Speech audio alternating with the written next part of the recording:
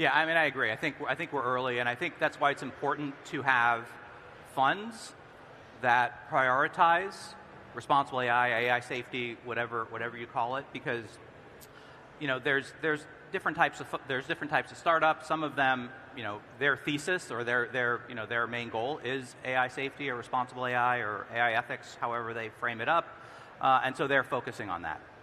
Then there are startups that are developing really cool things, and they haven't thought about it.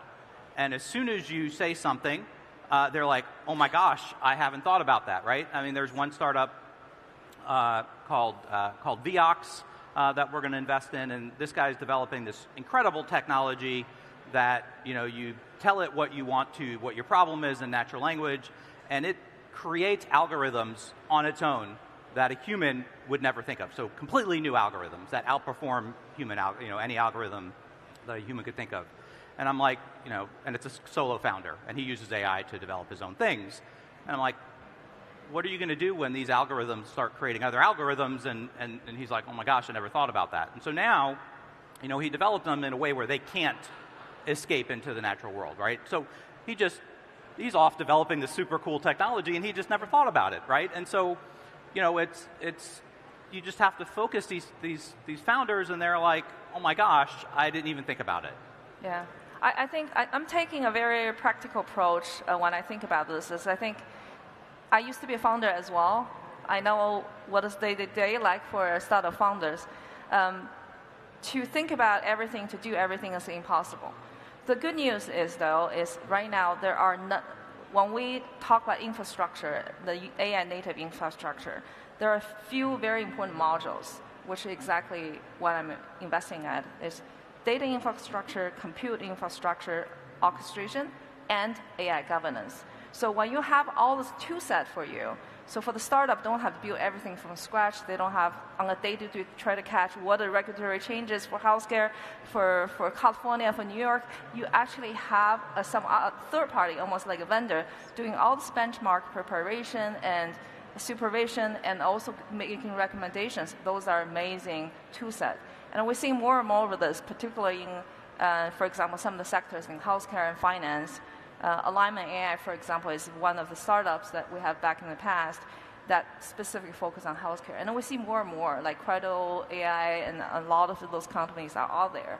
Yeah, and it's really interesting, too. We invest in similar areas, so we invest in those kind of similar areas. We frame them a little differently. And when my experience is when funds have kind of overlapping parts of their thesis, it's hard to get their startups to work together. What I'm finding is we connect the startups, and they actually work together, and they save each other a lot of money, and they save each other a lot of work that they would have repeated. And so having these kind of adjacent parts that build other components of the platform encourage them to develop safer and more responsible AI, but it also saves them money so that as a VC and as an LP who invests in the fund, you get better returns, get them to profitability faster. And they also go in sometimes and work on customers together. So I love it that you've already switched to your investor hat. Of course we did. So on that, you're committed to responsible AI. How can you be effective? You've demonstrated that. But how do you see the red flags in the startups that might be the potential, targets for investment where they don't take AI seriously? How do you spot that, and what do you do about it? So I think you can, it's part of the due diligence process, right? So you have a question. So what do you think about any AI application? You can ask the questions. Number one is where the data sits. How do you manage data? How do you protect data privacy? Number two, are you using open source? Are you using proprietary models? And then what do you do with the models? How do you benchmark it? And number three is something happened terribly wrong. What's the rollback process? So questions like that, and then you can clearly see whether those are the questions that have went through the brain and the founders. And sometimes they just completely have a blank look. Then obviously doesn't mean that this is not happening now, but it's really good conversational pieces to talk to founders to realize how important it is. Again, I never want to say, here's something you have to do it, reinforce to that. But important is that, as we talked about earlier, how is it connected to the startup goal in terms of business goal, in terms of protecting yourself? So I can share 2 stories that the startup founders really fantastic and was able to generate tens of millions in a few months of launch. But because everything take off so quickly, he didn't really pay attention to data privacy, didn't really pay attention to all the algorithm, how it's actually potentially be harmful for teenagers, right? So as a result, as he continued to take off when line up with investors, and Apple decided to remove them from the Apple Store. So all of a sudden, the company basically went from skyrocketing to everything to nothing. So those are kind of things that I think, if you, as a founder, think about early, and it will prevent you from getting into a situation like that. Yeah, I mean, I do similar thing. We do similar thing. We ask questions. Like I said, we use OECD principles, and we evaluate. Well, we ask the startups to evaluate themselves against it. We evaluate the startups against them. We look for phrases that are red flags when we ask the questions. Things like, I don't know how this translates into Chinese for people in the audience, but like, yeah, but. Yeah. And we also, we record the conversations, and I have an AI system that we built that kind of looks for those red flags in case we miss them as part of the deal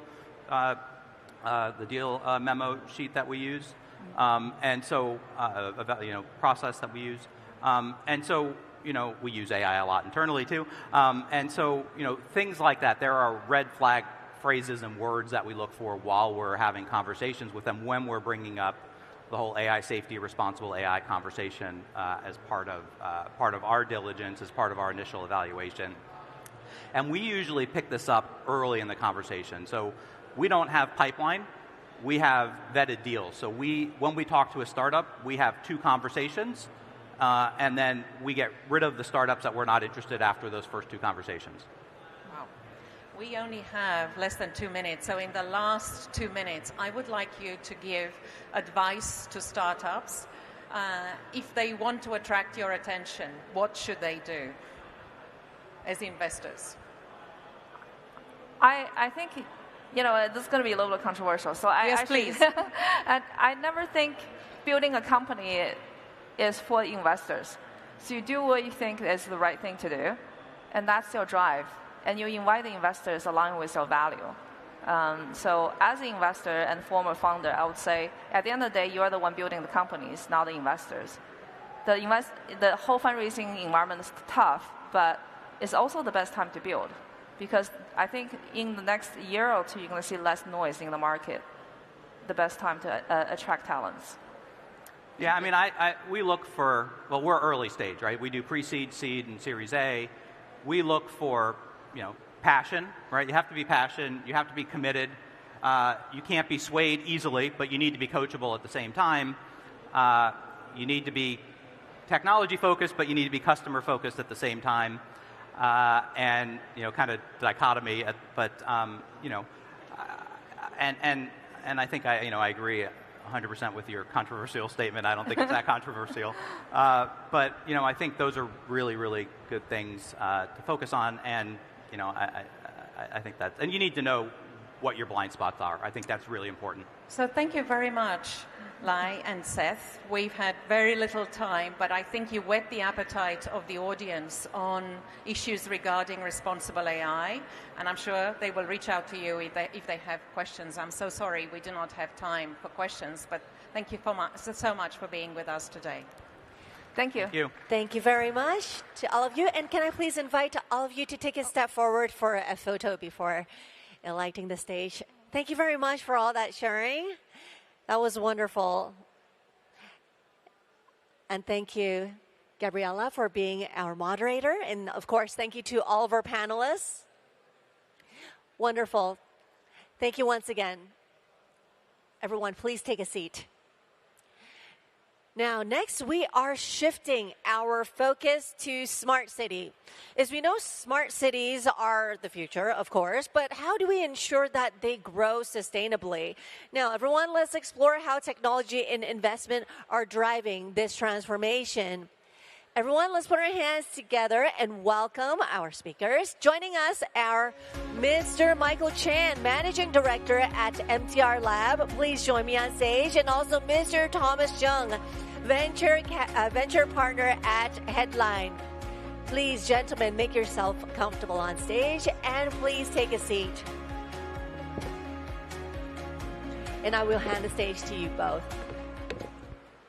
Thank you so much. It's a great pleasure to be here. Always awesome to be back in Hong Kong. Thanks for having me here with you, Michael. Likewise, very nice to have you. And good morning, everyone. Hello. Yeah, so I think we should probably start with some introductions. You want to go first? Absolutely. So, hi, everyone. I'm Michael from MTR Lab. So, MTR Lab is a fully owned subsidiary of MTR. For those who don't know what MTR is, we are a humble railway operator based in Hong Kong. So, we are basically tasked to outreach to find great talents, great solutions, great ideas that can help us to transport or commute people from point A to point B, not just safe and reliable, but hopefully also with a bit of a delightfulment. So I'll just pause here. What about you, Thomas? Well, first of all, I'm grateful for you and the work that you do, because every time I'm in Hong Kong, I make use of your services. So excellent. I'm a personal beneficiary, if you will. For myself, I'm a venture partner with Headline Asia. We are part of a global firm, but we are focused in investing throughout the Asia Pacific, in Northern Asia as well as Southeast Asia. We primarily focus on B2B software as well as fintech. The other hat I wear is as a senior executive at a company called Aspire, a fintech based in Singapore, now expanding in Hong Kong as well, serving SMBs and startups throughout the region. But, you know, I think I've been looking forward to this conversation for some time now, because the topic of smart city has been one that's very fascinating to me. It blends together the physical and the digital. I don't want to use the dreadful portmanteau phygital, but it's apparently a thing now. And thinking back to even my days as a student, not going to date myself by telling you how long ago that was, but I remember the use of the term smart city has been going on for decades at this point, and the concept has evolved over time. And I think different people, different organizations will vary in their interpretations of what smart city refers to. So for MTR Lab, what does it actually involve, and how are you yourselves involved with smart city? Oh, great question. Thank you, Thomas. So think about a journey from point A to point B that we are trying to facilitate. But for us, the journey doesn't end when a commuter drops off the train. For us, it's after the train ride, what is the last mile? What if the commuter, our passenger, going through the concourse, the station commercial, the shopping mall, or maybe the office atop, or as well as the residential atop. So to us, smart city or even technologies should be implemented that is human needs, prioritizing the human needs. For us, we wanted to find solutions that can remove the friction. So for us, there's basically three principles when we look into a smart city, right? It's livability, it's about mobility, it's also about community. So for instance, for livability, it should be it should be a personalized experience without compromising my data privacy. And I shouldn't even realize the technology is there. So that is livability to promote a sustainability lifestyle.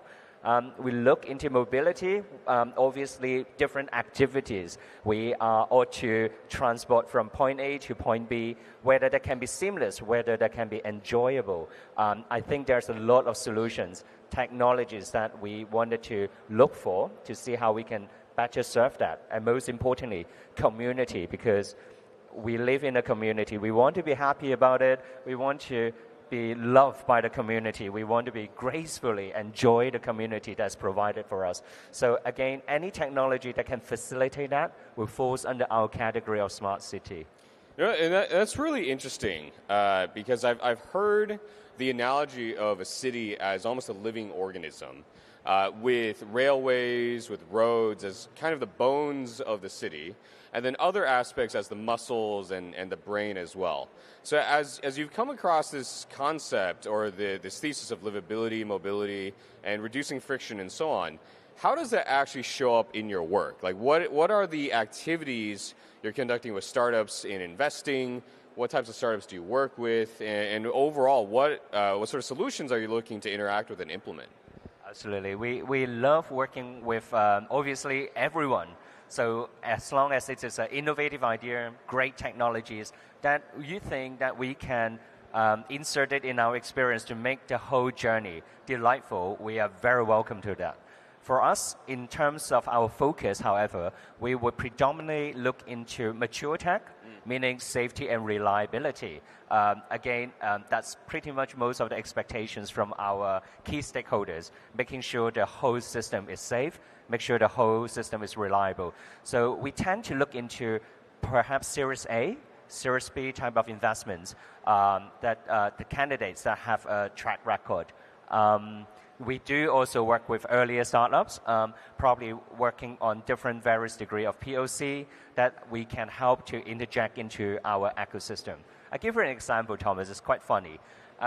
Recently, we have invested in a BIM company, Building Information Management. So we thought, okay, buildings, it's all right, it's all good. It's just digital blueprint, isn't it? So we work with the company and we come up with a product called Jarvis AI. No pun intended. They may just love Marvel. That revolutionized and customized our workflow significantly, shorten the way that we work, and also they put in automated processes like 3D rendering and printing that helps us to expedite our projects significantly, a lot. So that is some of the examples that we have that we've been implementing. It was super exciting. And thinking back to my own days working in corporate and helping startups connect with corporates as well, one issue that companies often face in interacting with larger corporations like yours is the procurement processes and just the way of doing things is a mismatch for the pace, the cadence, or even the runway of startups that are out there. So can you talk a little bit about how you've set it up so that you can run these POCs successfully and that you can kind of cut through the red tape that's often involved? Absolutely. I think, to be fair, procurement rules are there to make sure that we're in compliance. But perhaps what we have found in our experience that can expedite the process so much is that the understanding. At the end of the day, when we were to introduce a technology, for us, the most important thing is are you solving a pain point? Another example would be lift and escalators. So in projects that we work on, there are involving a lot of lifts and escalators.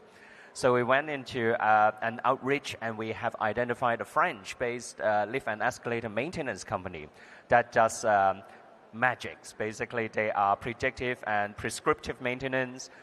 They have certain track record in France where they reduce their energy saving they improve the energy saving by 30% and downtime by 20%. So we've been talking to them and said, hey, why don't we work together? And we even brought them over to Hong Kong, support them to securing a license in Hong Kong. And I think the founder have also recently moved to Hong Kong so that we can enjoy the technology and better integration. So what it is we work with them and see, whether we can work on a proof of concept, perhaps in one small ecosystem, maybe a station, maybe a site, whether we test it out, how it is. Now, with that process, it is actually a very honest communication.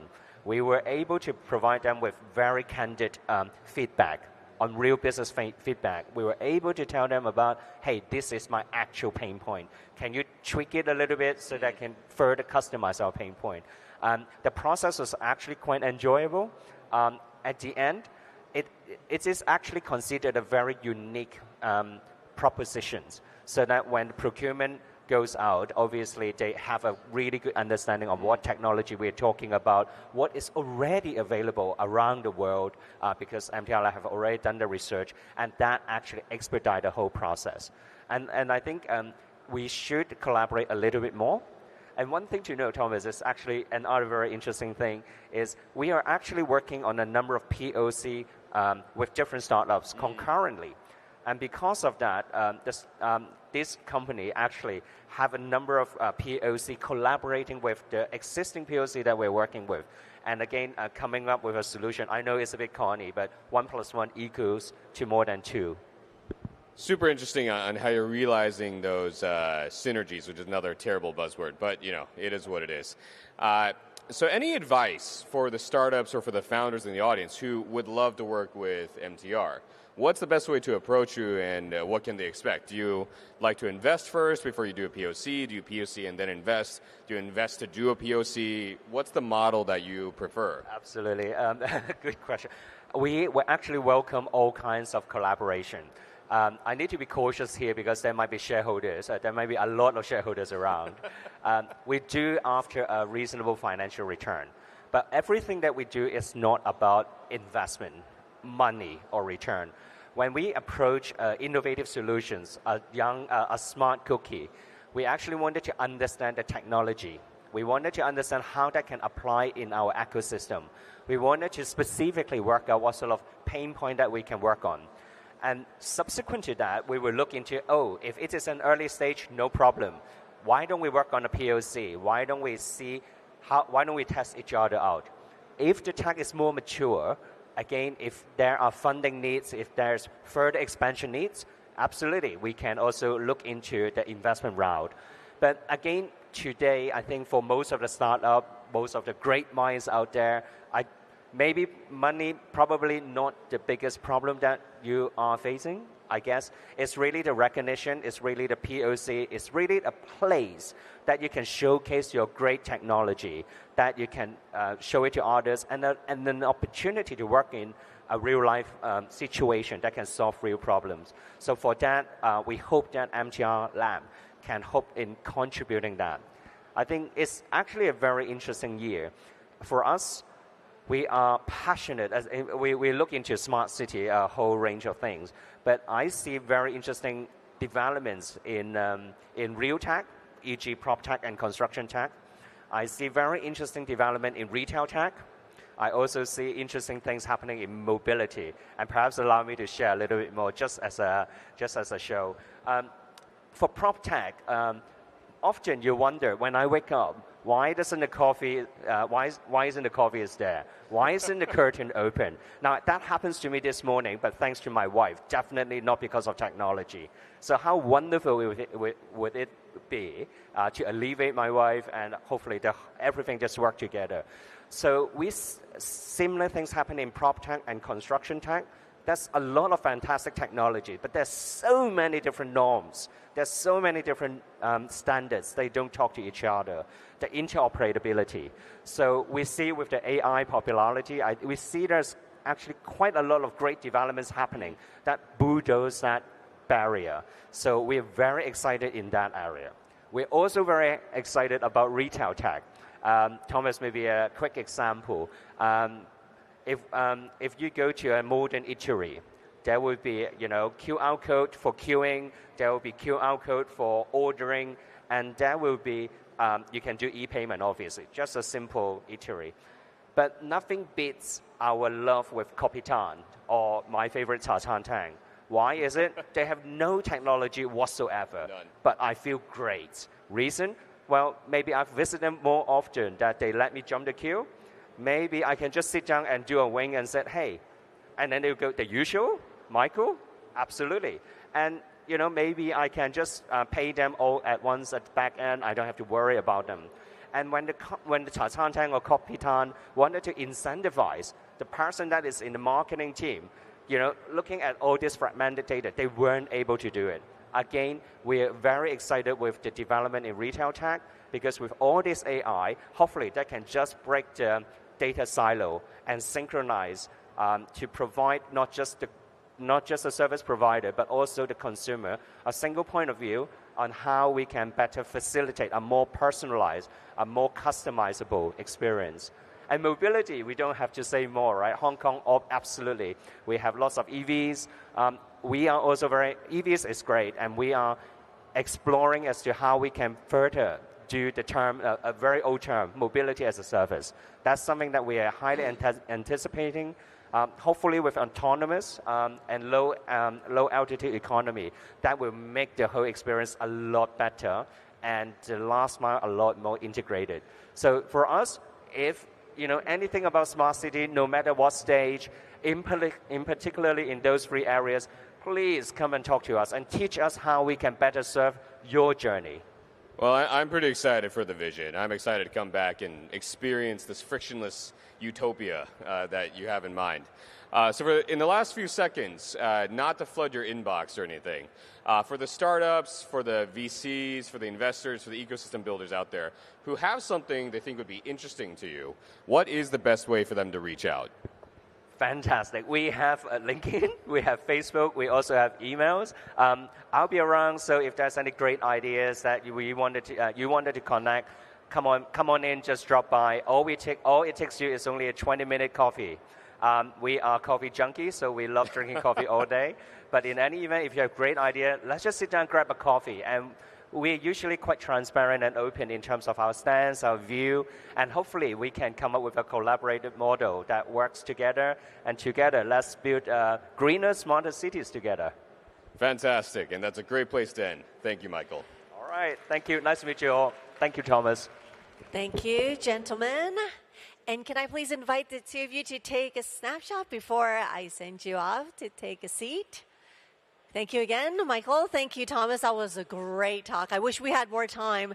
And if any one of you want to reach them in person, yes, the best way to find them is off stage. Thank you very much. Once again, gentlemen, please be seated. All right, ladies and gentlemen, now let's shift gears a little bit and talk about how purpose-driven missions can fuel not just business success, but also transformative social impact. Now, joining us to share this story is Miss Ilaria Chan, chairwoman at Tech for Good Institute by Grab. Everyone, let's put our hands together and welcome her on stage. And our host for this session is Miss Siren Yip, ESG Director at Alibaba Group. Ladies, so good to have you. And I will hand it over to you. Good morning, ladies and gentlemen. Thanks for joining the Fireside Chat with Ms. Ilaria Chan, Chairwoman at Tech for Good Institute by Grab. So as introduced by MC just now, I'm Serene, ESG Director at Alibaba. And for the next 15 to 25 minutes, I will be your moderator. And great to be with you, Ilaria. Thanks so much for being with us. So today we are at Asia World Expo. So we are here to connect, bridge, so whatever that means. And I would want to start off on that theme. So could you please share with us a brief overview of your role at Grab, Tech for Good Institute, and the several board and advisory positions you hold across different industries around the world, I would say. Thank you. Thank you so much for having me. I'm originally actually from Hong Kong, and I currently live in San Francisco Bay Area, but I've worked around the world, and my work actually focuses on Southeast Asia and uplifting and connecting the 8 countries that we operate mainly in Southeast Asia with the world and thought leadership around the world. So I'm currently an advisor to Grab's operating company, but I'm also the founding chairwoman of Tech for Good Institute, which is a think tank that was founded and seeded by Grab. We were founded in 2021 when Grab went public on NASDAQ, and the whole theme is to basically bring together the countries in Southeast Asia to use tech for the good of society. Aside from my roles with Grab and Tech for Good Institute, I also serve on several boards in humanitarian organizations, for example, helping orphans in developing Asia, also geopolitical advisory between U.S.-China academic relations for Stanford, and also venture capital, and especially using education tech for good. So I definitely have different interests, but what links everything together is I really have a passion to link Asia to the West in a way that fosters authentic relationships. And I have interests across different sectors because my experience previously was an investment banker, and then later I realized actually the humanitarian organizations are just doing such purpose-driven things for the world, but they need financing. And venture capital, as an investor myself, is able to seed a lot of these smaller startups and social enterprises. And if I can just play a small role in connecting everybody in the map so that they could have more synergy and more impact, that's what keeps me excited every day. We can see that you're wearing so many different hats at the same time, but it's really bridging East and West and do good for the world. And I'm particularly impressed when I first have the prep call with you while we were in Hong Kong, and then she was in San Francisco. And, as a super working mom, I would say, no helper. And she has a very constructive call with us while cooking at the same time. So I was so impressed by her energy level and determination and commitment. So even though I really like to know more about you, but I think maybe it's time for us to focus on Grab for now. And the mission of Grab is driving Southeast Asia forward by creating economic empowerment for everyone. So Grab has been recognized for embedding social impact into its core business strategy. So could you elaborate on how this approach differentiates Grab from other regional companies? I just wonder who has used the Grab app here in the audience. Oh, that's wonderful. Such a well-traveled crowd. So those of you who don't know who we are, we're like a Uber, PayPal, DoorDash all-in-one. We're headquartered in Singapore. We operate in 8 countries. And the 2 founders who met at Harvard Business School realized that they took a class together called Business at the Bottom of the Pyramid and really want to do something to solve the safety issue in Malaysia, especially at that time for women. Actually, one of the co-founders, she used to work very late hours as a consultant, and she would have to pretend to be on the phone with her mom in the car just so that the driver knows that she can actually call for help if something happens. And in many parts of the world, not Hong Kong, we're very lucky here, and China is very safe, but different parts of the world, safety is a huge issue. So they actually started the company to tackle mobility safety and later realized actually drivers, many of them in Southeast Asia, don't have bank accounts. And the privilege we enjoy to be banked, to have access to loans, to invest and have interest is actually not enjoyed by most people in Southeast Asia who are unbanked. So later on, they realized financial services is a great area, as well as deliveries to also help drivers diversify their income during the hours where they don't have car ride orders. So many of those bundled together has evolved into why Grab is now a super app, which offers mobility, delivery, and financial services. And really hyper-localized to address the needs of people in Southeast Asia, because I think, for example, in Hong Kong, the needs are maybe different. But over there, when people mostly store their cash under their beds, to be able to have a micro way of having a credit proxy, which is the app to show that you repeatedly get income, to then allow you to have credibility to open a bank account, to then have the credibility to ask for a microloan so they could buy 1 or 2 more motorcycles that they could rent out, significantly increases their income possibility and hence quality of living for themselves and family. So actually that's how Grab created a now triple bottom line business, because we also look at mobility and also the electric vehicles potential as an important part of helping all the businesses to be growing sustainably. So we can clearly see that Grab is really trying to resolve the problem of the local communities. So can you provide specific examples of how this integration had led to the business growth and positive societal outcomes? Well, all those, I think, mentioned, the biggest part that moved me is financial inclusion. When you see 600 plus million people, we joke that we're living in a region, Southeast Asia, where slumdog millionaires live next to crazy rich Asians. And it's true. I mean, when you go to India, we don't operate there, or you go to Indonesia, you can be staying at a Four Seasons hotel, you look out of the window, you see slums. And that rich-poor gap, if we don't tackle it and offer ways to uplift the masses, will actually cause huge social disruptive outcome. And so Grab's mission has always been economic empowerment, as well as, of course, safety and other issues. But the biggest belief that I think the founders and the Grab team have is that we have to help the masses to have tools to earn a good living themselves and have upward social mobility, and also be able to use technology to help them, because we're living currently in a golden age of tech and AI. If you can use it, you allow it to be this tailwind to bring you up. You basically become a superhuman. Like all of us can be superhuman with the use of AI if we know how to use it. But if we don't, we're going to be freaked out about computers taking our jobs, which is also a very prevailing theme amongst conference discussions. So how do we also help these MSMEs, small, tiny little business owners, gig workers, understand how to use an app? And actually, Grab has these insight apps that help them understand data, for example, of their own businesses, for some of our delivery partners that sell us food and also allow them to see what their business summary is like on a monthly, daily basis, so they can think, oh, how do I prep? How do I batch? How do I better organize my resources so that I can make more money? And teaching them, onboarding them on how to use this technology. Because there's actually, I mean, even for us, was it that easy for you when you first had to use a smartphone? It wasn't easy for me. I mean, I still have to ask for help on, how to use the Apple smartphone. And can you think about people who don't even have bank accounts? That leap is huge. And so being able to hold their hands in all of the above while providing them a way to make money every day is very important for us. I totally agree with you. I think digital inclusion is such a big topic, especially because of this new wave of AI.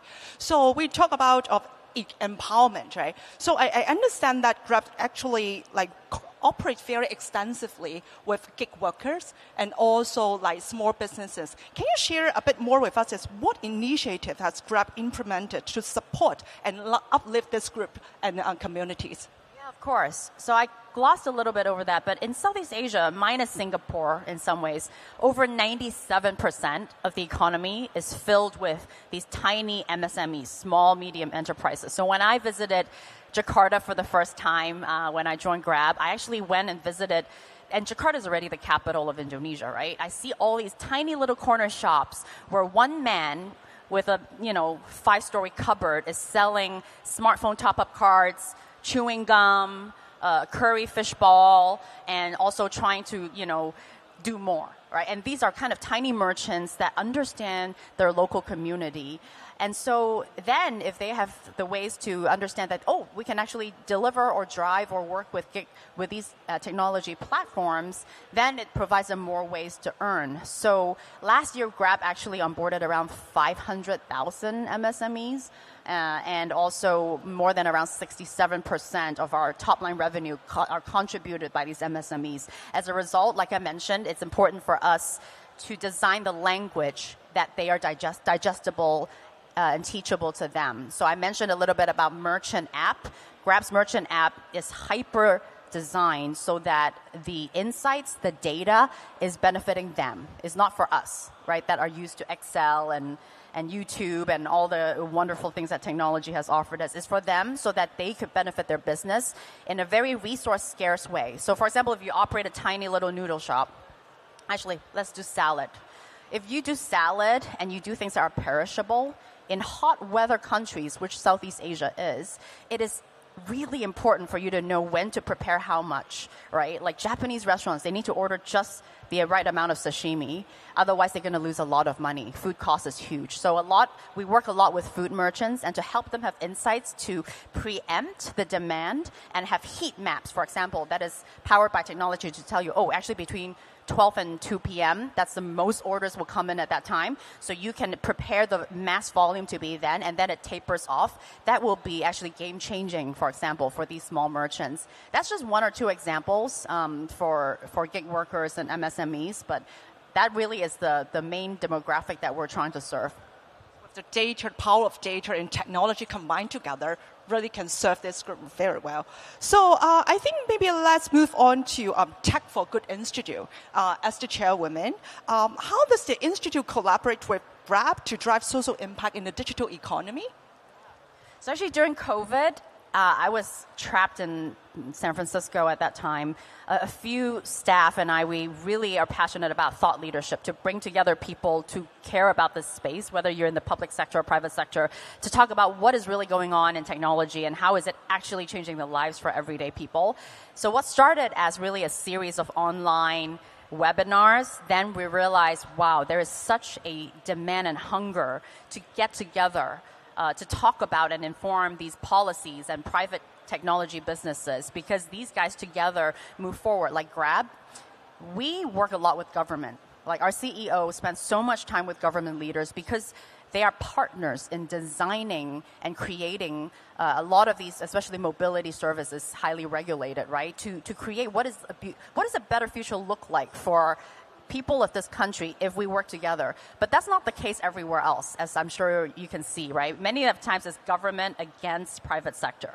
Hence, we see people, being private sector tech CEOs being called to see the Congress and report on things that they've done wrong. We don't want to see that.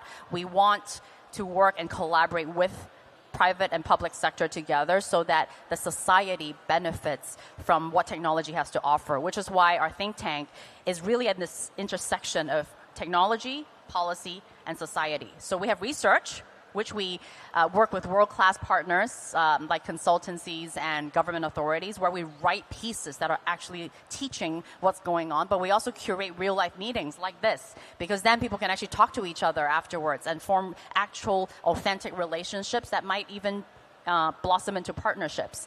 And on top of that, we are wanting to keep a very tight pulse on what's going on in Southeast Asia. So we represent Southeast Asia to the world. So that's really the mission and work that we do at the Institute.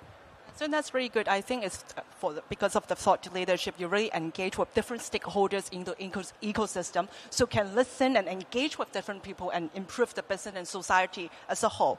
So because of the limited time, I think we should talk a little bit about future. So what are the key opportunities and challenges you foresee for Grab in continuing to drive social impact in Southeast Asia?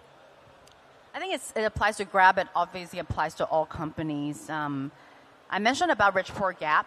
I think on top of widening rich-poor gap, especially in regions like Southeast Asia, we're also seeing obviously geopolitical tension. And those are not exclusive to Grab. I think everybody needs to have a very good grip on humanity right now. We have to understand what other people, especially people who are not the same culture upbringing us, what are they thinking? What are they worried about? What do they want? If we even want to work with them, have them as our customers, have them as our clients, have them as our investors. I know people in Hong Kong and Asia love going to Middle East now, for example, to get investors. Do you know what they want? What is their objective? So I would first say, because of the challenges of society in geopolitics, in socioeconomic issues, we absolutely need to understand humanity better and have private connections, right? Be a personal bridge to bridge gaps and bridge relationships. And technology and AI can help you with that. For example, Serene, I don't know anything about you, but these days I can just talk to ChatGPT. Ask DeepSeek, right? I live in San Francisco, so I use ChatGPT. So I say, hey, can you tell me everything you can scrub online about Serene? What does she do before Alibaba? What does she like to do? I mean, anything that I can find. Then when I see you, I am so much more informed and prepared about you. It actually makes you feel valued, right? If I did some prep about you, Alibaba's work, ESG work, your legal work before you join Alibaba, those are technology's tools to enhance us as human when we interact with other humans. And when we know human beings better, we can actually create products, going back to commercial, products that are better catered and curated for them. And that is great money-making possibilities, right? Everyone wants personalized products that makes them feel like their livelihood is better and they're enjoying better possibilities. So I would probably end with that. I think we have a common thing among all the speakers this morning, at least, is to run a good business, we have to be a good person first. So maybe one last question in one sentence. What message would you like to convey to other companies, maybe all the startup like entrepreneur here, to integrate social impact into their core business? What's the advice? Yeah, and I know that Grab CEO will say the same. Solve real social problems. And I know that there are a lot of great apps and companies that are, trying to do things that are really fun and addictive. And in the short run, maybe it seems like it's a good revenue-making idea. But I think the battle right now, in this age of tech and AI, is the battle between pushing mindlessness to your customers or pushing mindfulness. And you have the potential and weapon to do either or. I would say choose mindfulness, even though it may not be immediately viral. It is not the junk food per se for life that immediately you will enjoy it. But you will, if you create long-term value for people, you solve a true society problem that people desperately need help with. They just don't know it yet. You will have fantastic medium and long-term fruits while doing great for mankind and society, and you'll sleep better at night. Laria, thanks so much. I think we all love the stories and insights you share with us today. Thank you for having your time with us this morning. Thanks for having me. Thank you. Thank you, ladies, for the sharing. And can I please invite the two of you to take a photo before taking a seat? Yes, just leave everything on the seat. It's perfect. Thank you so much for that discussion. And it was definitely inspiring, and it was a great journey to share with all of us. It's insightful for startup founders here, of course. Yes, let's give a thumbs up. Perfect. Thank you very much once again. Ladies, please be seated. Now, today we have many, many great panels that are happening. And of course, it's on the theme of AI, including the following. And in the age of AI, where should investors be looking for? What should they be looking for the next big opportunity? Everyone, let's explore the trends that are shaping the future of these tech investments. Now, joining us are Ms. Shirley Liu, partner at Seoul Capital. Please join me on stage. Mr. Kapina Vimont, and that is Managing Director at KXVC. And also Mr. Gabit Bazar, co-founder and executive chairman at Infinite Solutions LLC, Bonham LLC. Last but not least, we have our host, Mr. Kenny Ho, partner at Next Gen Partners. Everyone, please be seated, make yourself at home, and I will hand the stage over to all of you. Please. Thank you. Welcome, everyone. My name is Kenny Ho, and I'm a partner of AEF Next Gen Fund. Now, perhaps I can start with a question for all the panelists, because we're all coming from very different regions and all have their own interesting opportunities. If you don't mind, I'll start with Shirley. Let's give our audience a sense of the hottest investment opportunities in AI in the market that you're in. Well, I think, first of all, I'm a partner of Seoul Capital and focused on early stage investments in tech and AI in China. So from China market's perspective, AI investments are very hot in terms of the infrastructure layer. In the agent layers, we see a lot of these kind of new business models coming up. But I would say that the profit, the PMF companies right now are in chatbot, picture generating, role play, and AI coding. These sectors. Also on the hardware side, AI plus all kinds of hardware, especially the toys, are very, very hot right now. Yeah. Got it. John, how about you? Yeah, cool. Nice to meet you all. So my name is John. I'm running the funds called KXVC from Thailand. So from my opinion, what's really exciting about the AI investments is that for education layers, right, we look at any startups that can help leapfrog the industry players, right? Per se, mean that if that specific industry use AI and is future-proof, then it's pretty exciting for me. So for example, like cybersecurity, financial technologies, enterprise SaaS, and also robotics as well. So those are the AI application layers that I'm super excited about. And as for the infrastructure layers, I'm pretty much focusing into the AI edge computing, and also the open source as well for machine learning engineers to come up and join together to come up with the greater models. Not to mention about the data governance as well, and those kind of stuff that can help machine learning engineer coming up with a greater model, cheaper, faster, and more efficient. Yeah. So got it. I think those are the great areas. Yeah. But we're not so exciting about the LM anymore, from my opinion. Yeah. Got it. No, that's very interesting. Now, Gabit, how about you? Thank you. Oh my God, my throat is terrible. First of all, great being here. Thank you guys. Thank you for the organizers for organizing this fantastic event. For any investment, how we see it, it consists of the three things. Number one, people. Number two, value. And number three, how that business can scale, right? So today we're talking about the AI, but these three principles, I think, always exists, right? So that's why for any businesses, as long as the people who gather together can concise together, can value the things that they think together, that's the most important. And whatever they're creating has the value. Whatever the value that they're creating, that's the most important. And how that business can scale. So Interesting. if three things collide together, that's the most important, I think. Got it. No, just I guess for our audience information, Gab is from Mongolia. Yes. And I'd be interested to know a little more about the AI ecosystem that's currently, I guess, developing in that country. So could you share a little bit more about that with us? Yes. Absolutely. Thank you very much. So in terms of the ecosystem of AI, again, I'll say the three things, right? So the who's creating the AI ecosystem is number one. How we're seeing is government, businesses, and the education. And in terms of the government-wise, Mongolian ecosystem is at the beginning of taking the pace.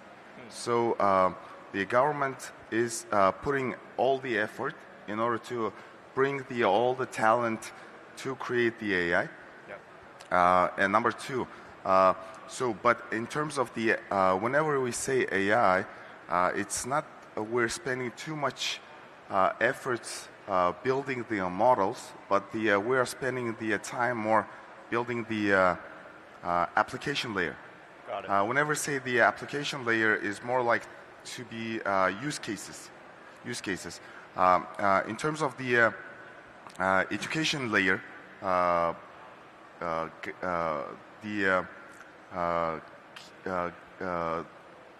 kids and whoever is creating those AI ecosystems has to be knowledgeable.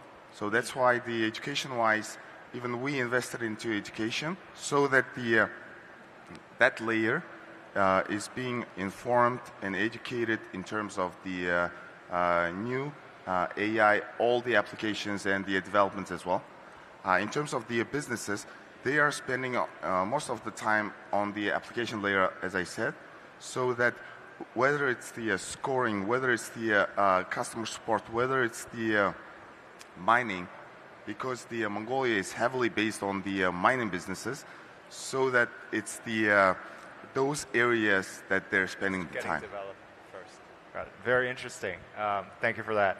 Now, the next question I'd like to ask Shirley. Now, both of us used to work at Alibaba Strategic Investments now, and we're now in, it's more focusing on financial return, I guess. Just tell me, in China, how are the big strategic players influencing the investment landscape in AI in China? What kind of areas are you seeing that is particularly promising with the involvement of these big strategic players?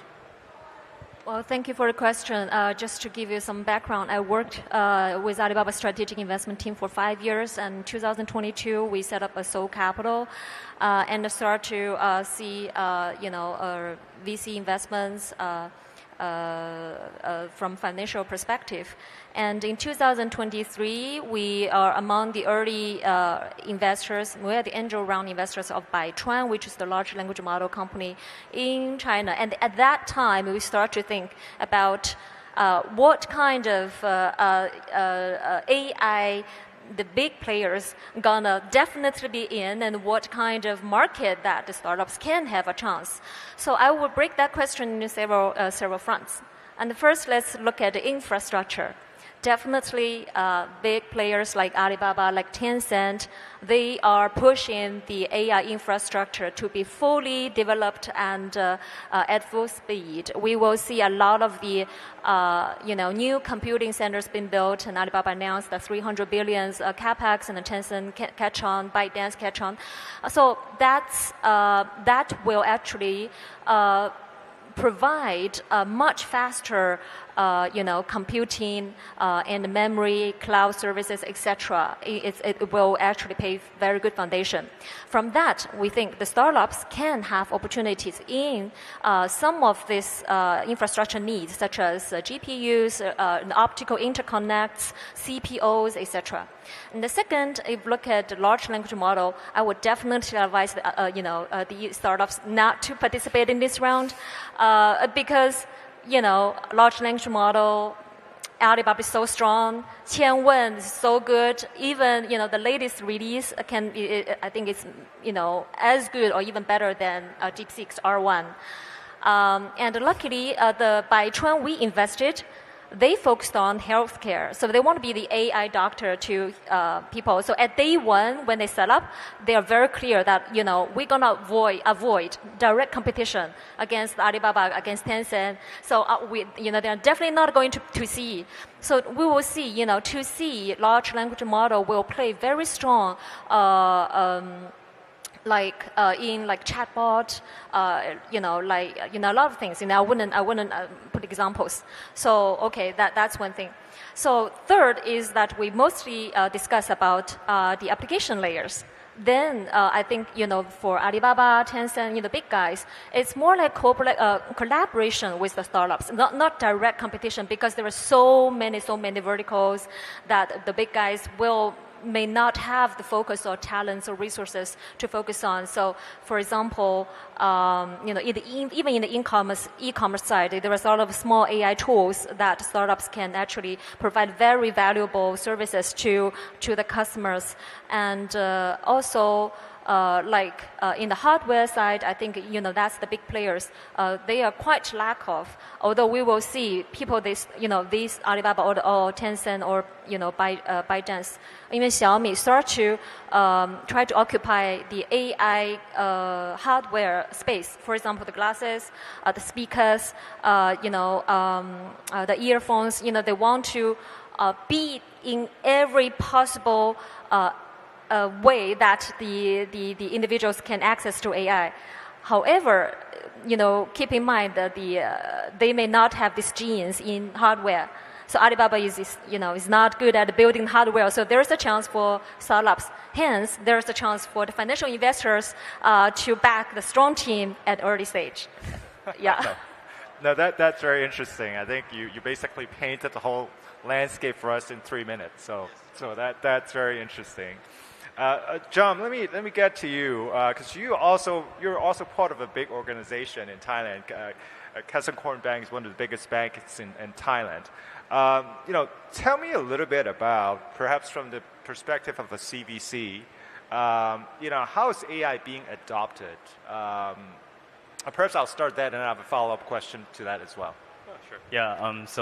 I guess Thailand, Southeast Asia as a whole, I think we consider ourselves as a non-deep tech developers countries where most of the great talents are here in China or in the US or somewhere else, right?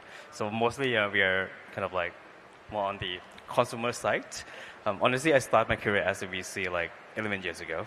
What happened was that at the time when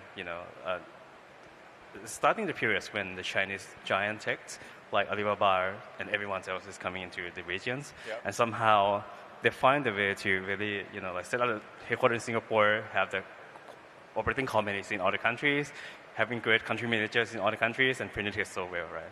Now it's Thai users, Vietnamese users, or Singaporean and Malaysian are using technology from here. Even the past wave was e-commerce, social media, logistic, right? You have Alibaba, Taobao, Tencent, whatever it is, Chinese as well. Yeah. Land in Thailand, so well done, right? Yeah. So what I'm trying to say here is that and that's somehow encourage Thai AI developers, and not just AI, but also the typical startup developers trying to compete with Chinese or the American or Western, but not that easy, honestly. So that's why actually our fund, I kind of witnessed that kind of disruption wave from past 10 years. So I know that, best technology is here in China or in somewhere else. So that's why I decided to come here to, see who's going to be the winner in China or in the US or in Israel and the UK before they come to Thailand. Got it. That's my thesis. That's why they let me do this, invest outside of the region purely and find the best one before they want to come to Southeast Asia. Yeah, that's the thesis. Yeah. Thank you for that. My follow-up question to that is now, if a startup wants to enter Thailand to start the business, right? What kind of resources are available for them to grow a startup? Now, I know you serve on a governmental committee, that advises the government on tech-related issues, right? So perhaps you could give us some perspectives through that lens. And Sure. I think if I were to suggest the Chinese founders or Chinese big tech company, right? So I think they have the great playbooks anyway. If you ask the people in this in this hall in this event, they know best how to get to Thailand anyway. But what I can maybe share from my experience seeing lots of Chinese founders trying to go to Thailand or Southeast Asia as a whole, I would say that if you were to have partners, right, I think it's pretty much the same here in China as where in Thailand, Malaysia, Indonesia, Vietnam, we need to know someone.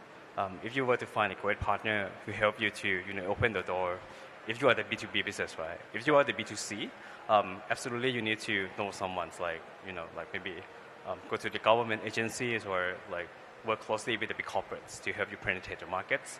That would be the best way to do. But I think Thai or Southeast Asia as a whole, we're kind of familiar with the Chinese technologies already. So if I were to suggest to founders here in China who would love to expand the business over there in AI, I think the best one would be robotics for sure, like precision robotics or human droid is the best here. And I guess it's because Thai industrial, right, and other countries as well. I think we look at Chinese AI startups, the robotic is the best in the world, right? Following by financial technologies as well. I think these two categories would be the low-hanging fruit for Chinese founder if they were to want to penetrate the markets. Got it. Right? We look up at financials a lot, right? It do so well here and also in Southeast Asia as well. So I think these two categories would find a way to easy for them to come to Southeast Asia. But I think the best way to come to the Southeast Asia may be if you were to be able to work with the big companies like Alibaba Group as well. That's going to open the doors a lot for you.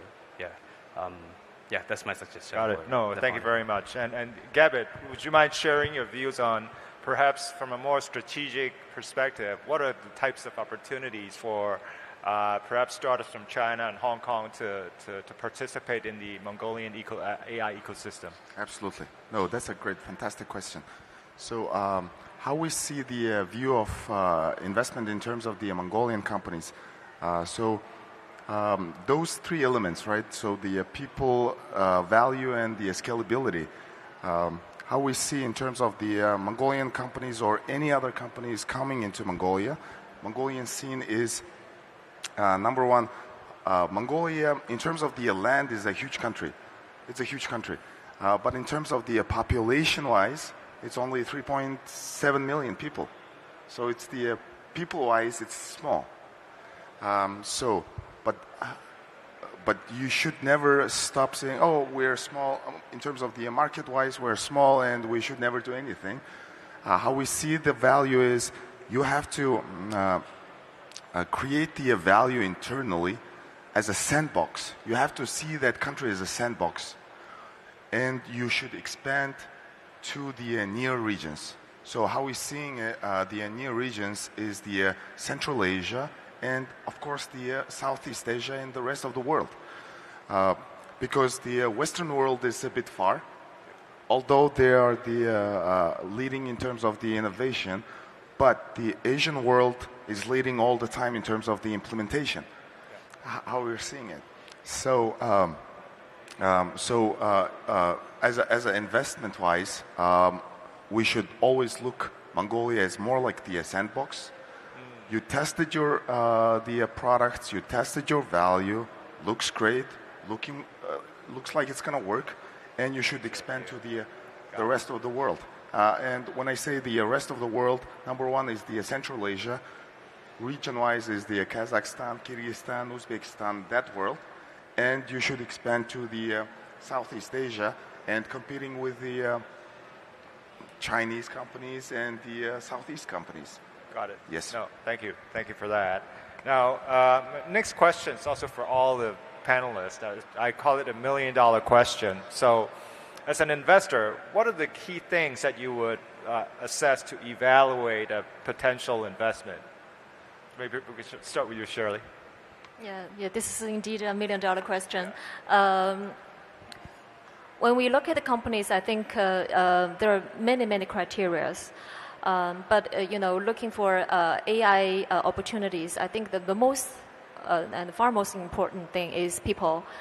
Is whether you get very great people, and these people we're not talking about the .com world people or not the people from the mobile world. We're talking about AI native people, because they were in day one they were born in the AI world, and they know the AI users and what they're thinking, because they're totally different from the internet, the .com sort of products. And with AI native people, you can create AI native products. And with that product, you will find the real product market fit. We often use some examples. People may remember when you first use your iPhone, we have this little game called Tomcat, that can mimic our voice in a funny way. And that was we call it the short-term needs, or the needs, the fake needs, we will say. Okay, when you do not want to develop a fake Tomcat in the AI era, which means if you develop some product and you draw some attention, you generate some users or revenues, you're going to think, deeply whether this is a AI Tomcat or is it a real, creating real value. I just echo what you said. I think real value is the team is going to think about, and that's we evaluate very deeply. So team, the value created, and lastly, but most important as well, is the ability to raise capital. With money, you can hire good people, you can have several rounds of trial and errors. So therefore, I think, I would re-rank. I think capital is most important, and the second is human capital, and the third is the products, the value. Yeah, that's what I will evaluate. Okay, thanks. John? Yeah, I think we have the same kind of answer. Is that, it's still the founders, right? If we were to put this question last year, maybe we might have a little mix of the answers where AI has to be super, cutting edge, far beyond the competitors, right? But I think now people realize that to enhance the AI features, application to the hands of the customer, really B2B, B2C, you need to see how it's get to adoptions, right? How commercialize it, viable business model that really people can use and adopt it, right? And that's come to the quality execution of the founders. Founders, the great founders in AI, they still have to, hire greater AI developers or, machine learning engineers that really understand how to really create the product market fits, community product market fits, right? Get people to use it, right? Some, AI developer last year maybe, these days much better. Lots of them trying to compete each other, right? You compete 99.97% and you're trying to get to another bips more, but that doesn't matter, right? You should really focus more on how to enhance the product to people so they can use it, and the great founders will always be able to, link these two people, the users and AI developers together. So that's the more important part that I think is last year is a little bit different, but now I think people realize, lots of startups realize. And the other maybe criteria is include pretty much what you say is about the environments as well. Because we invest globally, when we talk about the AI startups, is that it's always come to the willingness to pay by the markets, right? We talk about corporates, B2C, because these days, not all the Chinese can use the American AI. Not American AI can use the Chinese in any way. So it's kind of has a little bit boundary in between the country. So we have to see the willingness to pay, the pace of adoptions, how long the user gonna, and the stickiness of the user gonna use the key features of the AI, and also about the fundings as well. Some countries like Southeast Asia, for example, they're not fully understand. I mean, the VC, they're not fully understand the funding cycle of the AI. The thing that is high, but if you were to be here or in the US, right? Many funds set up the capital for AI investment, and also the stock market is coming back as well, especially here in China too, right? It means that at the end of the day, you have market to exit, right? And it's going to be recycling capital to come back to take risks in AI price as well. So I think that also the very important part for us to really consider to invest in particular market of AI startup too. Yeah. Great, thanks. Gavin, how about you? That's fantastic, actually, question. And I should be devil in the room, right? So how we're seeing is, in terms of the investment-wise, we are actually not seeing as the capital is number one. Number one is, again, people and their resilience, right? So our company established about 20 years ago, and at that time nobody had the capital, but we had us, meaning the people. So people number one, meaning if you focus not on the value but the capital, is again the game changes all the time. And today's world is efficiency, AI, and values. And the team has to come together in a place where they, no matter what, should achieve whatever goal that they are seeing is valuable. And that's the most important, I think. And with the AI tools, they should multiply themselves, not as a one person, but maybe 3 or 4 people. And if you know the values well, that people can multiply the value at the same pace. So that's how we're seeing it, and that's the how we should follow, I think. Got it. No, thank you so much for that. Now, we're out of time now, but I want to ask one last question to all the panelists here. If there's one thing you would want AI to do for you, what would that be? Let's start with you, Shirley. Tell me what stock will increase tomorrow. No, John? joking. Yeah, for me it's like scientific breakthrough. Yeah, I see. Yeah, help us with the lab works and help those scientists or physicists to like break through lots of things. Yeah. Got it. Gavin. How to make my kids good people. That is great. Now, for me, the answer would be fundraising. Thank you so much for participation today. Thank you, Kenny. Thank you. Thank you very much to all of our speakers. And Kenny, thank you for being our moderator. Everyone, please take a photo by taking a step forward. Thank you very much. Let's take a photo before taking a seat. Wow, that was wonderful. And as I mentioned before, if any one of you want to continue the conversation, please grab them off stage. Thank you very much. Let's give them a big round of applause again, shall we? Thank you very much for being with us. That was wonderful. Now, I see many of the fintech cohorts are here today with us, and I believe that we all want to know that how technology is keep reshaping the financial oversight, but the big question is, how do we balance innovation with regulation? Now, it's a complex but rather critical challenge for the future of fintech, so therefore we have this conversation lined up for all of you. Now, joining us are Mr. Bong Chan, SR Central Business Development Leader at Deloitte China. And also we have Mr. John Chu, Senior Manager at the Hong Kong Monetary Authority. And of course, joining us is our host, Mr. Kenneth Poi, Partners at Simmons & Simmons. Gentlemen, please, and I will hand the stage over to all of you. Thank you. Hello. Thank you. So today we're going to talk about regulation intersecting with technology. Obviously, we've got Bong and John next to me, all sort of esteemed members in the industry. So maybe I'll cut to the chase and ask the million-dollar question.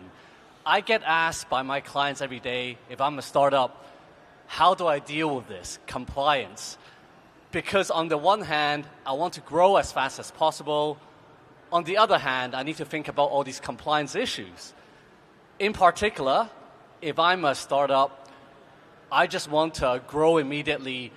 And I've seen some clients, when they try to study the rules, it takes them a long time. Talking to your professional service providers, lawyers, I could easily blow all my cost and lose 6 months, whereas my competitors will already get a head start.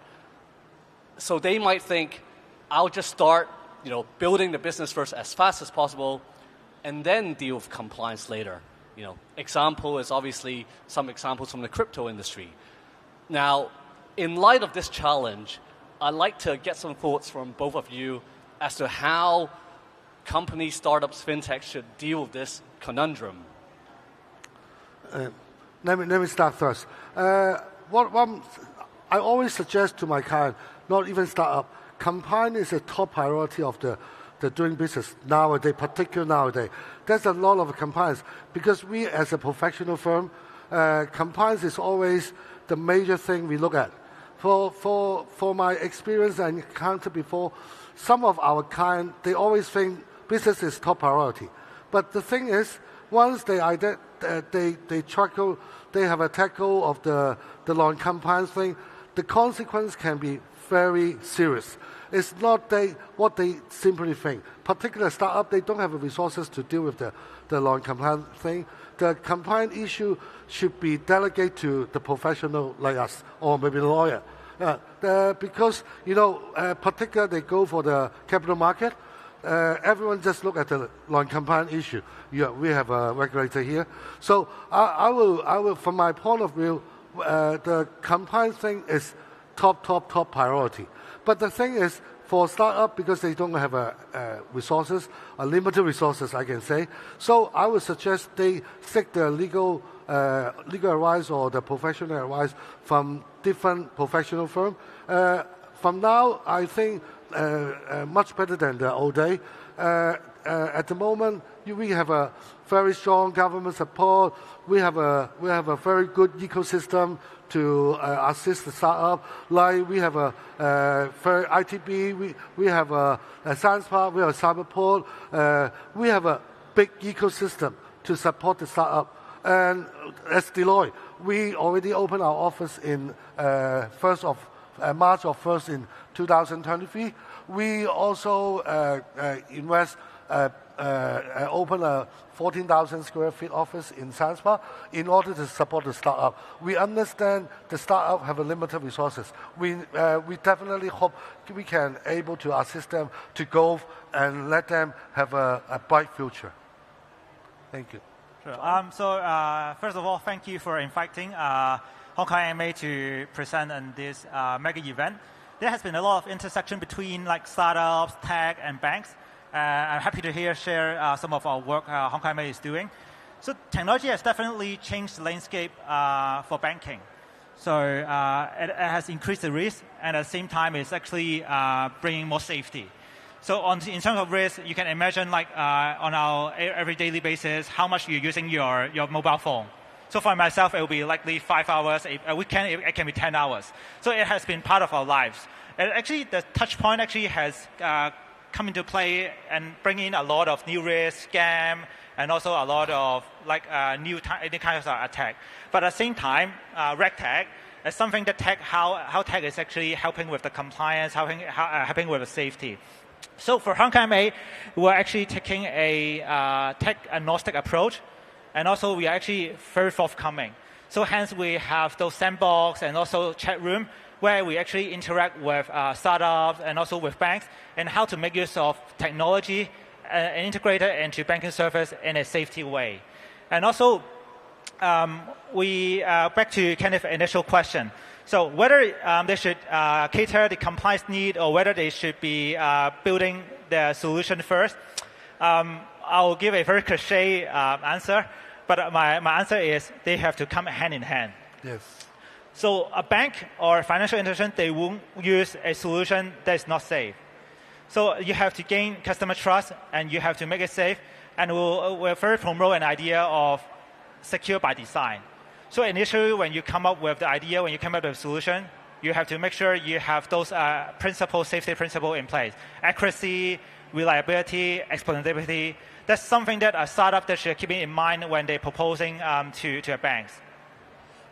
Thanks, John. I find RegTech particularly interesting because when I see some clients, they do need a solution. For example, if I'm operating in a regulated space, let's say payments, I'm going to try to scale. That's my first thought. And by scaling, I need to be able to provide the service to a number of different jurisdictions, each with their own regulations. And what we're seeing is more and more of cost-efficient RegTech solutions whereby they can access legal services and various services much cheaper, identifying what exactly those cross-border rules are at a much more efficient cost than before, where they had to reach out to multiple local lawyers. Now, with that RegTech sort of development in mind, I'd just like to see your thoughts again, both of you, what you've been seeing and how that's been helping. Maybe I'll start with Bong first, because I know you've been working in the Science Park Lab, and there's a lot of helping startups on various different issues. Yeah, I can share the experience. In Science Park, they sent 5 startups to Silicon Valley in last year, and also they're going to send another 10 company startup to US. So what regarding to the RegTech, what we suggest is we expand our network to full our global network. We have our China service team in different countries. So we connect them with our representative in the US, or just like last month, there's a startup, Hong Kong government went to the Barcelona. We connect our team, our local team with them to see what the RegTech knowledge we can share with the startup in order to make them safely land their business in the overseas country, and also to find the good investor to expand their business overseas. So first of all, regulation is not a burden. So actually give customer trust. And actually technology is helping a lot and dealing with risk management and regulation. So some of the new tech like eKYC and also spreadsheet tax, they're actually helping with the regulation compliance a lot. So for Hong Kong MA, we're actually seeing a pain point where banks, they do have demand. And also for startup and a very fantastic tech company, they actually have a solution. But there's a missing gap where banks has to speak with the technology. So that's why we come up with a few initiatives. We have a FinTech event where basically it's a series of themed events on AI, blockchain, wealth tech, green tech, basically to bridge these startups with banks. And actually, we also have a FinTech Connect platform where it's a matchmaking platform where startups can sign up and also banks can sign up, where they can actually share some pain points and also solutions where they actually can mesh together and to tackle some of the very common problems the industry is facing. John, you mentioned a very interesting word, AI. Now, I'm sure all the audience is AI fatigued now, but it'll be remiss of me not to mention this. And on the AI side, what we're seeing is a lot of developments. You know, we've got different sort of ChatGPT, Qwen, we've got DeepSeek, and more importantly, regulation-wise, we're seeing a lot of laws and regulations come out. In the European Union, they've obviously published the AI Act, which has a very specific and comprehensive set of rules covering prohibited uses of AI, high-risk use of AI, and other requirements such as AI literacy.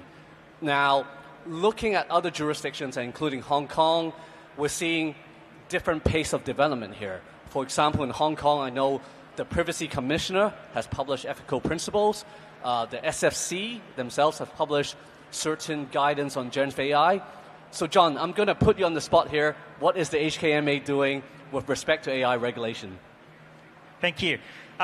So, Hong Kong, we are actually taking a very risk-based approach, and we are taking it as an interactive and iterative approach. So basically, we know that any regulation, be it prescriptive or high level, is going to somehow push back banks or the industry in AI innovation. So that's why we come up with an initiative called the GenAI Sandbox. It was launched last year in August. It was also mentioned in the budget by the FS. So basically, it's a safe place for banks to innovate with AI. So one of the pain points is that they're not sure about the compliance requirement. Hence, we have this sandbox where they can try it out in a controlled environment. And also, we will involve our supervisory team to actually give early feedback. And also, the second pain point is they don't have GPU. So we all know for AI, they need a heavy investment of GPU. So we, in collaboration with Cyberport, we're actually giving them GPU resources. So not only they have technical support, they also have the supervised support. And that's how we're actually coming forward in terms of pushing AI innovation. So with this AI sandbox experience, we are going to give out practical guidelines and as well as some guidance to the banks in their future adoption of AI. I always find this quite difficult because on the one hand, we try to promote tech, promote AI, but on the other hand, we've got all these risks, cybersecurity risk, data privacy risk, bias, hallucination. So I'd like to pick your thoughts on both of you. Maybe Bong first. How do we see promotion of these technology as well as regulation? Where do we actually draw or should draw the balance? The balance is always, honestly, that's very difficult to have a balance. But the thing is, we should take up a different angle to see the thing. AI is definitely make things more easier, but at the same time, we also need to see what's the risky area. So what I'm saying is the best thing is cooperation with the stakeholder to get more advice from the professional, just like us. We have our own AI research team in Science Park.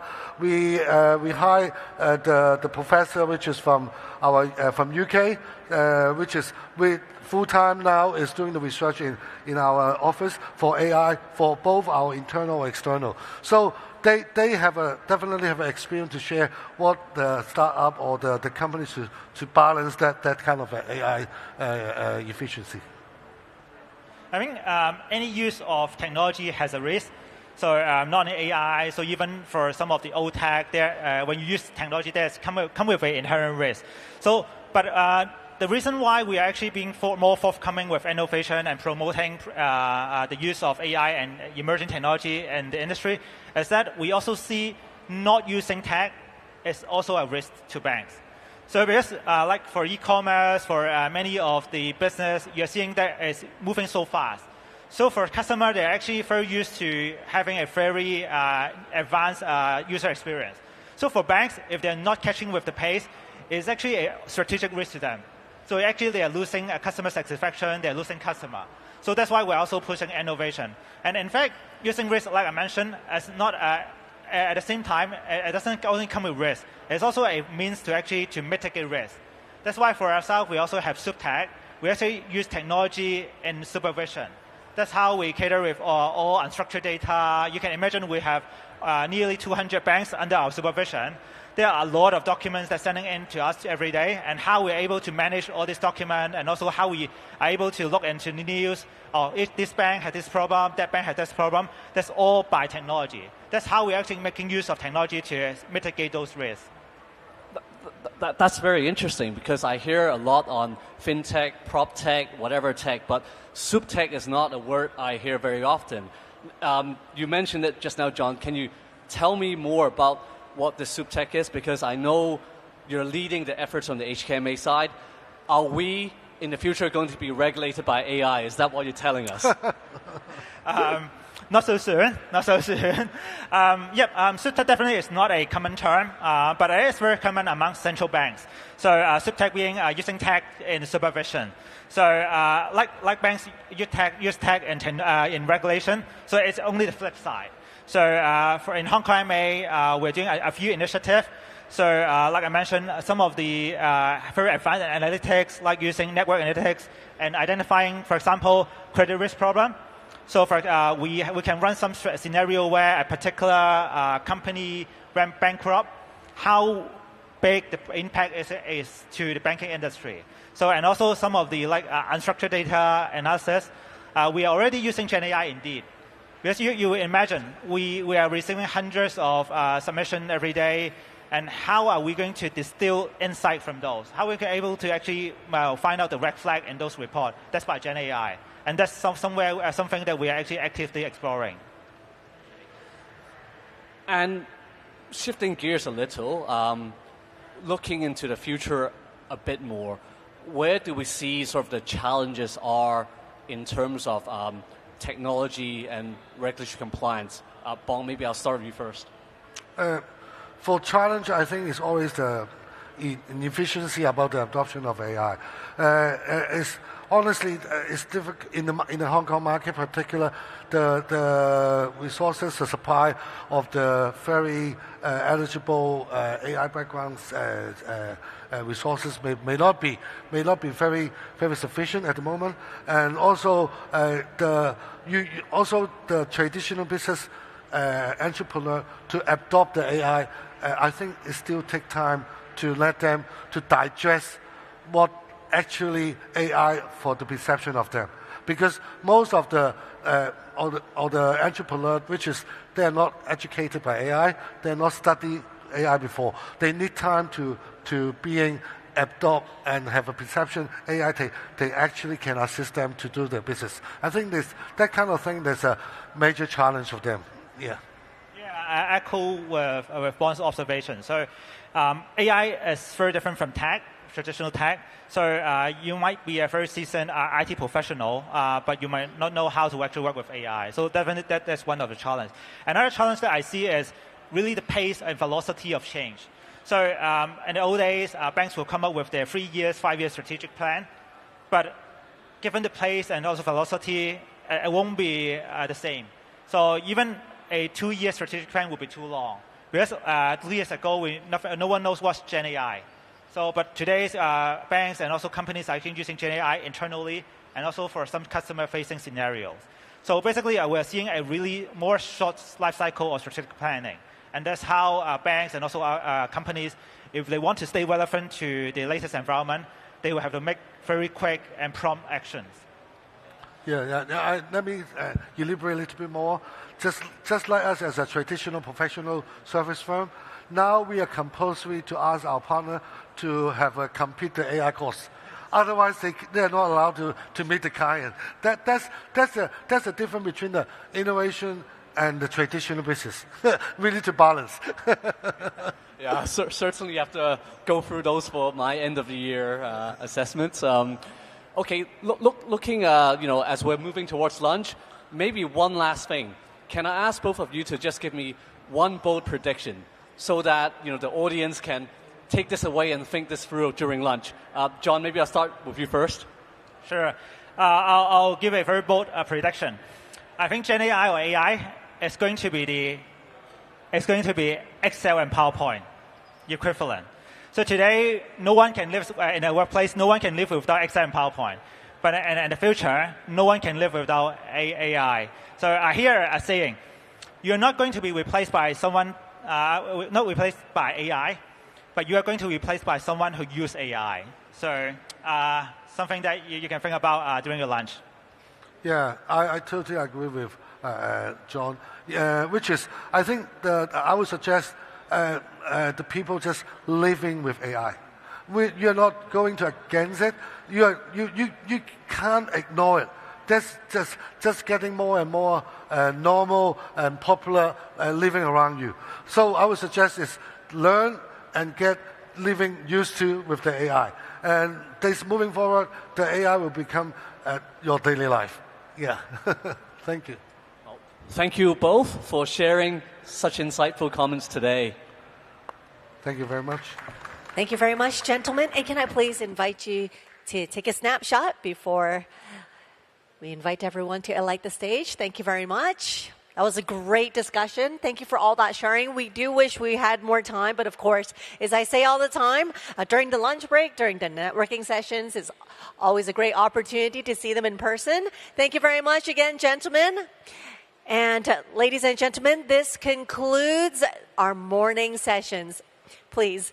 And we will now take a break for lunch. And everyone, please do enjoy the networking opportunities as we will reconvene at 1:45 p.m. for an exciting afternoon lineup. Now, during this time, we do invite you to go near the entrance to enjoy the immersive audiovisual performances that are done by Public Visuals, who are a group of media artists, musicians, and visual creators. Some of them have flown all the way from Japan to come to Hong Kong to deliver this truly remarkable experience for all of us. And of course, don't forget to visit the startup booths, the overseas delegations, and the experience zone, where you'll find the pilot list of passenger-carrying eVTOL aircraft, robots on display, and also Horizon 25, a stunning 3D audiovisual video installation. And that, we'll see everyone at 1:45. Enjoy.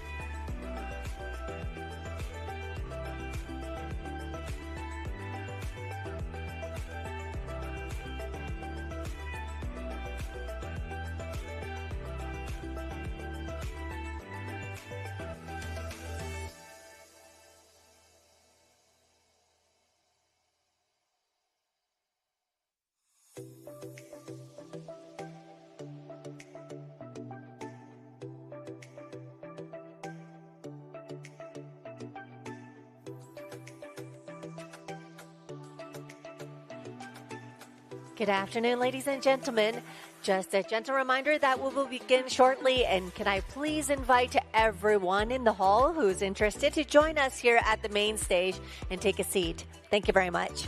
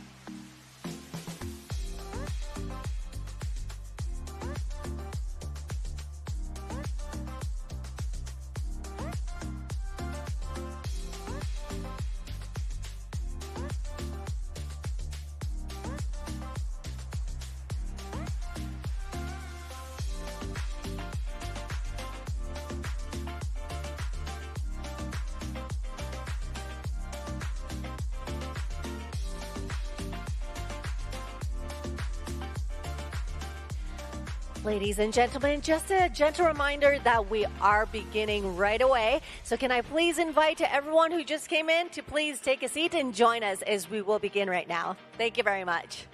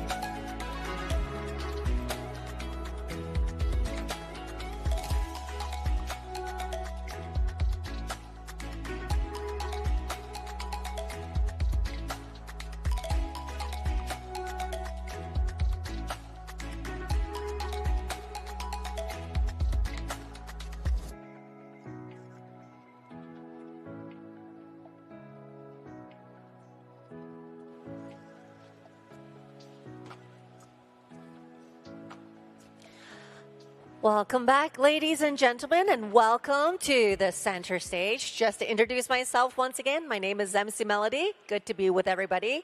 And let's jump into more thrilling sessions that we have for everyone. Now, we know that AI products are basically everywhere, but what sets them for success? Could it be the UX? Now, we have speakers from two major market players, Meta and Canva, to share their perspectives on the significance of UX and design in crafting successful AI-powered products. So everyone, let's put our hands together and welcome them. First, we have Mr. Ben Barone-Nugent, Generative AI Supergroup Lead at Canva. Please join me on stage. And also, we have Mr. Jonathan Brent, Content Design Lead, Facebook Design System at Meta. Please join us. Everyone, let's put our hands together and welcome them. And of course, our host, Mr. Hansen Tai, founder and CEO of SleekFlow. Gentlemen, please make yourself comfortable and please take a seat. All right, over to you.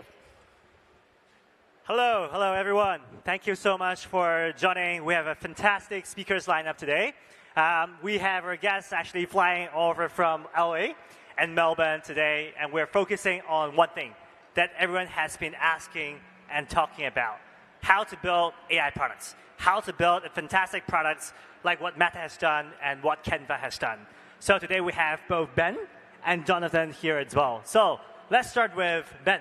Can you give a brief introduction of yourself to the audience, what you do in Canva, and what drives AI product design as well? Yeah, thank you. So great to see everyone. Really great to be here as well. It's been really awesome seeing how much energy there is around building great AI stuff, especially here in Hong Kong. So a bit about me. I've worked in product design, product development for about 15 years now, worked in tech for about 10. Currently at Canva, as Henson mentioned. But before that, I spent a lot of time working at Google as well. So I worked on the Gemini model as it was transitioning from being Bard, which is a really exciting time to be there because that was when Google was trying to figure out, like, what are we going to do in the AI space? How do we speak to consumers? So it was a really great experience being there. Before that, spent some time developing products at Netflix and Meta, where I also worked with my old friend Jonathan Brent as well. But really excited just to talk a little bit more about how I see AI driving these really cool consumer experiences and sharing a bit more about how Canva and Google and other companies are thinking about it. And Jonathan? Hey, I'm Jonathan. It's been absolutely lovely being here in Hong Kong. I can say a bit about myself, so I'm not a total stranger. So about the last 10 years, also working in the design space for digital products.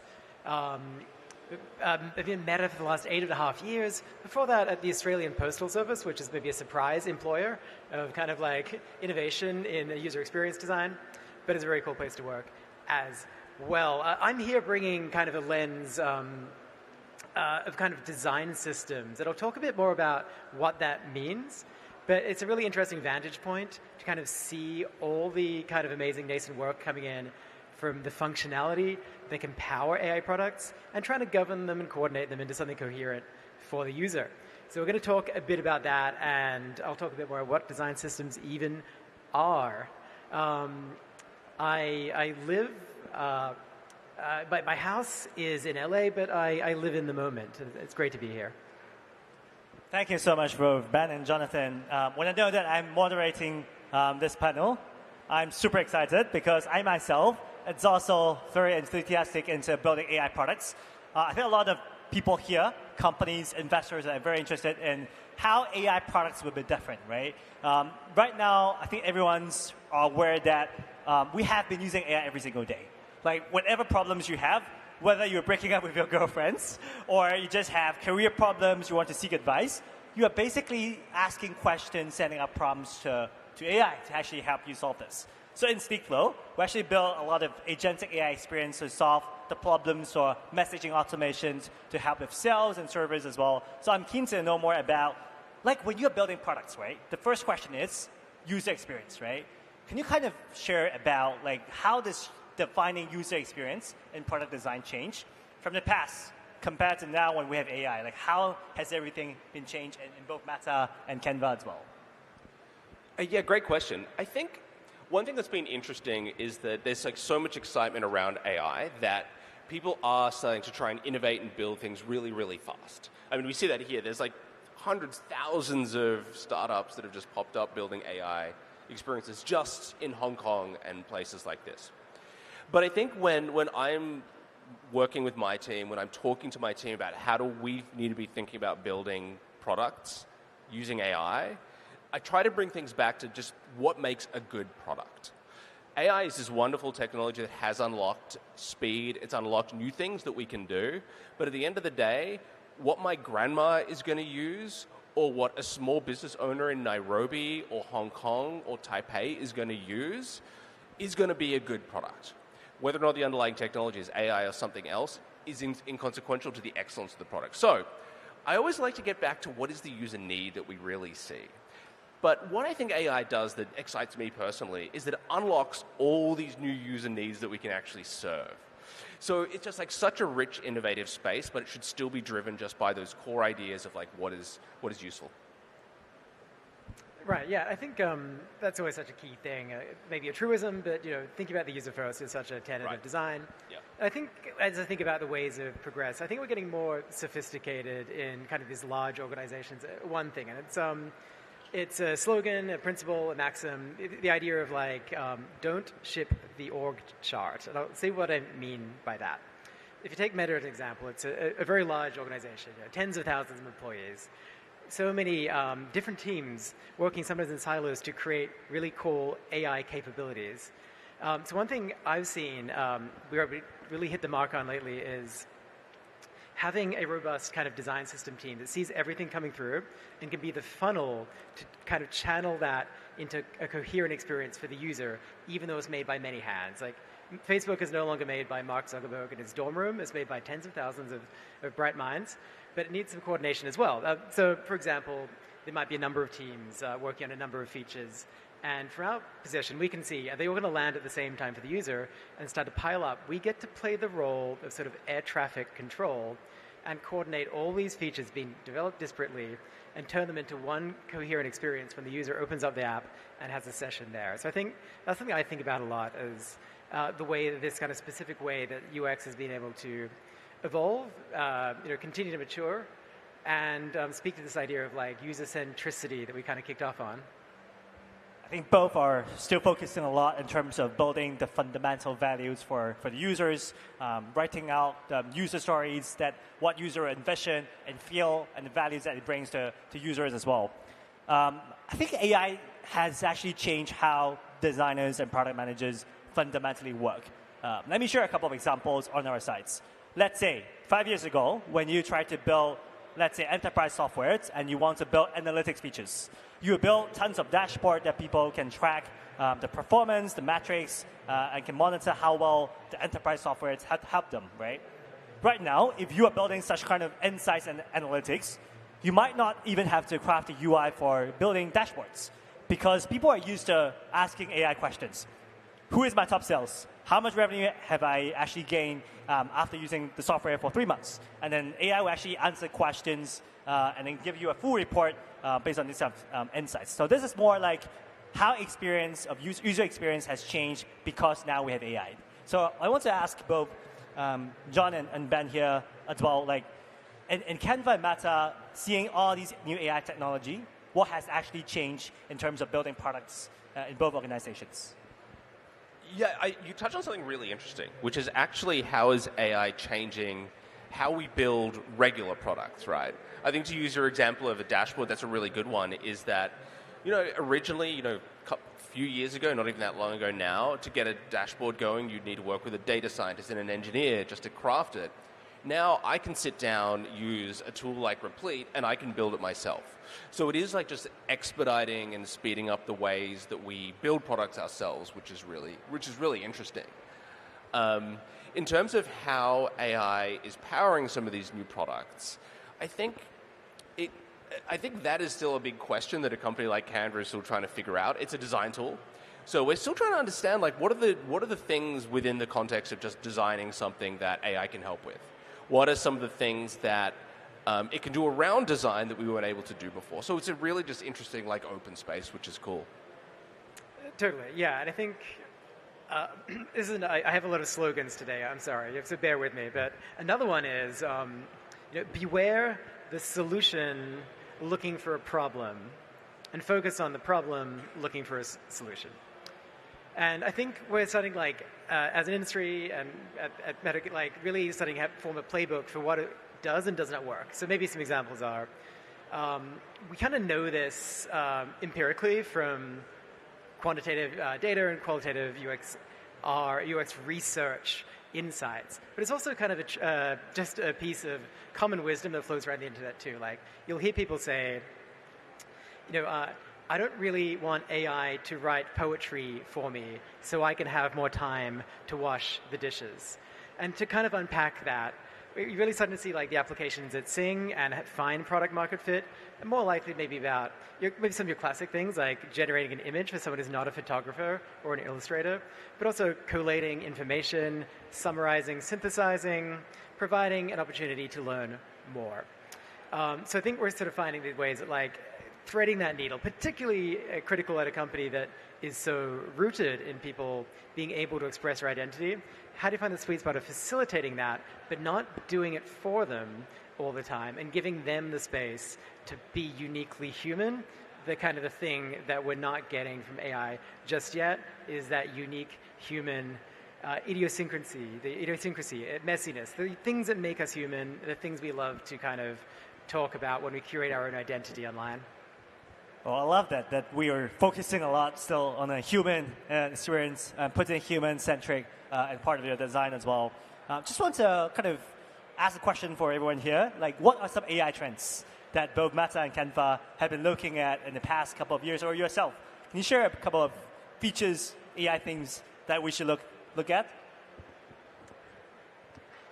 Yeah, I think I kind of touched on some of the broader ones. I think, in terms of the product development cycle, there are more and more playbooks, and there's more wisdom about where to start exploring and deploying these products. So I think it's just that matter of, like, building up that muscle from just years of, a long time of experimentation. That's kind of like the macro view, but I can also, like, bring it home a little closer to home as well. One thing that I've particularly kind of been thinking about as well is that when we first started kicking off lots of AI functionality. I was working on a project to be like, how might we sort of like create a system of how we present these to users, and how do we come up with like names? There's like maybe there's 20 of these things coming down the pike, made by different teams. And one of the things that a principle I was working with, and I think still holds true, is that not everything needs to be have AI as a term in its name. You don't always need AI image editing, AI summarization.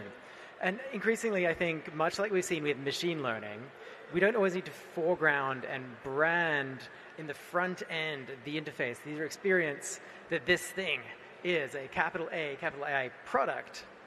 Instead, historically, things like machine learning have been things that users often greatly appreciate when they're navigating a feed and the way it ranks and retrieves material, looking at a search results page. These things have happened silently for a long time.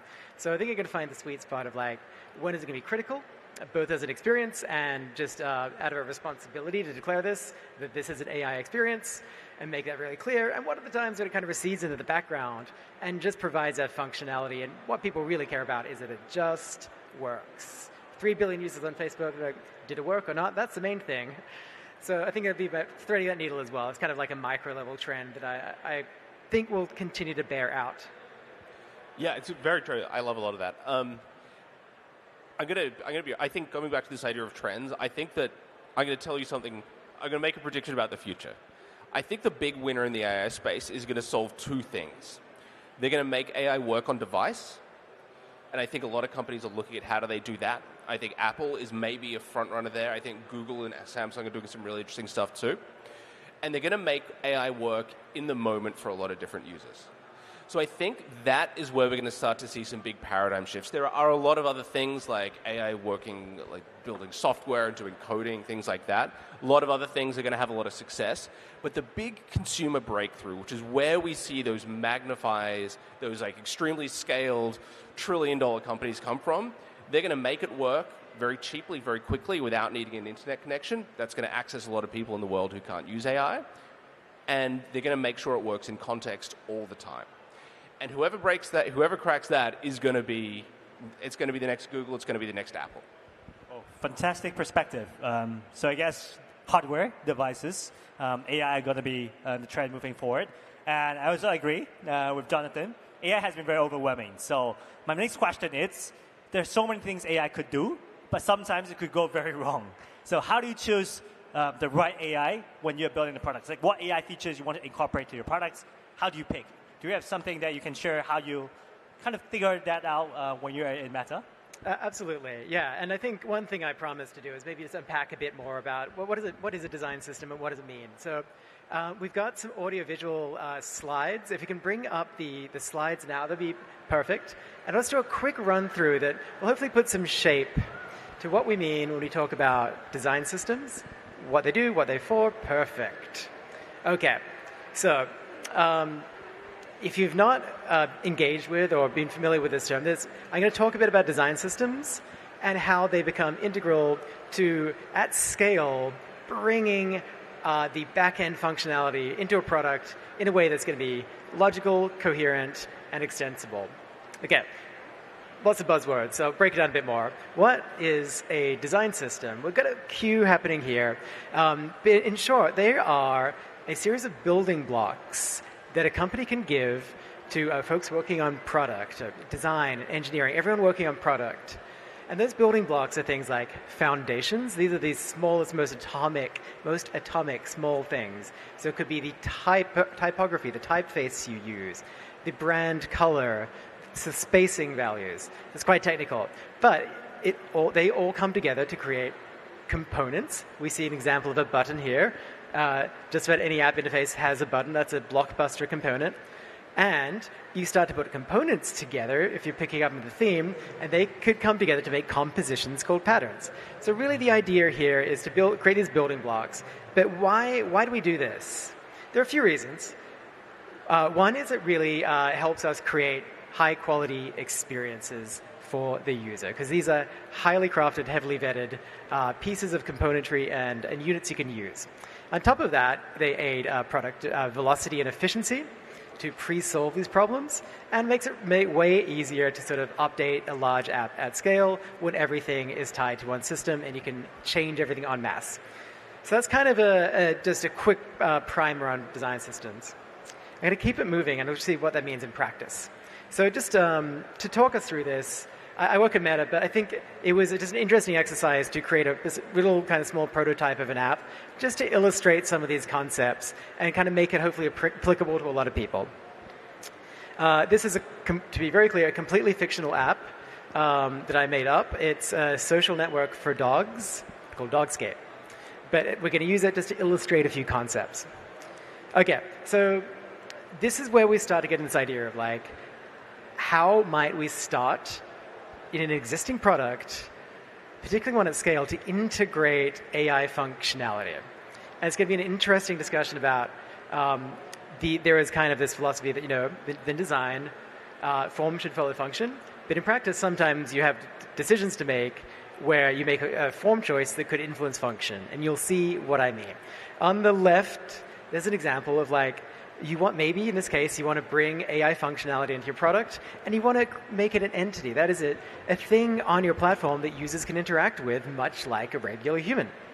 And on the right, there's an idea of like using this kind of functionality to create more of an AI-powered utility. So this is some real discussions that I've been involved in. It's like, okay, how do you start to represent this? If you take the approach on the right, you're choosing things like an avatar. You're providing identity, a profile photo for your AI agent. And you're using regular, organic, we call it, formats, the kinds of things that a regular human user on the platform can share. So that's one approach. And it optimizes for really foregrounding the AI agent. On the right, the idea of AI as utility. This is a more classical promotional approach, and using different components to sell this. And you're using components that a regular user wouldn't use. So let's talk about what that means in practice. So once you've done this approach, maybe you want to make AI an entity. There's a lot more that comes with it. Now it needs to have a profile like any other user. Here's a navigation. You're going from this feed product, and now we're going to this profile view. And the reason I bring this up is these formal component-level distinctions come with downstream effects that affect the scope, cost, and complexity of a project. Now you have another interface to produce. What does that cost to build or maintain? Can you connect, follow this AI agent? Can other users post on the profile of this AI agent? Just in the one decision you made about how to represent your AI in the product has a number of downstream effects. So I just wanted to quickly go through that, just to paint a picture of what I mean when I say the phrase design system, and just put some visual shape to what it means to start taking this incredible functionality created in like the work people do to create these models that power AI features and render it in the hand of a user in their phone or on a desktop device. So we're going to move away from the slides and bring us back to the previous visuals, but I just wanted to set the scene a little bit and paint a picture of what this could mean in practice. Fantastic perspective. I think a lot of us were in designs and products, and we want to build an experience into AI into the products, but sometimes we might over-engineering it, or sometimes we just try to add unnecessary features for the sake of AI, right? So maybe back to Ben. What's your perspective in terms of how to choose the right AI when you are thinking about Canva products, when you're thinking about what to put in? Yeah, great question. And it was really wonderful like seeing how we scale these things as well. It like really frames the discussion really beautifully. Yeah, I think when it comes to like choosing the right AI, I think there's a bunch of, it's like a stack of questions that I really have to think about. It's like, what do I need the model to do? So which model is right? I won't go into that too much because that's a bit of a hairy question. But in terms of like how does AI power features, I think that is where it's more interesting, right? And what I like to do is like always be asking the question is like, what can AI allow us to do that it didn't allow us to do before? Because I think what I see out there in the industry happening a lot is people deploying AI features that end up competing with features that company already had, right? And it's a risk for Canva too, right? It's a really great design tool. What if we create an AI that does also do design? Are we now like sort of cannibalizing our own product? It's a complicated question.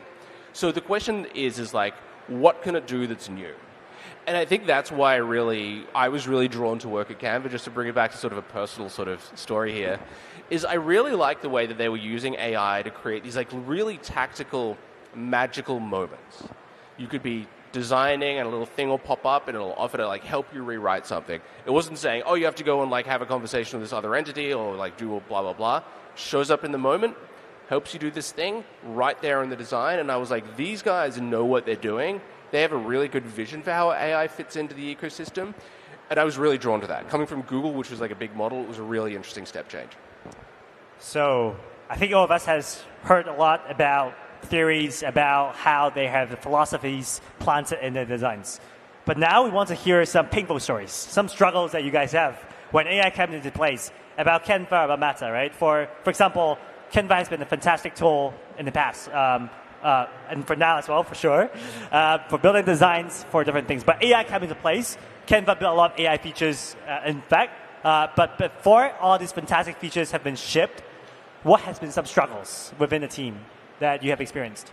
You know, I think the big thing that I've seen at Canva, and a lot of the role that I play is sort of just steadying the ship a little bit, there's been a lot of anxiety around, okay, AI has made it really easy to create a simple design tool very quickly.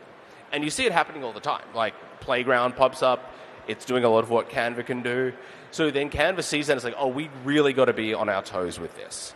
And so a lot of what I personally struggle with is maintaining a perspective, right?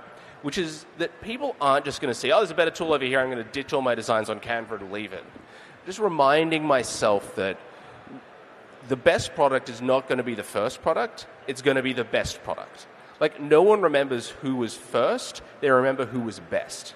And that's a truth that you see across the tech industry. Google wasn't the first search engine, but it was the best search engine. Apple didn't make the first smartphone, but they made the best smartphone. And Apple's a great example for a lot of this stuff, audio devices, like personal computing, all these things. But just taking your time to get it right, to meticulously design into a user need, to find that product market fit that I know we're going to talk about in a moment, that is what's going to like allow us to win. So I spend a lot of time grounding myself, grounding my teams. To your point, like getting out of the headspace of theory and technology to just like, let's just do what we do best. Definitely, Canva has benefited a lot from this AI trend. Actually built in a lot of things within the platform itself as well. But on to Meta, like what are some struggles, painful stories? Yeah, totally. And I think I've alluded to some already, but we'll kind of tell a bit of a story. So some of the things I've talked about are the sheer scale of the company. Just tens of thousands of people working on product, which is fantastic, but it brings in some of these other skills in addition to being in Figma, the design software, and making screens. You also need to be, as I mentioned, an air traffic controller. You need to be a diplomat. You need to do a lot of coordinating. So you're taking all of these disparate, potentially projects, people like doing really great work, creating individual things, and you need to bring that together. So that's kind of a lot of where these skills come in. So I'm going to be a little bit selfish in this, and as we think about that as our the thing to think about, the process thing to work through. I'm going to be a little selfish and say that I think that there's a role to be played for design systems here. Maybe predictable for me at this point, but I do believe it. And we see it manifest in a few ways. I'll bring up two more slogans, and I promise these are the last two. One is, within a design system, you often want to have the smallest number of components with the simplest number of configurations with the simplest set of rules for how to use them. That's how you kind of create simple experiences for designers and product people to work with, and also makes it simple for the user. But also, you have to be a diplomat, and you need to provide customer service for your customers who are designers at Meta. So I think it's been a matter of finding a way to make this work. So it's been really about being nimble. So you'll hit some interesting forks in the road where the needs and constraints of the new technology start to inform how your design system works. For example, I worked through kind of a debugged thing where we're using this component to provide users with a way of sending text to another user, as suggested by a large language model. But the constraint was the component was X pixels wide, but it was impossible for the large language model to generate text short enough to fit inside that. So it became kind of an intractable problem to fix unless we did something to accommodate this new class of product. So we started to modify it and created like a modified version of this to allow for that. So that's one thing. It's like responding and bringing that into the design system and acknowledging change is sometimes needed when we introduce a new type of product, a new class of product like artificial intelligence features.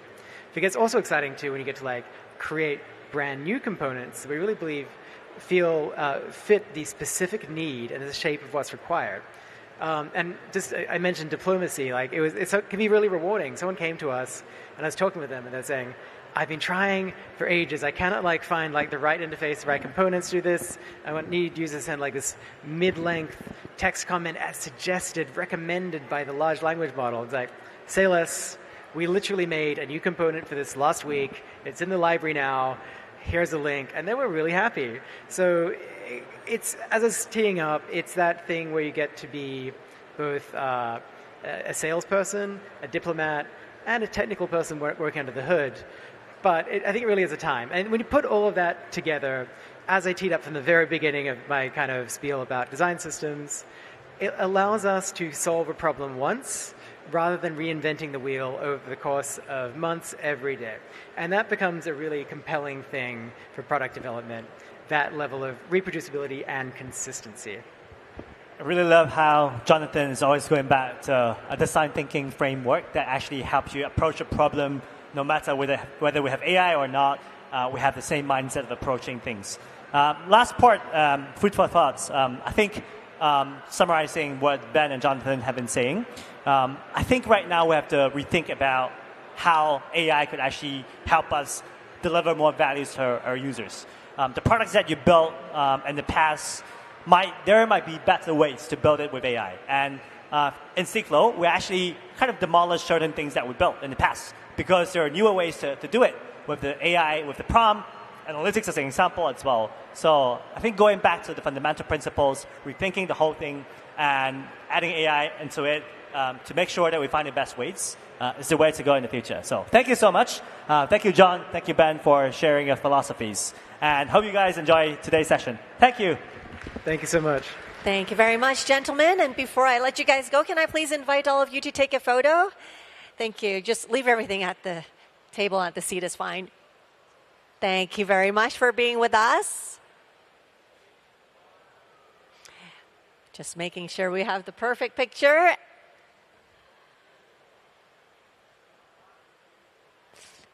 Perfect. Gentlemen, thank you once again. Please be seated. And ladies and gentlemen, I see that we have other friends who just joined us, so don't be shy. Feel free to grab a seat. Yes, do join us as we are just regrouping right now. A lot of exciting things happening for this afternoon. And for those of you that is watching in the office or at home, hi, and thank you for joining us. Everyone, just keep your eyes and your ears peeled as we do have quite the lineup for today.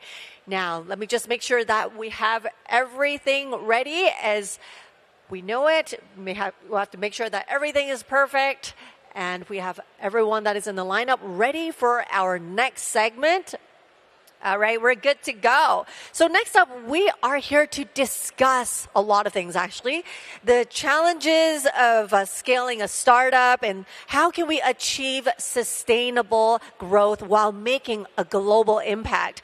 Now, today we are joined by two standout companies that won JUMPSTARTER 2022. We have Gens Technologies and Clear Robotics. Now, since then, they've expanded globally and they have continued to drive innovations in their field. So everyone, let's put our hands together and have them on stage. Joining us are Mr. Justin Chan, founding CEO of Gens Technologies, Mr. Sadhan Gupta, CEO of Clear Robotics, and of course, we're pleased to welcome Ms. Christina Ong, Managing Director at HSBC Hong Kong, to join the discussion with our host, Ms. Cindy Chow, Executive Director and CEO of Alibaba Hong Kong Entrepreneurs Fund. Thank you so much for being with us. And without further ado, everyone, please make yourself feel comfortable. And I will hand it to you, Cindy. Thank you. Thank you, Melody. Thanks, everyone. Good afternoon. How's everyone doing on day 2? Are you, eagerly, waiting or looking forward to the final pitch? Yeah? Yes, indeed. I'm eagerly waiting for the final pitch and wants to cheer for all the contestants. Of course, of course. So I am very glad to have a panel of good friends. They are all related to JUMPSTARTER. So HSBC has been our title sponsor for the last 6 years in a row. And then on the right-hand side, two previous winners of JUMPSTARTER. So maybe just a quick introduction of yourself, or maybe give us some updates about your personal life. So with Sid first? Oh, right, okay. Justin. So I'm Justin. I'm from Gens Technologies. We do medical hardware. So personal life-wise, just a kid. Congrats. Thank you. Congratulations. Thank you. So it's really exciting times. Another startup to do now. Just on the kid side. Sid? Yeah. Sure. So I'm Sid. I'm one of the co-founders of Clear Robotics. We make unmanned electric boats and ships that do dull, dirty, and dangerous marine work. On a personal life, I have been traveling a lot to India because that's where our business has been expanding. And so hopefully we'll be giving you guys some good news soon on that. Yeah. How about Christina? So I'm actually very, very excited about this panel today.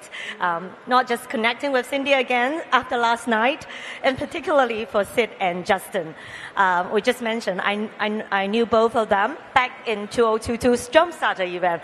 At that time, I had the privilege to present the award to both of these young gentlemen. They are still very young, but I'm so happy for the journey they have went through. And this year is actually HSBC's 160-year anniversary. So it's particularly sort of meaningful. HSBC has been in the market for 160 years. We have been here non-stop. This demonstrates our strong commitment to support companies. My role in HSBC is actually covering SMEs from startups to mature companies. So startups is particularly important to the entire economy. So I wish to thank JUMPSTARTER event again for this great opportunity for the startups to come together and learn from each other and grow together. Great. So 160 years is a long history, right? So I hope that both of you, your companies will be, long-lasting as HSBC going forward. But before that, let's, start from the beginning. Maybe, think back. I understand both of you have your ideas, have these ideas when you were studying in universities. So I'm sure in the audience there are university students and also early stage startup founders. So can you share with them at what time, what is the timing that you decide, I have an idea, let's do it, and let's have a startup? Yeah, maybe from Justin, you want to start? Sure. So it was at a time when we realized how much impact we could potentially make, and how viable a business idea that is. So what we're doing now is we have a belt that you wear around your body. It takes a minute, and then we primarily look at disease like fatty liver, some kidney disease, lung disease. And at that time, we're looking at stats. It's a bit staggering. For fatty liver, we have 40% of people in Hong Kong having it. It's a leading cause of liver cancer. And for different diseases as well in our places. And when we look at technologies, because when I studied, we had a group of PhD friends, we have some professors working with us, and realized that this is potentially quite game-changing because we can do a lot of screening, not just a lot cheaper. We're talking about 10%, 5% of what we can do compared to clinical standards right now, but also how scalable this is. We can make it a lot smaller, a lot easier to operate. We have people who have no medical background operating our device as well. So that's sort of the idea that we had when we see big market potential and a huge scalability with a good price point. Yeah. And it made sense, so we brought that forward. Okay. How about Sid? Well, Cindy, so originally we didn't think we were going to make this into a company. In fact, me and my friends did this as a project to get a free holiday from our university. Right, yeah. And what happened was we started getting inquiries from a lot of shipping companies. And we were like, why do the shipping companies care about this university project? And we realized that the marine industry is actually going through a kind of major shift, right? And so the internet revolution sort of never hit the marine world, and it's today that AI, internet, a lot of that very sort of structural, infrastructural change that we take for granted now is getting into the marine industry. And so we, at that time, figured out that we were solving a very high pain point, as Justin pointed out, at a very good value, and that, in fact, the future of the industry was potentially what we were building. And so that's when we said, okay, let's do this full time. Let's figure this out. Yeah. To continue with Seed, I understand that you have already expanded to outside of Hong Kong and especially in India. I think you have, cover a lot of the regions. So can you share with us the journey and any good tips to share with our budding entrepreneurs who are trying to look to expand their products outside of Hong Kong? Sure. So you're going to laugh. I think one of the first things I learned is doing business in Hong Kong is very easy, and most of the rest of the world is very hard, right? So that was one of the hardest things. I think doing business in India is much more difficult and much like the rest of the world. But I think a couple of things. The first is we looked at pain point. So in fact, in India, for what we do, the pain point is higher than in Hong Kong. And so we knew if we had a good product here, it's going to do well over there. The second was market size. And this, I think, is Hong Kong in general. Because it's a small city, it's a great place to test and springboard out of, but it's not necessarily a great place to grow very big. And so India was a huge market, and so the market size also mattered. And the last piece was kind of distribution, where you can have a high pain point and a huge market, but if you can't access that, then your startup doesn't grow. And in India, we were able to find good distribution channels to actually reach out and get those contracts. And so for us, that's kind of how we made that decision, and I think that was a good basis for us going in.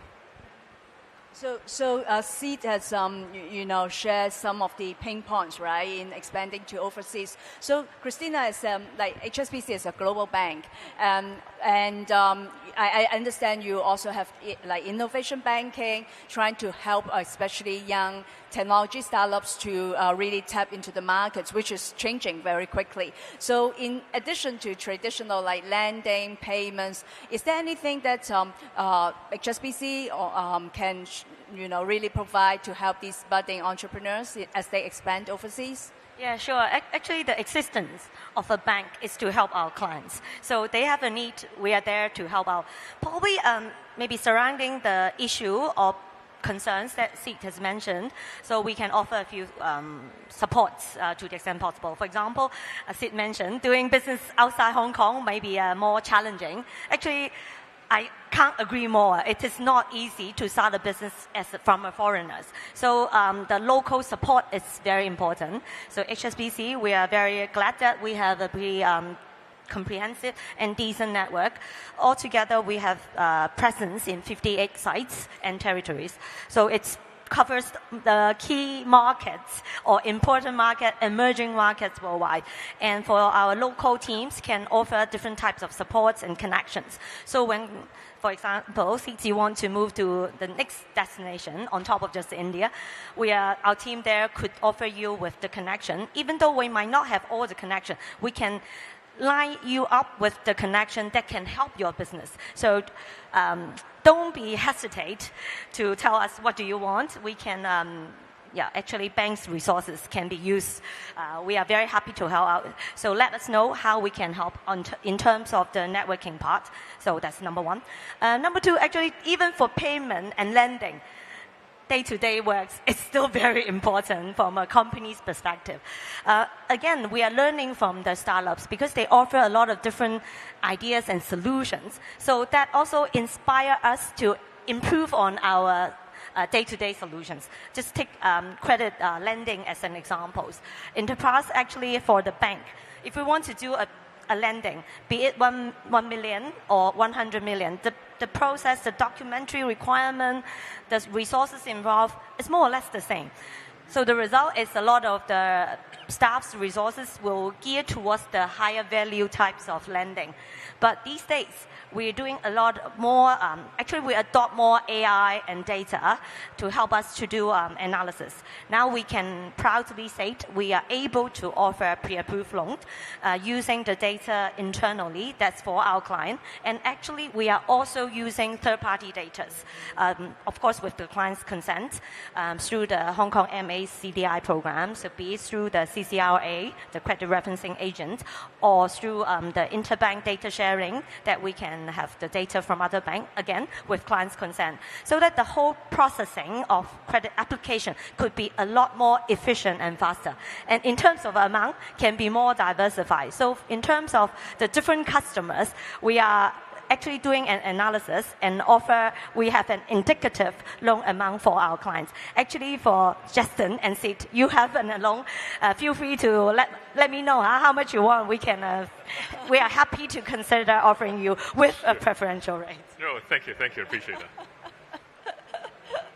Okay, that's great. I mean, that's great news, right? For banks, usually we feel it's only about the financing, the payments, but the business opportunities is also actually very valuable, especially for young entrepreneurs who want to test their products, to want to have business connections. I think a good banking relationship can also bring that very unique resource is to help the business to grow is definitely something that is really worth is very, very worthy to the business growth. So the topic today is AI and sustainability. So I know that both of you are using AI in your products. So let's move on to the sustainability side. To Justin, so sustainability, I think, is something that you are looking into as well, right? So how do you balance profitability and sustainability in your business model? Right. So sustainability, there are many ways of looking at this. We at a question, I think we talk about a bit of financial sustainability, about innovation, balancing with profitability, and also the social impact that we have. And I think one of the key things is as long as you're really clear about what impact you have, and we only look at two additional things. The first one is focus. We really have to deploy really in a focused manner, just so that we deliver maximum impact and financial impact with the limited resources we have. And that's sort of what we have been doing all along. And the second thing is really the source of innovation we have is to look at clients. They tell you what they really need. We don't really innovate just for the sake of it. We operate in quite a lot of markets. We operate in clinics, we operate in nutritional, we operate in elderly services. In medicine, there's a lot of stakeholders, and they have different incentives. For us, it's really just aligning all the win-wins. And with this, then there's a lot of solutions that we have that are really simple ones that would really push through the next one. So one of the things that it's a really good intersection of sustainability and the business profitability is that we're launching basically a renewable one-use component that we have. So originally we're using one-use electrodes all the time for hygiene reasons. And right now, because of operational speed, because of how easy it is to operate, and obviously environmental concern as well, this is one new innovation that we're working with university that has basically we've done quite a lot of initial testing, really good results to launch it out. And those came from customers. They told us what are the priorities, what are the things that would really help them scale a lot more. And we listened from that and find a solution to go for it. And that's sort of how we maintain a balance. Yeah, I think in terms of sustainability, it's not only about, talking about the environmental protection and so on, but also in terms of financial sustainability as well. And sometimes actually doing, something good for the environment, like what you just mentioned about the reusable, right, components. Actually, both helps improving your margin, but at the same time, it's good to the environment as well, right? Okay, so in terms of, and of course, I think, Sid, your business model is basically, trying to do something really good to the environment in the sustainability side. Do you have anything to add on that? No, sure. Well, I think ours is a bit simpler. So we have a simple rule, no profit without impact, no impact without profit. So we don't do projects that are not profitable, number one, and we don't do projects that are not impactful. And so and in our business model effectively is baked in the impact anyway. So if I do a project, I will create impact just because of the nature of the way our business model works. Right, I see. So both of you have a business model. Of course, in long term, you have to be profitable, right, in order to have a long-term business. But you balance both the business model and doing sustainability, have some sustainability efforts. So in terms of, the banking solutions or banking services that's perhaps like HSBC is providing or can offering you, do you have anything that you have in mind to say, oh, if they can do this, that would be really great? So is there anything that you think a bank, a modern bank, can help startups like yourselves? Or put Christina on the spot, right? You can ask Christina for that. I think what I can start with is something that people might not know, but they're already doing quite well. And we look forward to seeing more. It's banking. You think about financing, you think about digital banking, a lot of services, but at the same time, it's a really, really big network as well. And when we work with our managers at a bank, quite often at the times that when they come to us is there any synergies that we can provide you with? With the clients that we already have. It could be new clients, it could be partners, it could even be suppliers. They have the know-how, they have the sort of the knowledge about what's the next movement it's going to be. And I think that's a really, really underappreciated asset that a really good bank and a good bank relationship could give you. And I would look forward to more of those. Yeah, definitely. Yeah. I think it's just a win-win solution, right? You can help in client retention and acquisition, but at the same time help your business as well. How about Sid? So, anything you want Christina to help? Well, I'm gonna start by actually saying thanks, because I remember when we started HSBC 2021 or so, I still remember I used to have to get on the phone and sometimes solve problems. And actually today, I was just talking about this earlier, I don't even realize HSBC exists, which is perfect. That means everything is running super smoothly. Nothing is going wrong, and it's because the bank has actually become so digitalized and so smooth that we kind of are able to handle everything on a day-to-day basis. So I'd like to start by really appreciating that. And I think where I think there's an opportunity. One is, I think with payments, still a lot of the traditional banking system is very slow, and a lot of startups today are bridging that gap, right? And I think there is still that opportunity where payments could be made, international payments especially, could be made faster. As we were expanding, we relied on that. And then the second was, which I think Christina kind of covered, was debt approvals and the process, right? Because as a startup, for us, very often we'll get an order, and then we have 60 days to deliver, and then we suddenly need debt. Right, it's not something that we can necessarily plan out, and so having that available very quickly is actually super useful to us. So it was really nice to hear that you guys are kind of working on that as well. Yeah. Very good. Very well registered.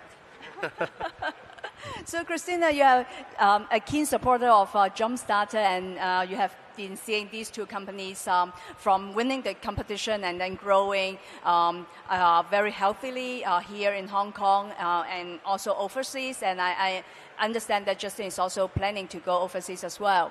While being engaged with these startups, what do you learn from them? Is there anything that you learn from them that that influence you personally or also at work?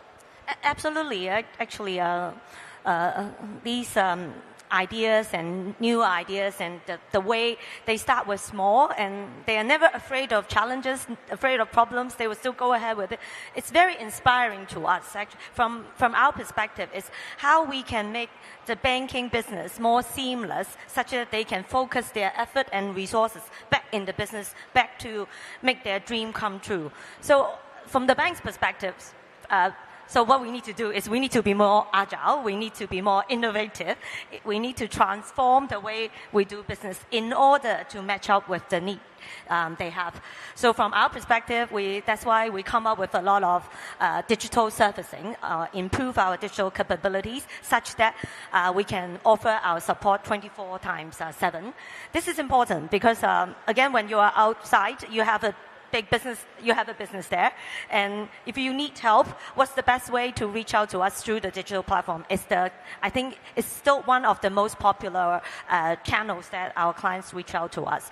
And from our perspective, we still think the clients want us to help them when they need it. So from what we try to do is we try to predict, use some AI to guess when is the best moment to engage you, and when is the time you think when's the time we think we can offer more help. So we try to base on the different footprints, be it digital or your engagement in other areas which we can catch, the bank can catch. So we through that and use AI, we try to do some model predictions, modeling, and see how we can help better.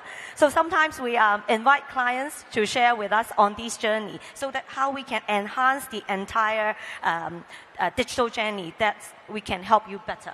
So those are the things that we have been putting a lot of resources, and we are also a keen user of AI. We sometimes, other than using AI for business, like for onboarding, we use AI for face recognition in case the client is not in Hong Kong, the ID part, and we also use AI for some fraud detections to help protect our clients' business. If there are some irregular patterns, we will alert our clients. So those are key things. And one more thing is about, Justin actually mentioned about ESG. We think we can also help because ESG is also a key agenda of HSBC.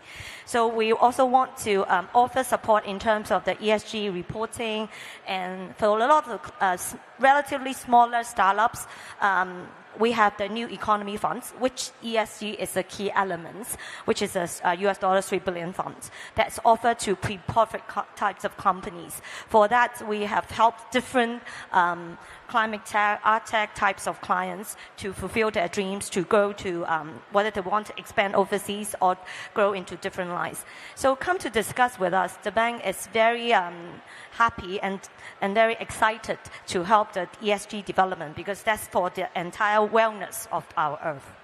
Okay. Oh, well, I think this is very good to know because no matter it is a more traditional, I would say quote unquote traditional industry like a bank as big as HSBC or startups like what Justin and also Sid are doing. No matter in which stage of your life in your business, you have to really embrace changes, be agile, and also be ready to adopt new technology to help your business to evolve and also to offer new services so that you can better serve your clients and also, of course, in return, to help your business to grow. We have still like 30 seconds left. Maybe I ask one question which is not on the question list, which I think a lot of panels will have asked the speakers. If there's one thing that you want AI to help you, what would you like AI to help you? Starting from Sid, either business or personal. I wish AI could make me less stressed about everything that's going on. How about Justin?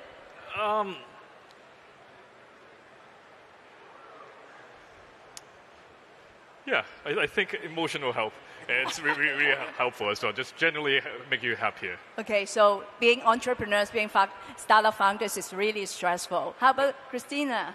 I'm more greedy. I think we need two things. Number one is help us to be more client-centric because that's the fundamental part of the business. Secondly, is help us how to commercialize because for whatever things happened, we wanted to benefit more customers as soon as possible.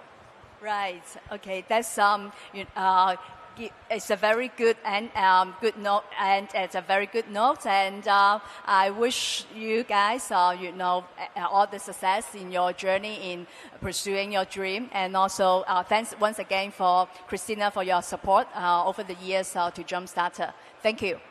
Thank you. Thank you very much. And can I invite everyone to please take a photo before leaving the stage? And thank you, Cindy, for being our moderator for this panel. Thank you very much. And as I always say, for everyone at the back, you don't have to stand up. Please feel free to grab a seat. We do have plenty, so don't be shy. Please join us and grab a seat. Oh, let's do one more photo. All right. Everyone, let's give them a big round of applause one more time. Thank you very much. That was wonderful. Thank you. Thank you, thank you. Everyone, please be seated. Right, and moving on for our next segment. Yes, please take a seat. Thank you. We will delve into one of the key themes for JUMPSTARTER 2025, which is sustainability. Now, ESG is no longer just an option. It's crucial. But how can businesses, regardless of their size, big or small, effectively incorporate that? Well, let's explore the challenges and the potential solutions that we have. Now, for this, we are extremely honored to have leaders from various business sectors joining us today. So everyone, let's put our hands together and welcome Mr. David Simmons, Chief Strategy, Sustainability, and Governance Officer at CLP Holdings Limited. Thank you for joining us. Ms. Dee Poon, President of Brands and Retailing and Tessellation International Limited. Ms. Ilaria Chan, Chairwoman at Tech for Good Institute by Grab. And last but not least, we have our host, Mr. Wayne Lee, COO and partner at Alpha Trail Capital. Without further ado, over to you all. Thank you all. Good afternoon. Thank you for JUMPSTARTER Organization Committee. Cindy, Grace, to having us to talk about sustainability and business today. I'm Wayne. I'm from a family office, and we do invest in early stage technologies that facilitate sustainability transformation. So over the past few years, when we look at our portfolio, we notice the better performing companies are the company actually supported by an ecosystem. And so since last year, we formed something called One Earth Alliance, which is organized a summit like One Earth Summit with World Economic Forums. And we also work with our alliance members or partners, such as our panelists today. So the large corp in their own sector and the convening and the facilitator that will help the technology to help with the transformation. And also, very important, enhance the valuations. So may I just invite our panelists to say a few words about how ESG now working with your own role, your company, and your sector. Can we start with you, David? Yeah, very happy to. Well, for CLP, we've always seen governance as a fundamental enabler of long-term value creation. So that's where the story starts for us. But we're a power company, and as a power company, the overwhelmingly significant sustainability issue for us is climate change. And so that is the key focus that we have as an organization when we think about sustainability of the business. Thank you, David. Dee, you'd like to share a few on the consumer area? Hi, everybody. I'm Dee. I told someone I was going to be on this panel today, and they said, what timing? ESG's just been canceled. But very luckily at our company, ESG and the ideas around providing for communities and building for a longer lasting sustainable future really started in the 1920s. So I think, ESG is a perennial topic and it changes depending on the time and place you're in. And, it's core to what we do. Thank you, Larry. So for us, I wear two hats. I'm an advisor to Grab, the operating company based in Southeast Asia, kind of the Uber, DoorDash, PayPal all in one. I'm also the founding chairwoman of the think tank that is seeded and funded by Grab, which really wants to provide thought leadership and convening and content around how to use tech for the good of society. On the ESG side, I think everything matters, but we really focus on economic empowerment because in Southeast Asia, aside from Singapore, most people are actually struggling to make ends meet and actually reach a comfortable level of middle class. So in many areas of employment, from financial inclusion, whether people can open their first bank accounts, to safety, to women employment, we look at all these issues and focus on making sure the livelihood can be increased and improved for the population there. Yeah, thank you, Ilaria. I think good point, because when we think about sustainability, chances are we think a lot on the E, but then actually there's S and G as well. Well, this is my favorite part. What we like to work with the technology provider is with a goalpost, with something that we know that we should be able to solve a problem. So we'd like to look at the challenges that our corp and our business is facing in terms of sustainability. Now, CLPS is one of the leading, earliest and oldest corporates in Hong Kong. And there's a lot of oversight on ESG reporting. And you are managing the corporates, the company's disclosures and reporting. And any challenges that you think the company, the sector is facing, which can be addressed by technology? Well, there is a host of problems that can be addressed, at least in part, by technology. But I think one of the overriding challenges that we have is one that Dee alluded to. There is so much noise out there when it comes to sustainability and the issues that an organization should focus on. And it's very easy for companies to get distracted or diverted from course by that noise. And the other issue for a large corporate, especially one that's listed, is that often the pressure is short-term to deliver to market expectations around the latest earnings report or what have you. And that's kind of the enemy of progress when it comes to addressing really hardcore sustainability issues like climate change. And it's critical for an organization to have a long-term view in order to address an issue as complex and as difficult as decarbonizing an energy supply.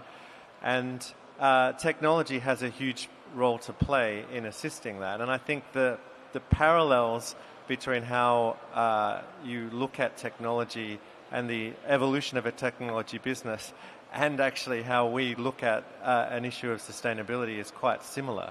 It's all about how you calibrate you be clear-eyed about what your objectives are, keep the long-term view, and then calibrate your action very carefully, but with a view to what you want to achieve ultimately. Yeah, thank you. When we make our investments, we often ask if we can have the same return for impact types of investing.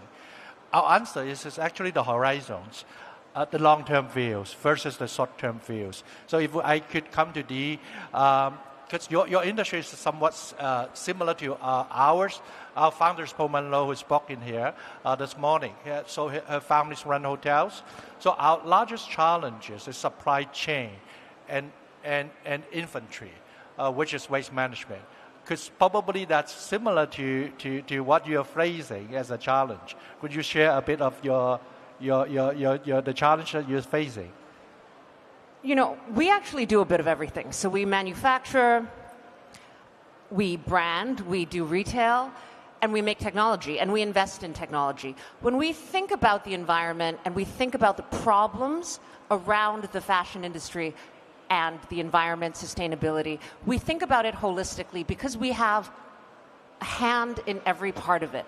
Now, I don't think it's not a single problem, so it's not just an inventory problem, right? It's a process problem, it's a thinking problem, it's a humanistic heart problem about what you actually value.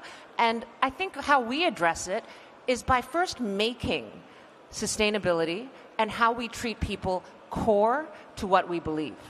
So there is no dollar that is happily made if it is made at someone else's expense. There's no dollar that we can sleep on at night if it's made with pollution at its core. And how do we do this? We engage frontline managers, right? We engage every single person in our supply chain, and we use a lot of technology, and we try to understand how to re-engage and re-engineer the processes so that we will have the best outcome for the set of goals that we've chosen to optimize against. I mean, the one thing I will say, as a person who sells things, the easiest way to help this problem is to buy fewer things. So, you're sort of living at the midst or the crux of a moral dilemma, right? I mean, the bottom line is the business model in itself, where we tell you to consume and consume and consume. There is a flaw to this unless we can solve that through. So right now we're thinking very deeply about quality, and we're thinking very deeply about circular economy, because the linear economic capitalist system will not allow for our survival as a species or as a planet, right? And so I think that's how what we put at core is thinking about these big problems and being very upfront and loud about them, so we know what we're doing and what we're risking every time we make and sell something. Thank you, Dee. So that goes back to the heart, the people, the person, and that's probably a lot of work for the think tank to consider. Ilaria, if we could put the think tank of sort of your work in the perspective of startups. Now, when we work with a lot of startups, and then, of course, we look at them because they have a sustainability model, business model. But when it's being developed, there are different challenges, and it's quite easy for them to derail. So if you have experiences working with startups, and if you have giving them advices on how to stay on courses of the sustainability journey. Yeah, I mean, ESG by definition, the spirit of it is we want to serve the underserved, right? Whatever segment they are. And Dee really eloquently said you have to explore the complexity, because often there's tension between profitability, scaling, and helping people who are underserved and need to be served. One of the areas that we are very passionate about is providing a lot of work for economic empowerment, for gig workers, for people who are underserved, for people who are normally not in the sophisticated workforce that you and I know about. I am very passionate about female empowerment, especially in countries where women are, unlike us who are very lucky in Hong Kong, we can just come and work. Some countries, because of their religion, culture, women are not even allowed to leave their house without their husband's permission. So how do we bring employment with the digital platforms revolution to them? I'll give an example of a challenge and how it could be solved, but I will preface it by saying if you want to solve any social problem, which is actually what we need whenever we are starting startups and business, you need to know that there's a cost to be absorbed by somebody, someone. If you don't want to leave anything on the table for anyone, ESG is probably not for you. Now, if you're willing to absorb the cost, whatever it is, by investing into education, by not charging people crazy margins so you can take home all the money, but yet, people are owing money to loan sharks, you need to think about a business model that works both ways. An example about female empowerment and the complexity of it is, for example, some of the women in Southeast Asia want to drive. They want to be a Grab driver. Now, if you live in Singapore, you're fine. But if you live in Malaysia, even a decade ago, women can get murdered or raped very easily if they are in a car late at night alone with a man. So do you think any woman would want to be a driver? No.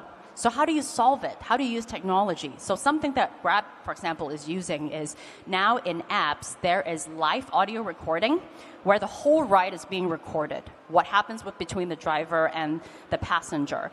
But it will not be drawn upon, and it's encrypted as well, but it will not be drawn upon unless something bad happens and you need to go to court or sue someone.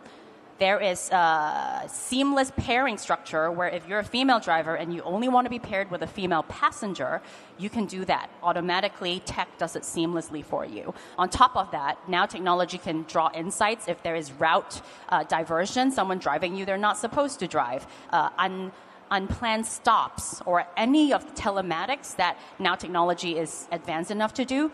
the system can detect it and alert people who need to be alerted. Those are some areas that are technological advancement, however, requires investment from the company's behalf to make sure that female drivers will be safe, and that would be the startup's costs, right? So I would encourage any founders out there, if you want to integrate ESG from the first moment you design your business model, you have to be willing to absorb this cost, but you will be rewarded by the amount of supply and demand that we're bringing in for your business later on.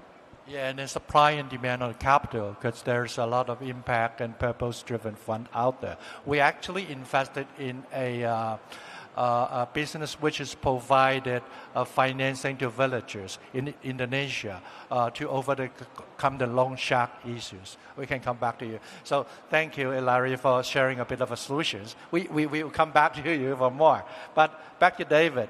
Now we talk about the challenges, and we probably can look at the solution systematically, and then talking about best practice, how to put the solution into best practice. Now, CLP is, at least in Hong Kong, each one of us looking upon you for our Scope 2 compliance. So that's very important. Can you share, if you can say, pick one or two ESG initiatives that's really have a deep impact to your industry? Would you share? I will. I might just pick up what Ilaria said, if I may. Sure. It's because I think this question of cost versus investment is one of the critical problems with the way a lot of people look at ESG or sustainability or whatever it is you call it. I think it was Oscar Wilde who said something like, the definition of a cynic is the person who sees the cost of everything and the value of nothing. And I think that is a fundamental issue with ESG that we're seeing at the moment. It's really easy to point to the short-term cost of taking action. It's more difficult. It requires a longer-term view. It requires a little more thought and vision to think about where the value comes from that short-term cost and the payback that can come from it. And I think for us, as an energy company, that has always been the case, because starting down the track of decarbonizing an energy system for us began in the early 2000s, at a time when renewable energy was not economic. It depended upon government subsidies, and even with government subsidies, as an investment, it was lousy. It didn't stack up when you compared it with the other opportunities that we had at the time. So if you just looked at it as a cost or as an investment, looking at it through today's lens only, you would never have done it.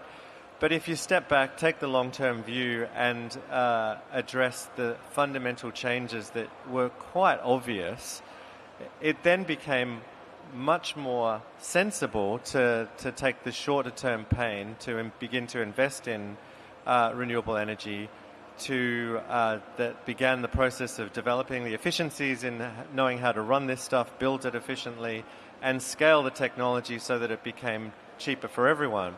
And if you look fast forward to today, we're standing as a power industry on the verge of forecasts that say demand for electricity is likely to triple between now and 2050, driven by the power of decarbonizing the electricity sector. It opens up opportunities for a whole raft of other sectors to decarbonize. Most obviously transport. We're seeing electrification of vehicles all over the place, all around the world, and that's a trend that will only get stronger. But you're also seeing it in industrial processes and a host of other areas. And but again, it starts with with having that long-term view and vision, and being prepared to incur the short-term cost in order to begin the journey. Thank you. So that's probably the arbitration of the horizon of the investment. Now there's also a dilemma, but you put it as a sort of the horizon. You're taking a long-term view, but I put it to D as well. So you just mentioned, if you're doing sales, I'm doing sales as well. So to sell, that means you ask people to buy more. That means a chance to waste more. But that's sort of contradict to sustainability. And for you, in terms of how do you manage revenue growth and avoid, because the market is asking for particular Gen Z for sustainability products, and how do you sort of balance it to manage the risk of being greenwashing? I think, first of all, we need to talk about the fact that today sustainability or hitting some key sustainability metrics, that's hygiene. Like, people just expect it if you're younger. The reality, though, is nobody is going to be willing to pay for green, which does lead to a lot of greenwashing. I think for us, because sustainability is really where we believe the world needs to go, this is the same way. I make clothes not just to sell. I make clothes with the view of a consumer, and I hope that he walks out of my store looking good, and feeling confident. Now, my merchandising team all day long, they come in and they said, we're selling on Douyin, and based on this is the garment we need to sell. And I look at it, and I'm like, that's not a garment, right? Like, this is something you've made on the basis of like 60 sales metrics that come out, and the person is not going to be well dressed, and this garment is not going to serve him well in the long term. That is a key value of mine. Okay, not all brands think like this. Other brands probably sell faster, harder, and grow more than I do. But this is my core belief, and this is how I believe that I will have a long-term relationship with my customer. I think sustainability is the same way. I think that, a long time ago we believed that there was no future without transformation of the ways the industry was polluting. And so we started to invest in research, and we now have a group of products that we've incubated ourselves, including waterless dyeing of cotton, right? Salt recovery for denim. So basically, denim dyeing is one of the dirtiest dyeing methodologies out there, and we can basically clean that up. And I think, had we not believed that in the beginning, even when there was no market, we would never have taken these positions in the R&D. And now we are able to take this and market it, not just for our own brands, but as technologies in themselves. I think, whenever you move against something that's happening tomorrow, it's a little bit of a wish and a little bit of a dream and a little bit of a bet. But the truth is, we all take positions. That's what business is about, right? And that's what life is about, risk, reward. And as leaders, it is our position to ask where the world needs to be tomorrow and go there rather than just follow along and end up somewhere we didn't want to be. And I think that's how we embed this in our culture. So true. So that's back to education, culture, and getting back to the people. So, Ilaria, just now you were saying that some idea of keeping the technology founders stay on the course of sustainability, and I would like to add it up, because when we talk to our funders and some of the co-investors and LPs, the biggest concern has always been greenwashing, Article 9, how would you make sure that the investment, when it started as sustainability, not end up with some washing, right? So that's a big concern. But then at the same time, that's very true, because for a startup, when they sort of start to moving along and they find there are resources they lack, and it's not cheap to write report to measure it. So how do you see, in terms of keeping them on the course, what would be the best practice and advices you would like to give them? Give it to them. Well, first of all, I'm not qualified. I really don't think, because I am not a founder, right? I joined a startup when it was already about to go IPO. I'm a founder of a think tank, but that's not the same. So you guys will have to think a lot about where you get your money from. I think that would be the first thing. As an investor myself, I realized that where your capital comes from, especially your initial investors, they will dictate, they have a lot of power to tell you where your company should go, especially if the VCs actually sit on your board, or they have information rights, voting rights. So it's very hard to say no to money at the beginning, but it will derail your course if you say yes to the wrong money. So I would say exercise a long-term greedy mindset when you think about investors, because there actually are a lot of investors out there, so much capital. But you also need to be well networked. You have to be very aggressive in getting out of your comfort zone to know who are the funders out there, so you can actually take your pick and have a great product, right? Provided you have a great product. That would be the first thing. Be smart about the capital you take. But the next is, I hope you're really solving a real social problem. And we're talking about ESG here. If some of you don't care at all about solving social issues, that's fine. But if you actually want to care about bridging the gap for some human beings out there, then at each point you can not only think about scaling and velocity, right? You have to think about when do you hit the brakes a little bit so that your stakeholders can catch up. Which means the next point, who are your stakeholders? You have your customers, you have your investors, you have your company's employees, and they all want different things at the same time. So how do you find a price point that agrees with your customers and your investors are okay, and that your employees are okay? And how do you, back to leaving something on the table, how do you leave something on the table for everybody? That's a wisdom call, not a algorithm definite number call. And it requires wisdom on your part to understand the human condition and the demographic that you're operating in. If you're building a business in Vietnam, it will be so different from Thailand, so different from the Middle East, so different from the US. So I encourage you to be well-traveled, understand people, have a lot of authentic, honest conversations, and get your hands dirty and take your time. Thank you.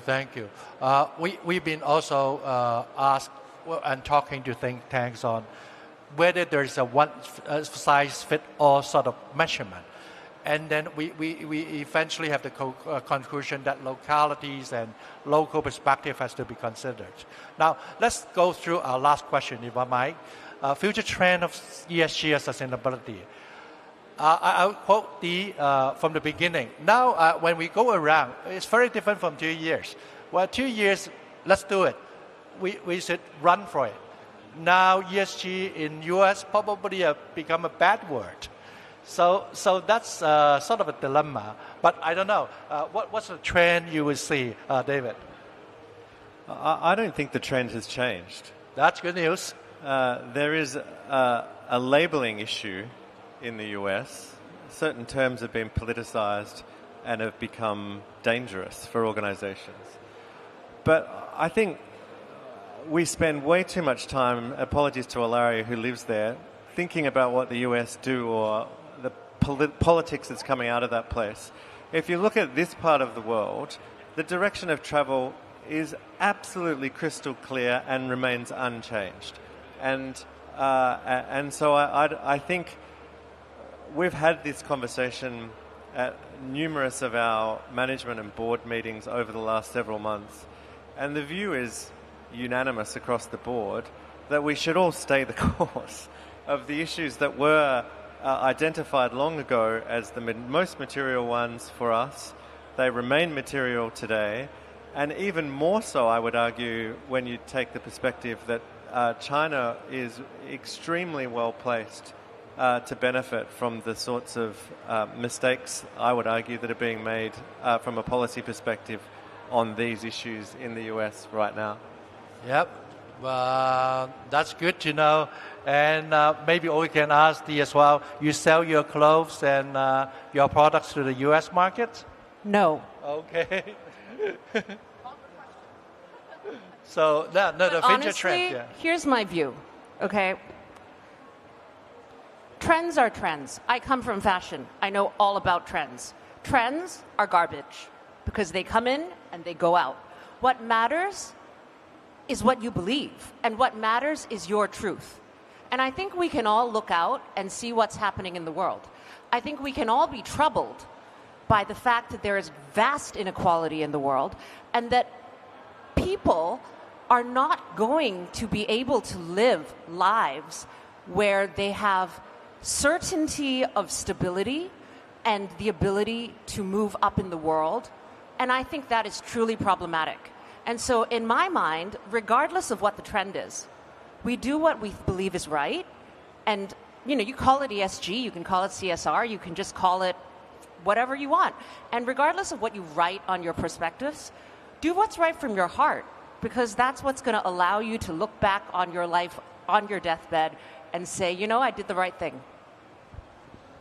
So, Larry, so you talk to a lot of people. As a think tank, what you think in terms of trends? So I'll say something that I think is both a trend but also a tried and true tale as old as time.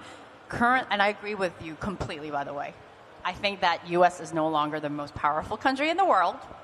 Shoot me for it. But we're increasingly living in a multipolar world where there are a lot of uprising of countries that are more and more powerful. There's China. There's all these China plus one and neutral in the middle, all kinds of things. So we need to be well aware of many trends, many cultural trends, and respect a lot of different countries and know about them.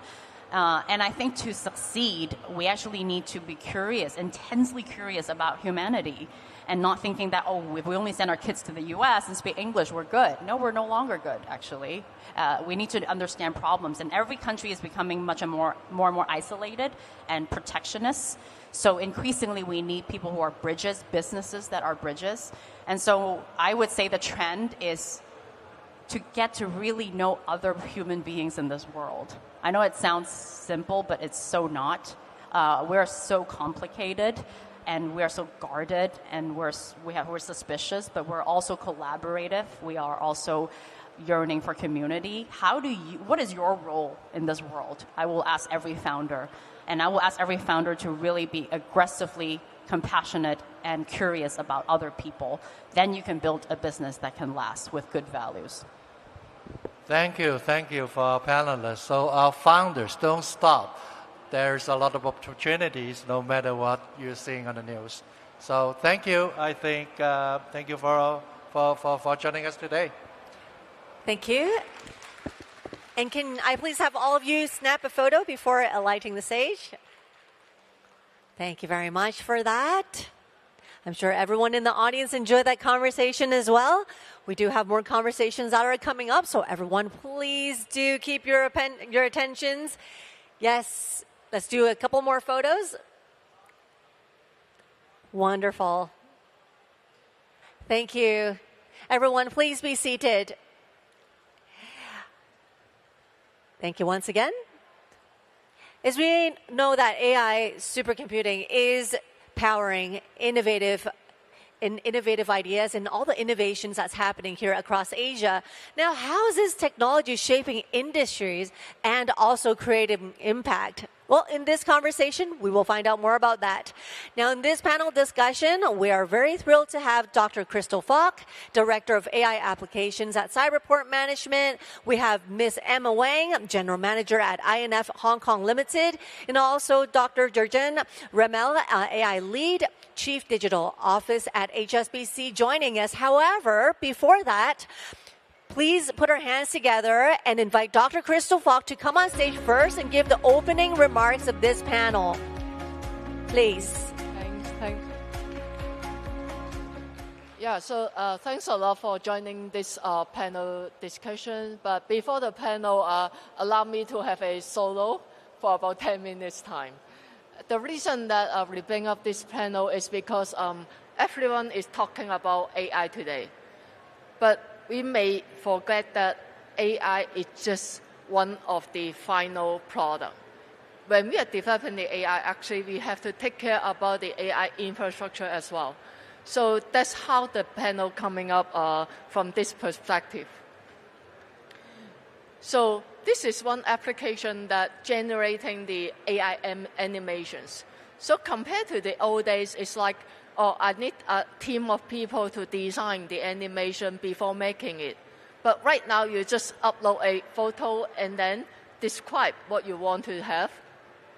At one point, within maybe one day, you already have the animation being well prepared, which means that AI becomes irreversible.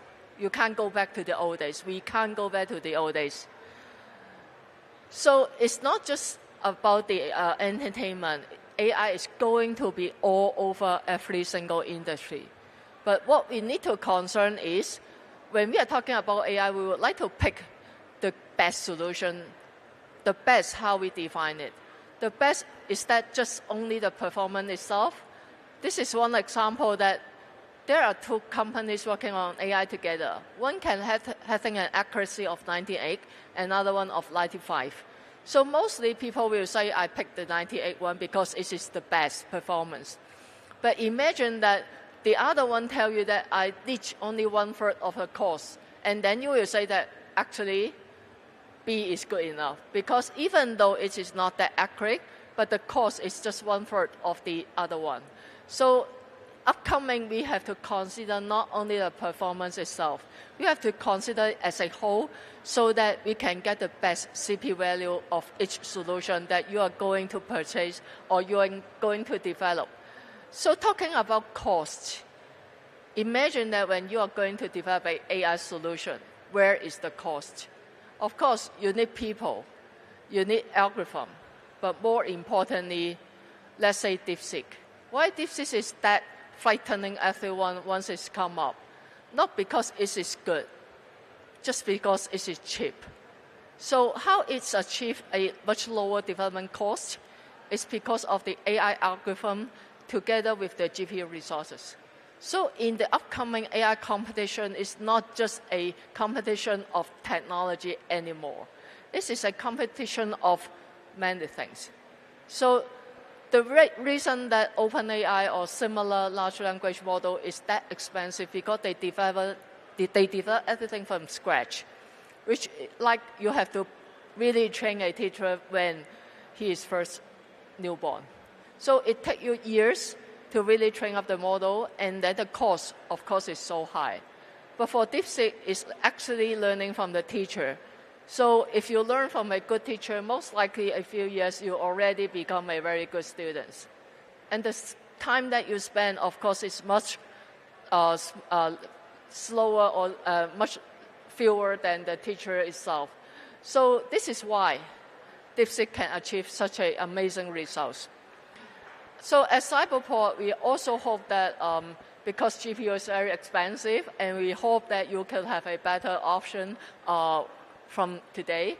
We hope that our AISC, the AI Supercomputing Center, can really serve this purpose from your design stage to your deployment stage. So later on, throughout our discussion panel, we will also talk about it.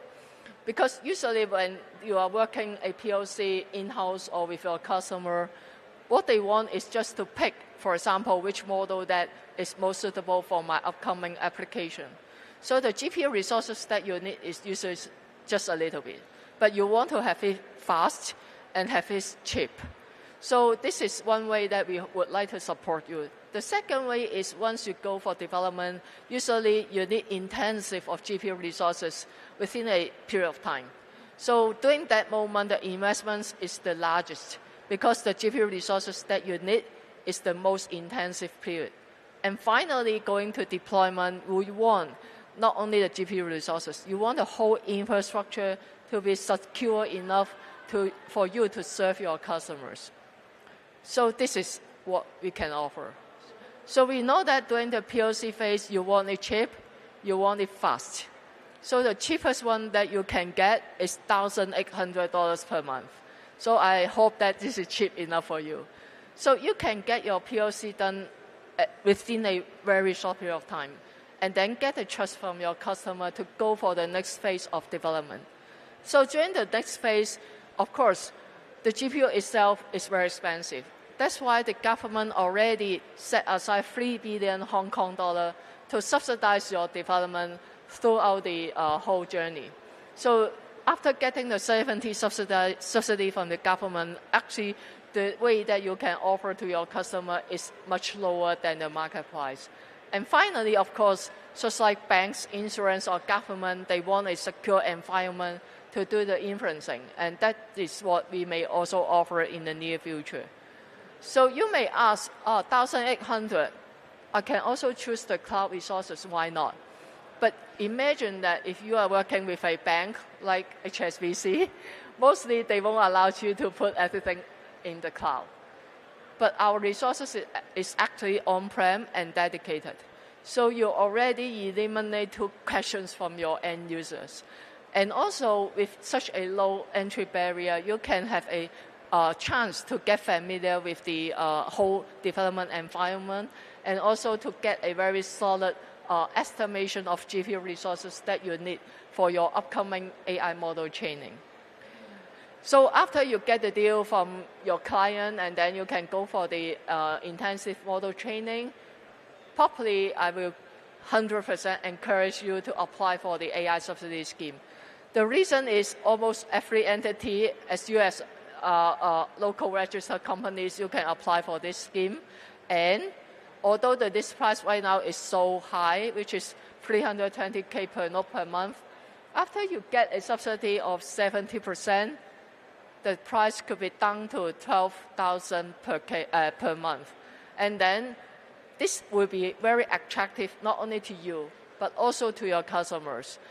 The reason is, although right now we got the 1,800 plan, when you go for POC, your customer will say, okay, it's more or less the same than the cloud offerings.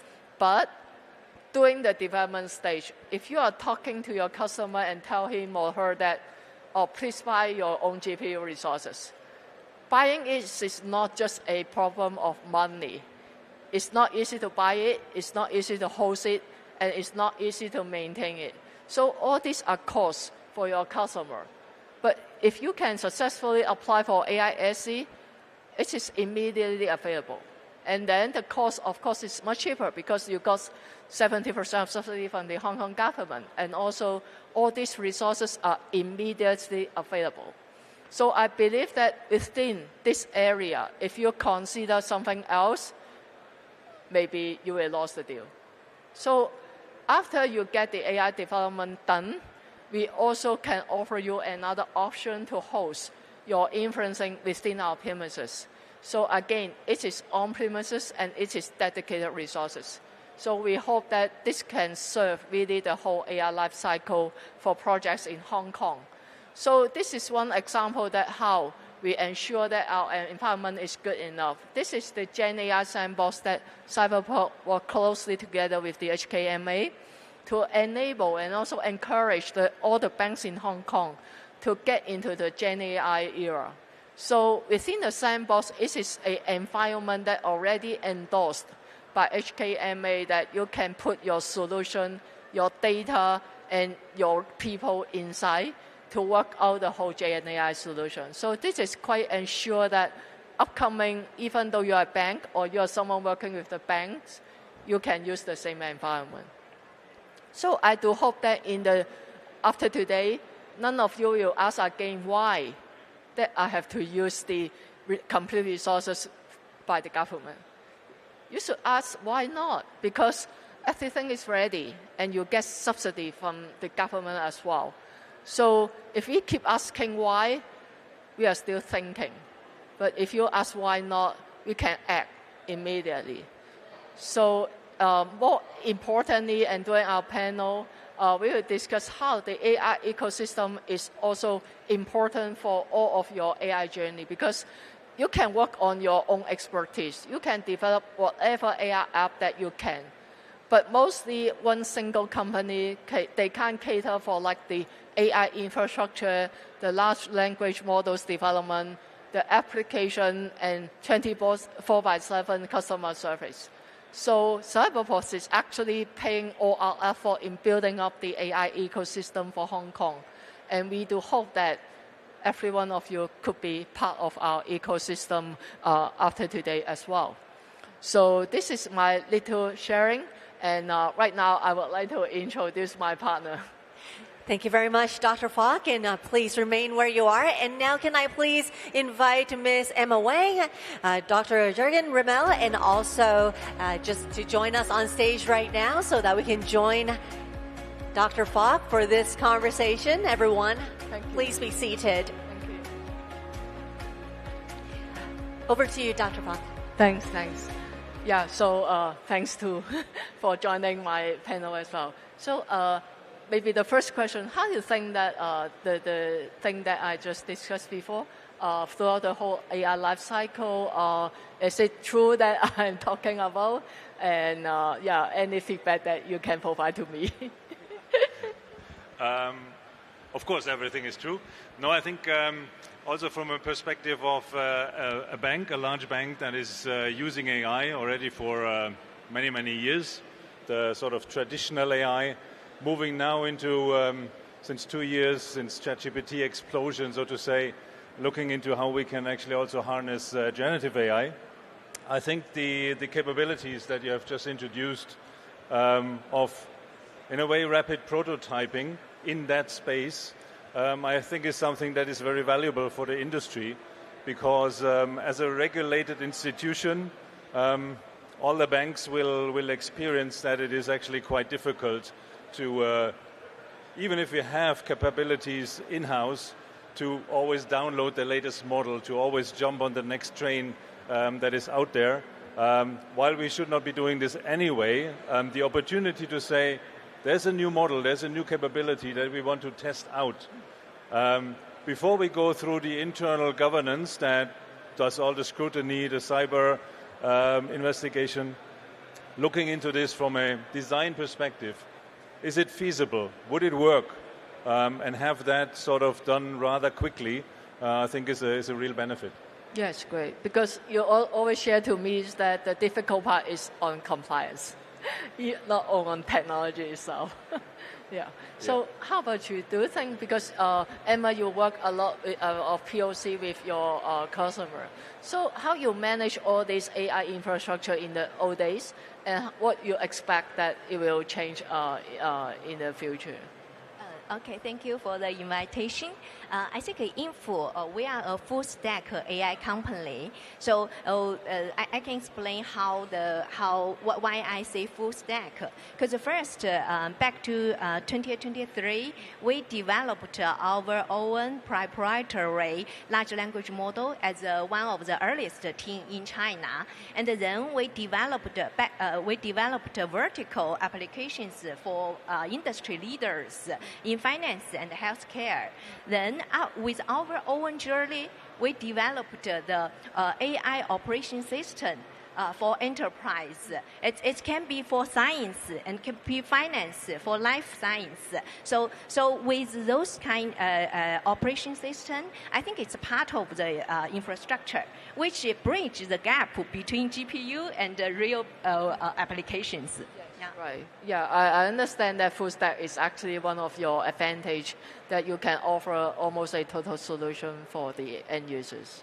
Yeah. So, Georgia, may I ask, because banking and finance anyway is the most serious stuff when talking about security.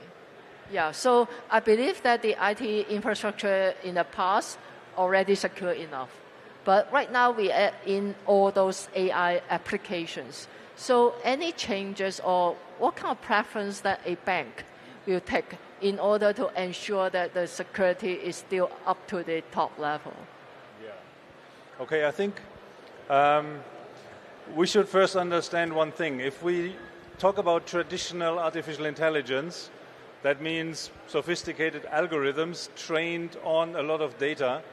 In the past, we usually talked about our own data. Banking data that we have internally, that we have from our customer journeys, maybe even from customer communications that we try to analyze. But we have the data in-house and we process it in-house with AI. If we now talk about generative AI, the major difference is that those large language models have been trained by someone else with data they found somewhere on the internet. That in itself tells us already that there's a little bit of a security risk in just adopting the capabilities of generative AI. So yes, we do have a lot of, say, security and cyber concerns. The first one in that context would be not even talking about our own data, our own customers, but what is in that model, what has been trained into it, and what does it mean for the functionality it actually gives us. So the functional test at first is already a concern. And then secondly, the questions that you opened up before in the sense of where is that running? Where am I using it? I'm certainly not seeing any bank to use the APIs into OpenAI or into any other sort of model company with internal data. You cannot just give that data away. So you need to have your own models running on your own or self-procured infrastructure. And the opportunity to have that here in Hong Kong on-prem in Cyberport, I think is one of the options, one of the solutions to that question. Yeah, thanks a lot. I think, yeah, that's true because if you go for cloud, actually you don't know where it is. Yeah, and they could hardly tell, and they won't tell. Yeah, so I believe that because 10 years before, people say that, oh, I should get everything on cloud. But right now, I believe that there should be a hybrid solution that really serves the purpose. Yeah. So, Emma, may I ask, because when you get to the customer, first of all, of course, they will ask about cost. Yeah. So how will you suggest the customer that doing different kind of phases, they can leverage the infrastructure or design the infrastructure in a more reasonable way that they could really save money for that purpose? Yeah. Yes. I think that's there will be two aspects. First is the real use case. If only you have a valuable use case, you really turn AI as a productivity for your company, and either it make it more efficient, or you make your new offering to the clients. That's the fundamental thing for all the AI applications. And the second is efficiency, which means if you have tools. This kind of tools can help you manage GPU, schedule tasks, or it covers end-to-end AI development from training, inference to deployment, application development. Only you have those kind of tools, then you found with, say, 2 nodes offered by Cyberport, you probably can support 3 or 5 applications. That will enable a bank, a firm to justify ROI for the infrastructure investment. Yeah, I think so, because I learned about your AI operation system as well, because I think even though no matter what kind of AI solution that we're developing, sometimes, of course, even though we are doing inferencing, we need to train up the model after some time, maybe a few months. Then you need, again, the training resources. So I think this kind of pattern will keep repeating if we are keep using AI in the future. Yes, because even with powerful foundation model like DeepSeek, you still need domain knowledge, domain data, right? And to do some further pre-training, SFT, reinforced learning, those kind of things can be efficiently conducted on a good platform. Yeah. So, thanks a lot. So, Georgian, may I ask, because HSBC, of course, as you mentioned already, using AI for many years. Yeah, is it still stay within internal, or some of the AI already can achieve like client-facing or other kind of purposes? Yeah, I think, say, the sort of traditional AI is operating on customer data. It's not client-facing in the sense of an interaction that we have with an external customer. We do have chatbots, of course, active with sort of maybe a previous version of natural language processing, not generative AI with the additional risks that this brings. So we are looking into Gen AI deployments first and foremost for internal staff, for internal applications, to sort of keep the human in the loop, keep the expert in the loop, to sort of have a chance to filter out, to buffer any sort of maybe weird or hallucinative or otherwise troublesome results that a generative AI still might bring. So it's an evolving sort of path into the industry, and I think to the training opportunities that you were just discussing, I think we will see that more and more that a model becomes much more useful if it is trained on financial domain knowledge, on financial data, and just knows more about finance. And it will be much easier to deploy if it does not know much about all the other things that those big foundation models have been trained with. So as an industry, I'm not only talking about HSBC, as an industry, financial industry, I think we will see elements like we have seen in the past, that the industry tries to get together. Many years ago it was data models, it was functional models. Now it is maybe Gen AI models that are specific for financial services and very much tuned to this. So any sort of capability of maybe coming together as an industry and creating this capability with training resources, of course, but much less. Just create a financial services expert in such a Gen AI infrastructure. I think that is a good path forward. And again, we need compute and we need management of the data. We need management of that environment. As you would with the traditional AI and the data science in-house, you need something to manage these capabilities in GPU scale, wherever that capacity sits. Then I have one question. If everyone, just like the DeepSeek, everyone right now got the teacher just right beside them. So do you think other banks can compete with you very soon? Because everyone already have some support from the LM or AI models or Gen AI models. I think even nowadays everyone can buy the same infrastructure, so I think that alone doesn't really help.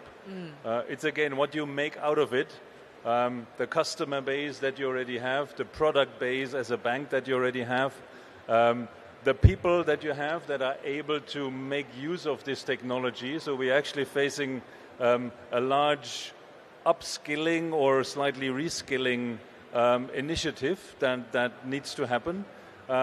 So it's a large combination of many factors where I think just using the latest and greatest model that is advertised somewhere, that alone will not cut it. Yeah, this is the answer that I want.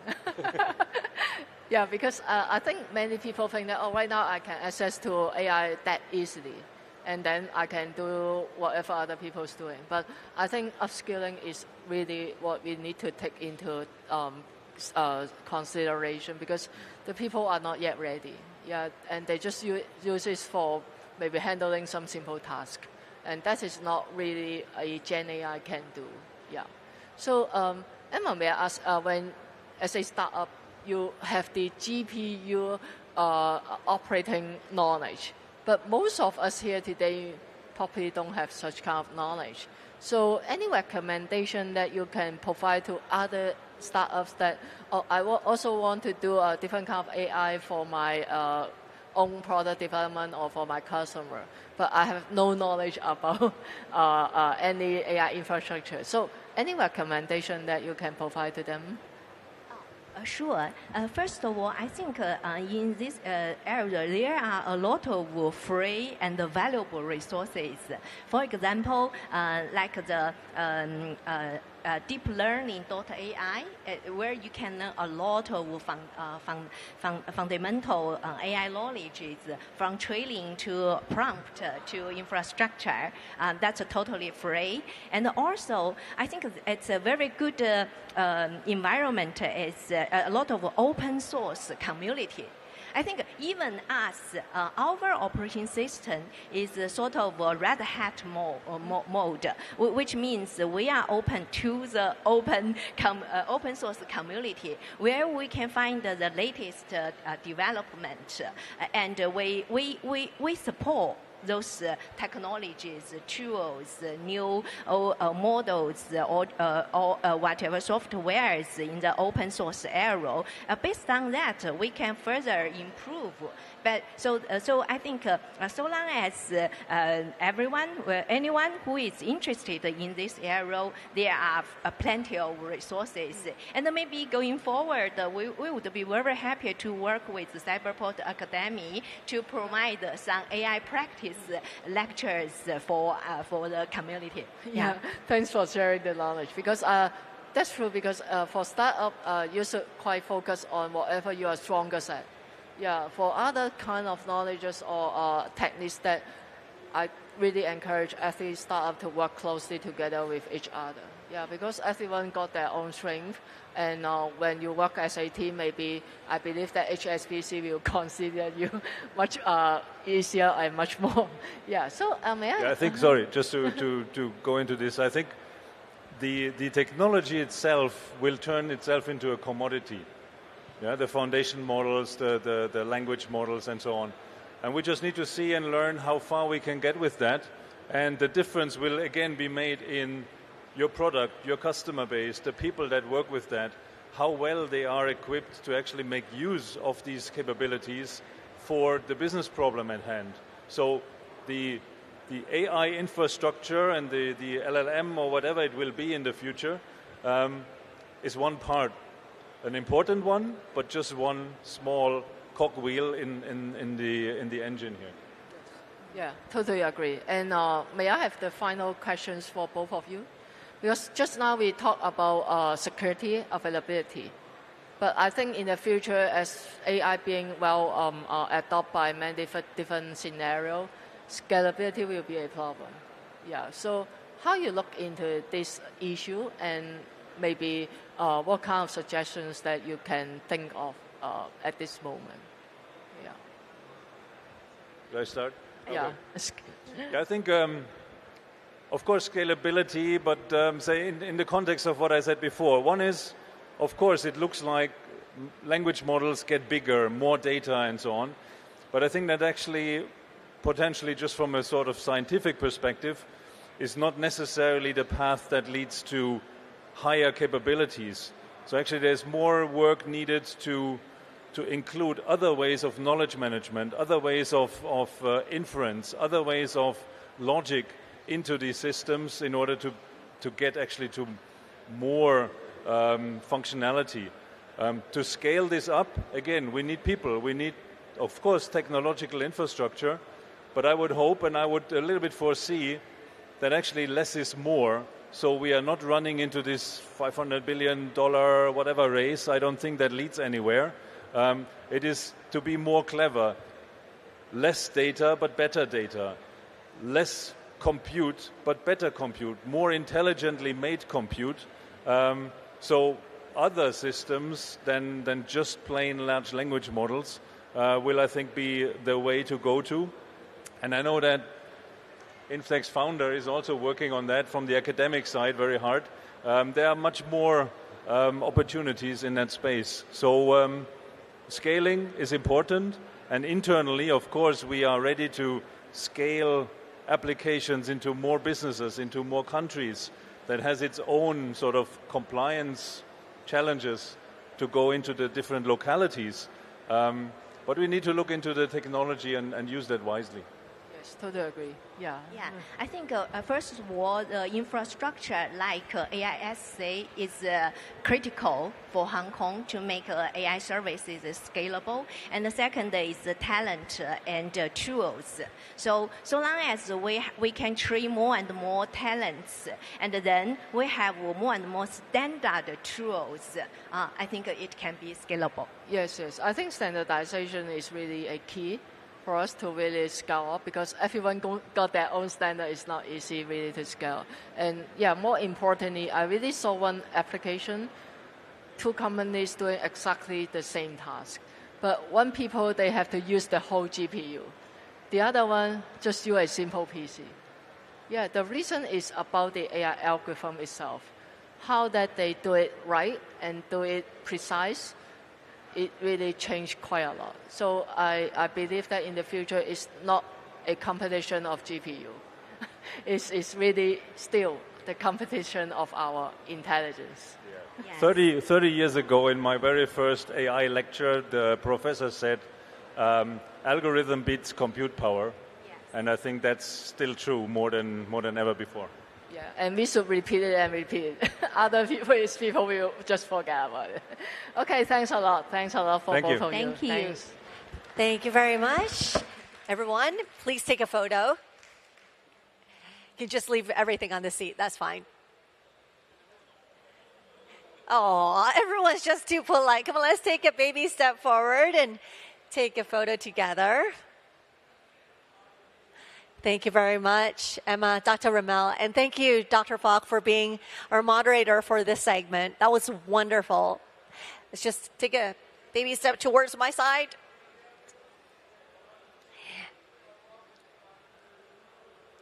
Perfect. Thank you once again. Everyone, please be seated. Yes, just leave everything here is okay. Thank you very much. Please be seated. Thank you. All right, ladies and gentlemen, now please listen up to make it a little bit more interactive. Now, in our next panel discussion, we will be taking questions from you, from your end, at the end of the session. So everyone, please get ready and open the JUMPSTARTER portal app or the web app.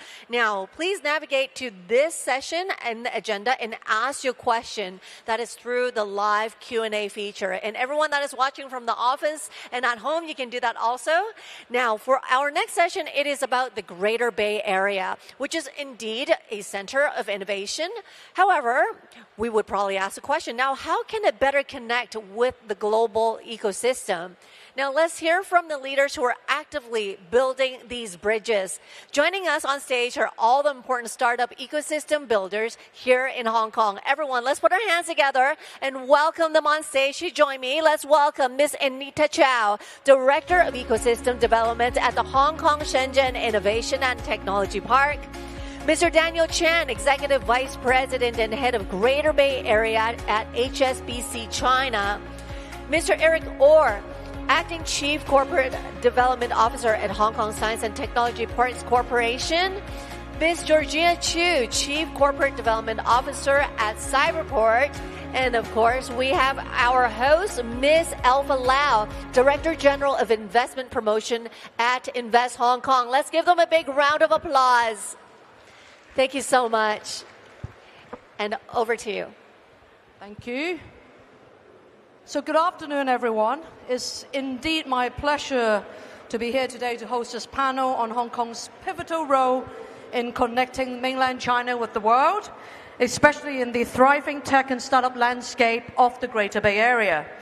So Hong Kong is an international business hub. We are a super connector that offers unparalleled advantages for businesses looking to expand in all directions. And as part of China and under the one country, two systems, we're the only place where international advantages and the China advantages converge. We provide stability and opportunities combined with an international outlook, robust legal protection, and free flow of capital. So our strategic locations connects you to all Asia's key markets within 4 hours and half the world's population within 5. The Hong Kong International Airport links us to over 220 destinations worldwide, enhancing supply chain management and market access. The city also has a strong talent pool. We have 5 of the top 100 universities of the world here, based here. Now, of course, today's title is the Greater Bay Area. So the Greater Bay Area is, of course, as we now know, a global tech powerhouse. Hong Kong is the most international city within the GBA, providing startups with unparalleled access to both funding and manufacturing capabilities. We are also the premier gateway to a vibrant ecosystem of innovation. This is where business growth and capital flow are very closely aligned and mutually reinforcing. So, Hong Kong-based startups benefit from preferential tax policies and the Mainland and Hong Kong Close Economic Partnership Agreement, known as the CEPA. Recent amendments to CEPA, which came into effect recently, streamline operations for Hong Kong invested enterprises. For example, did you now know you can now use Hong Kong law and choose Hong Kong as the seat of arbitration for any contracts or agreement that you enter into if you have a parent company in Hong Kong for these Chinese investments? These changes will also allow startups to benefit more quickly from CEPA's preferential treatment, attracting entrepreneurs from around the world to establish a presence in Hong Kong and explore the mainland market. So, Hong Kong is a launchpad for innovation, empowering startups to thrive. And in this session, we shall see how. So as we start this panel, I just want to take a moment, if all of my esteemed panelists could take a very kind of a short and concise introduction to yourself, starting from, if I may, you, right next to me. Anita? Oh, hi, everyone. Good afternoon. I'm Anita Chow. I'm the Director of Ecosystem of HSITP. HSITP is a new INT park in Hong Kong covering 87 hectares. It is actually part of the Hong Kong Shenzhen Science and Technology Innovation Collaboration Zone. So our mission is to provide a platform for the tech company to facilitate them to collaborate with among the research, industry, and enable them to be commercialization and pilot transportation in Hong Kong and at the park. Thank you. Daniel, tell us about yourself. Yeah. Thank you. Good afternoon, everyone. I'm Daniel Chen, I'm head of Greater Bay Area for HSBC. My main responsibility is to bring the huge opportunities of GBA as well as the strength of HSBC to deliver the best value for our clients in GBA and beyond. I think this is also the mission of HSBC 160 years ago, and this is the month that we celebrate our anniversary. I think it also echoes very well with today's theme of the panel, which is Connect GBA to the World. Look forward to sharing the experience and exchange views with the panelists. Thank you, Daniel. Next, Eric.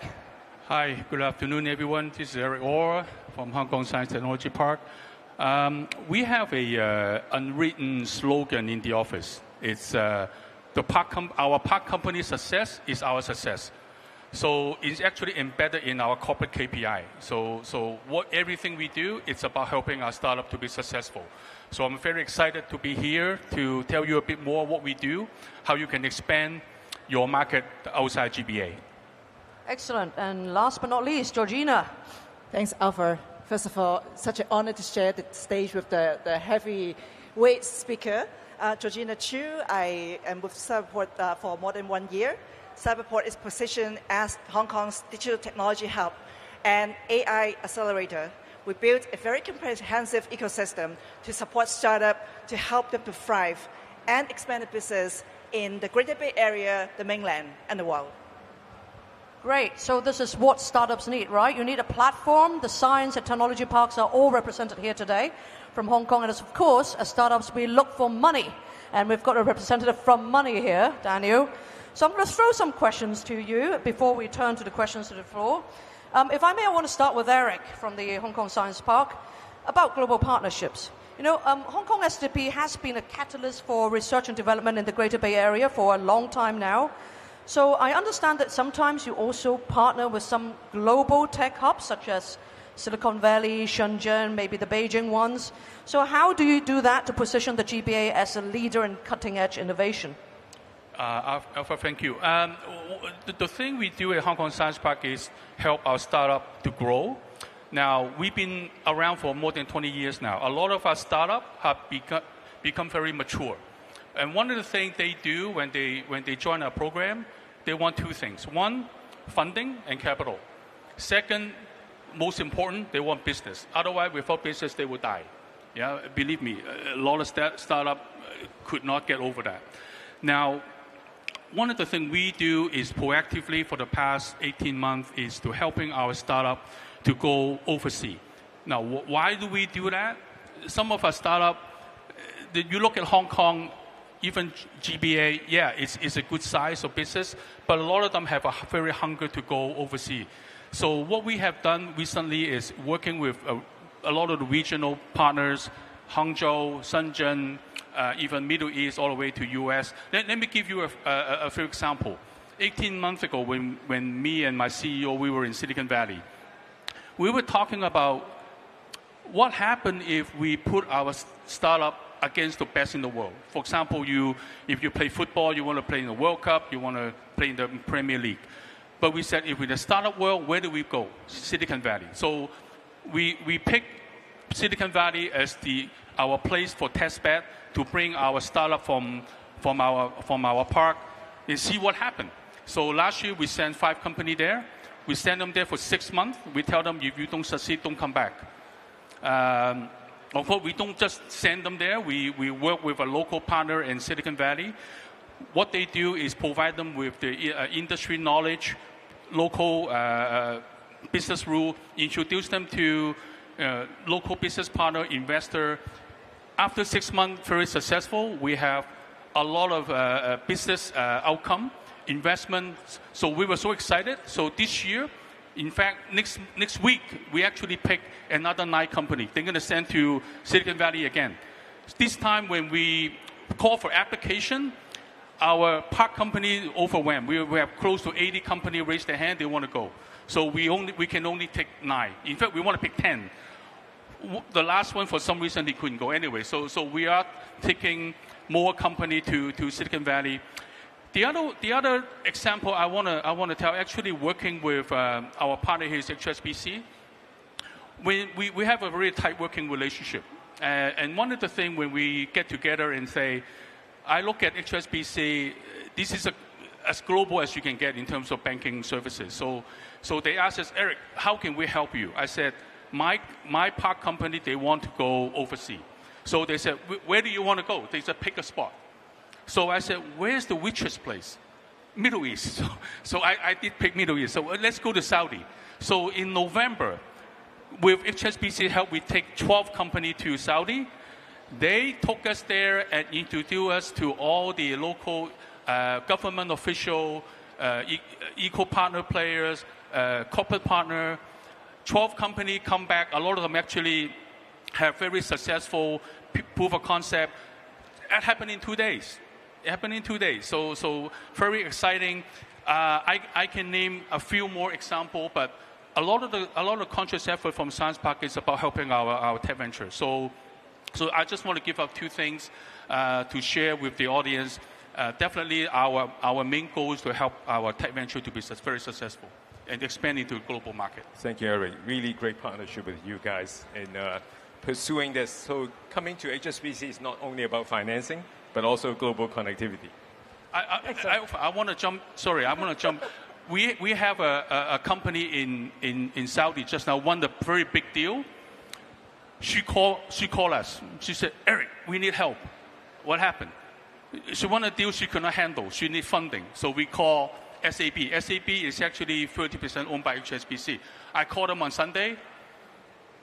I connect them on Monday. Everything is in much better progress now. So this is another example. Working with a global bank is just one phone call away.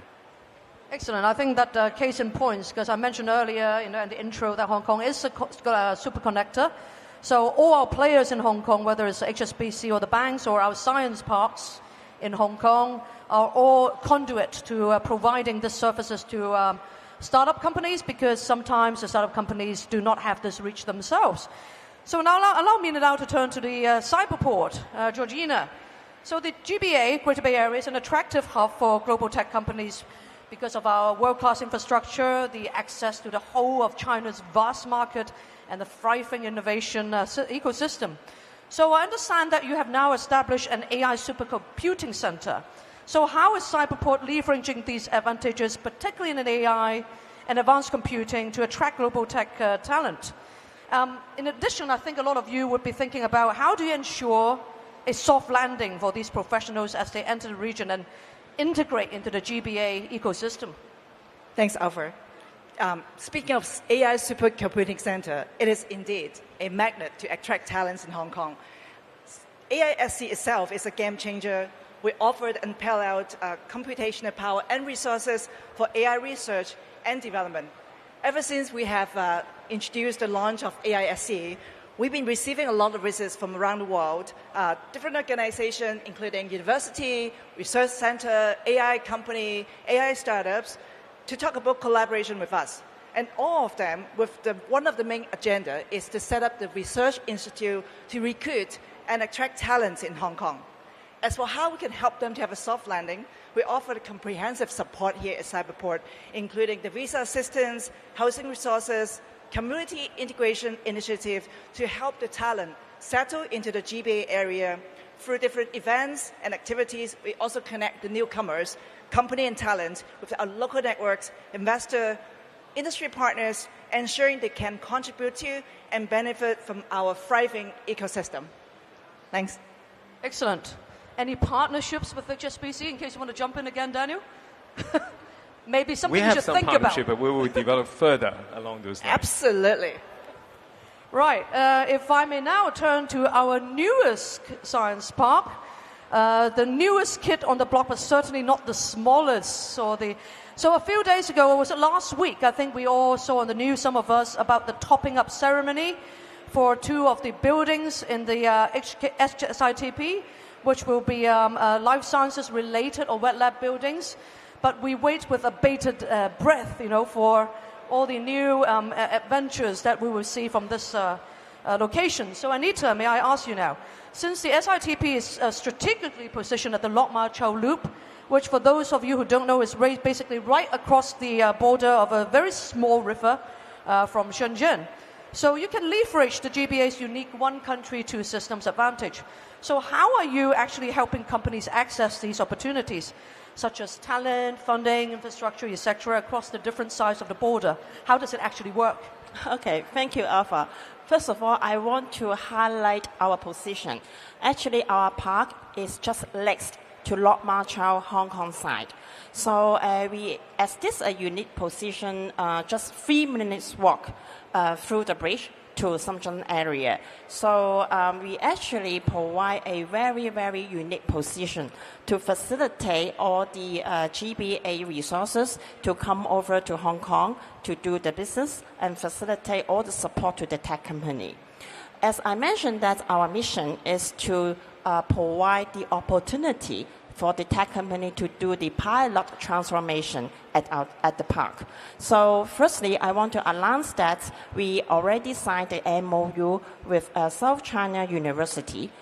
This is a very unique organization and institution. They are the official company that the tech company could do all the testing within the park so that they could get the certification in order to get the MMPA compliance certification in order for them to have further clinical trial in China or the product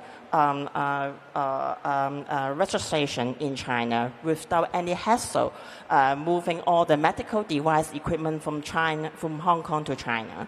Secondly, we actually partner with the CAS Testing Institute that they are organized to set up a lab at the park so that all the organization they want to product in China, they could do all the testing at a park in order to get the certification.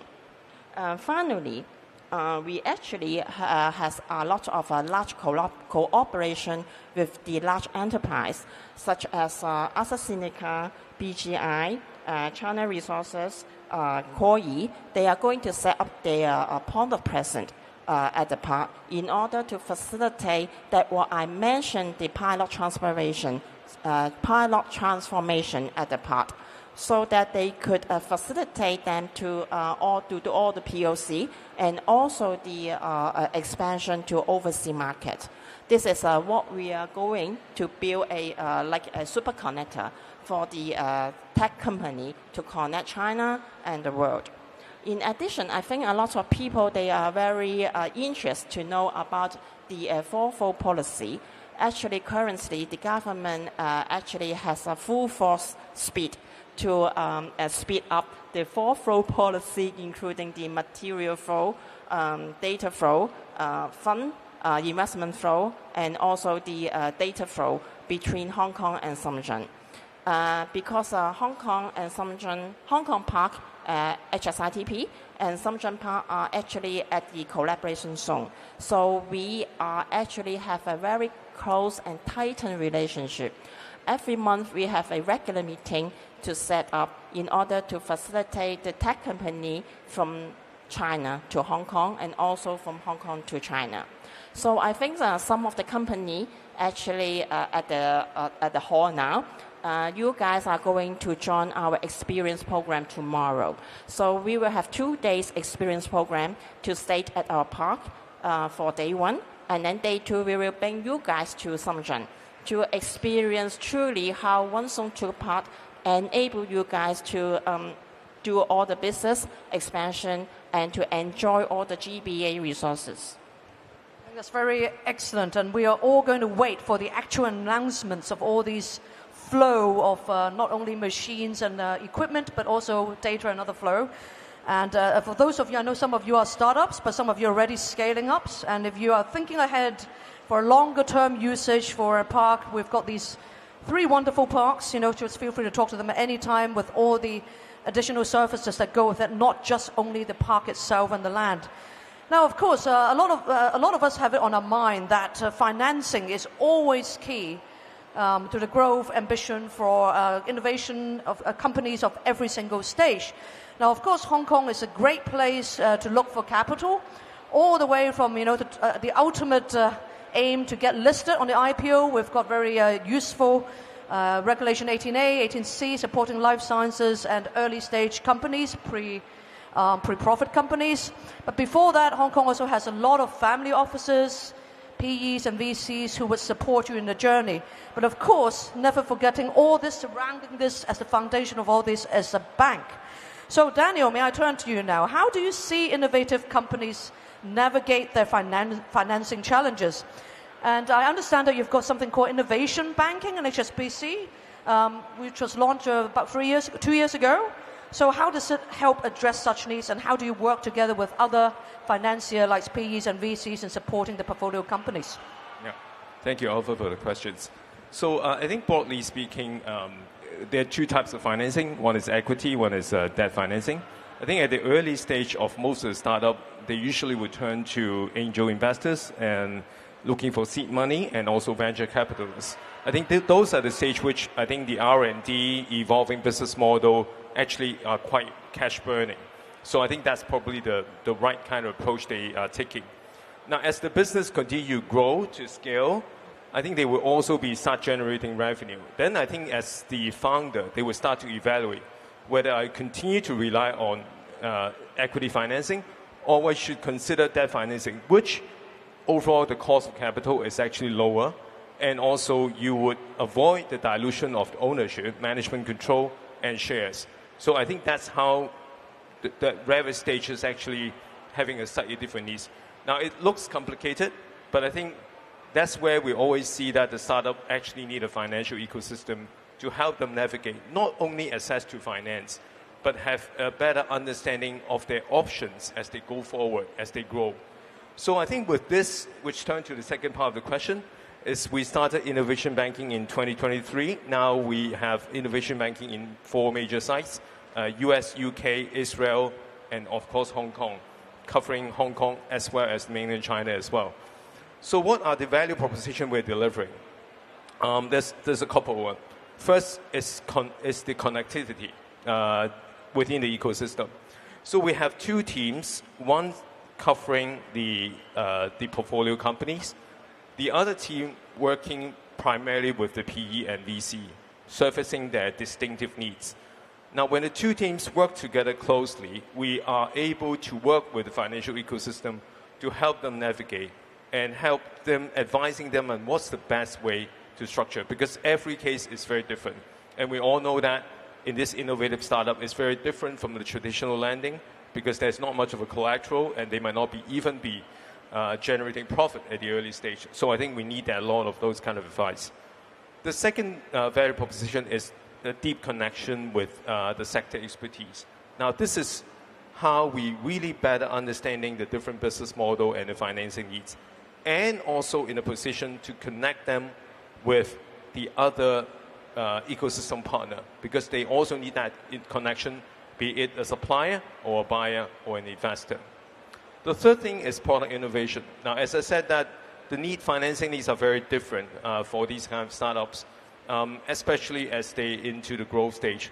So we look at how best we can do credit evaluation without looking at the very traditional method, and particularly for venture-backed SME enterprises, we actually are the first one in Hong Kong launching the venture debt solution, which enable them to avoid the dilution of shares and ownership while also lower the cost of financing. I think these will be very welcomed by a lot of business as they continue to grow and scale.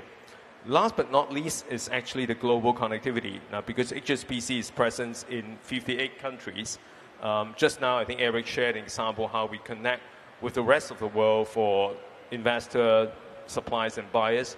But more importantly, it's also within Greater Bay Area or in the broader mainland China and Hong Kong, we do welcome a lot of these mainland enterprises to leverage in Hong Kong as they venture overseas. And that's where we can add a lot of value because we have strong presence both in Hong Kong and in mainland China. So adding the four together, I think we are playing a role not only helping them to access to finance, but also access to opportunities, market expertise, sector experience. Excellent. So we've had the 3 science parks and technology parks of Hong Kong and one of the largest banks in the world that will help you connect all here today. And of course, just quickly, myself, we are from Invest Hong Kong, a Hong Kong government department that also has a dedicated team that helps startup set up here if you're not from Hong Kong originally. My team is around. If you see this pin, you can approach them. We do not charge for our services either. So now I'm going to turn to the floor to see if you have got any questions. I think we've got time for a few questions. Anyone have to MC? You got the questions from the floor? Oh, there's my mic. Now, we do have a question, so I'll just read it off of here if you don't mind. Someone asked, do you have any interest in extending your impact to emerging markets? For example, EMENA and Sub-Saharan Africa?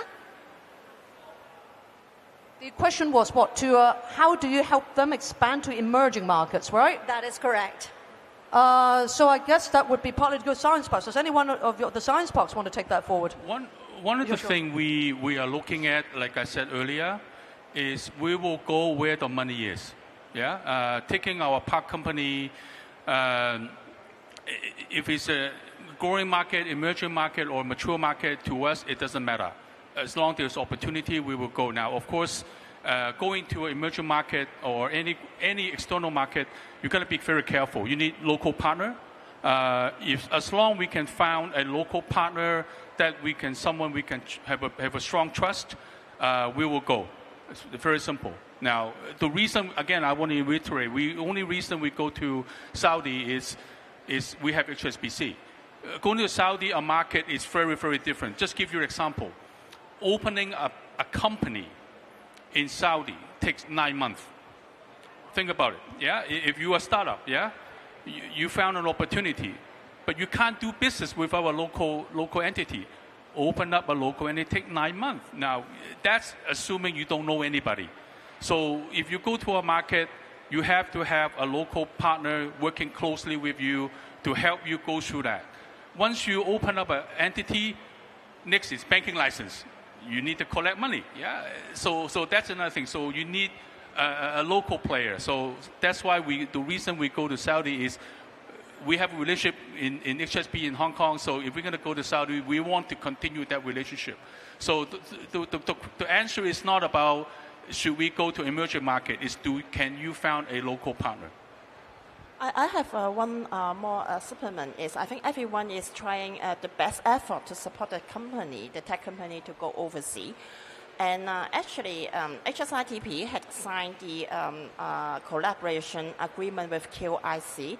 QIC is one of the largest fund organizations in Pakistan, and they are going to invest the money into the Hong Kong tech company, as well as to provide all the expertise to support them to go through all the process when they would like to do business in Pakistan as well. So I think both Science Park, Cyberport, HSBC, and HSITP, and even Invest Hong Kong has full support for all the tech company.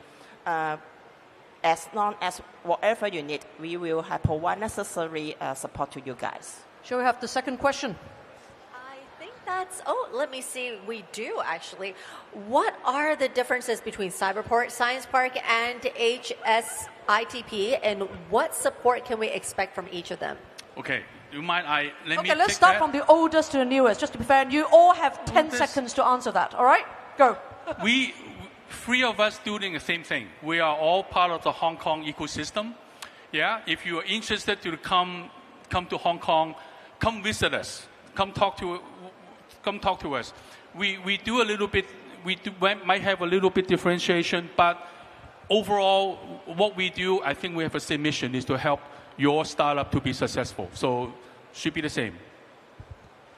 Since we only focus on digital technology and AI, and our team of 200 people only do this, if you're engaged in that kind of business, we support your dream, we have energy, we make you successful. So HSITP is because of its unique position and location, located at Lok Ma Chau. So we actually act as a bridge between Hong Kong and GBA. So however, we work closely together with each other. So whatever you need, you reach out any one of us. We will support you for whatever you need. As a neutral party, I say talk to all of them and see what they could offer you, right? Given the time, I'm afraid we don't have more time for questions from the floor, but I'm sure the speakers would, after the session, could talk to you there. But just to wrap this up, I want to have a very quick fire-round question for each of you, and you're only allowed 10 seconds each to answer, all right? So say your piece. Why should tech companies come to Hong Kong to set up? What is in it for them? Eric, start with you. Hong Kong government is putting a lot of resources to support the new technology ecosystem. If I were you, definitely leverage this. This is a huge opportunity right now. You have 3 parks here to choose. Invest Hong Kong, Oasis, a lot of the Hong Kong setup are supporting your growth. Capture it. Georgina. Mine is more sentimental. We are a place of possibilities. So if you have an idea, a dream, we help you to make it happen with our energy. Nita? Okay, Hong Kong actually is under the common law. So it is actually, when you do all the R&D in Hong Kong, you have a IP protection, and Hong Kong government actually set up the IP patent box recently. So it is well up to standard and international for you to develop your R&D in Hong Kong. Excellent. And last but not least, Daniel. I can't complete my financing part without talking about the capital markets, the IPO. I think 3 reasons, more recent trends, which I think you need to take care of. First, I think the listing rules, I think, continue to relax last year, as a lot of pre-profit companies are most welcome. I think this is very competitive compared with all the other stock exchange. The second thing is, since last year, China has been very supportive of a lot of IPO application for Chinese company in Hong Kong. So that's regained a lot of momentum. Actually, there are more than 100 applications for IPO. So it will boost the market. And actually, the market cap this year has already rebounded to $5 trillion US. I think, and also the the daily turnover has gone up substantially. Last but not least, we can't finish without talking about the DeepSeek. But this time it's more about the DeepSeek moment. Actually, it's again bring back all the global investor want to come here to look for opportunities for China as a whole, and also a lot of China inflow funds back into Hong Kong. So with a booming market, this will be a best place for your long-term financial development. So Hong Kong will support your growth journey from initial setup to incorporation to early market engagement, regulatory alignment. We will also help companies leverage Hong Kong's strategic position as a launchpad. So thank you once again to my esteemed panelists. Give it up for them, ladies and gentlemen, please. Wow, thank you very much for that. And can I please invite everyone just take a quick photo before leaving the stage? Thank you very much for that discussion, and thank you, Alpha, for being our moderator. Thank you, Anita, Daniel, Eric, Georgina. Thank you for that conversation. As always, we always wish we had more time to delve a little bit deeper into these conversations. However, offstage is always the best place if you want to get a hold of our speakers. So do make use of that opportunity. And for everyone that's coming in, please feel free to just gather a little bit closer, as we do have more exciting topics that's coming up. All right, everyone, let's put our hands together and say thank you to them one more time, to all of our speakers. Thank you very much. Everyone, please be seated. Thank you, thank you, thank you. And to all of our audience, please hold on to your hats. Why do I say that? Because our next panel is truly exceptional. It's a little bit different than what we're seeing in this past couple days, because we are about to dive into a topic that's relevant to everybody here, and it's quite philosophical. That's right. We're talking about what an entrepreneur is, except for we're going to see it through the eyes of children. Now, everyone, let's put our hands together and welcome with me. Joining us on stage are Mr. Carson C. Ting Hei, budding scientist and inventor. And we have Miss Tiffany Lee Si-Wai, budding entrepreneur, scientist, and dancer. Let's give them a big warm welcome, shouldn't we? All right, children. Oh, wow, you got props. I see Easter eggs there as well. Hello. So I guess I'll be part of this conversation, and thank you so much for being with us.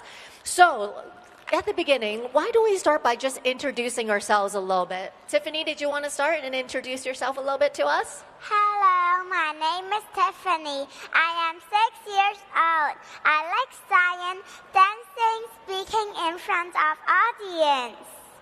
Oh, wow. That's pretty good. And how old are you? Tiffany, how old are you? I'm 6 years old. 6 years old. Wow, that's really incredible. And how about you, Carson? Would you like to introduce yourself? Hey everyone, I'm Carson, a 9-year-old. I'm passionate in STEAM because I want to be an inventor when I grow up.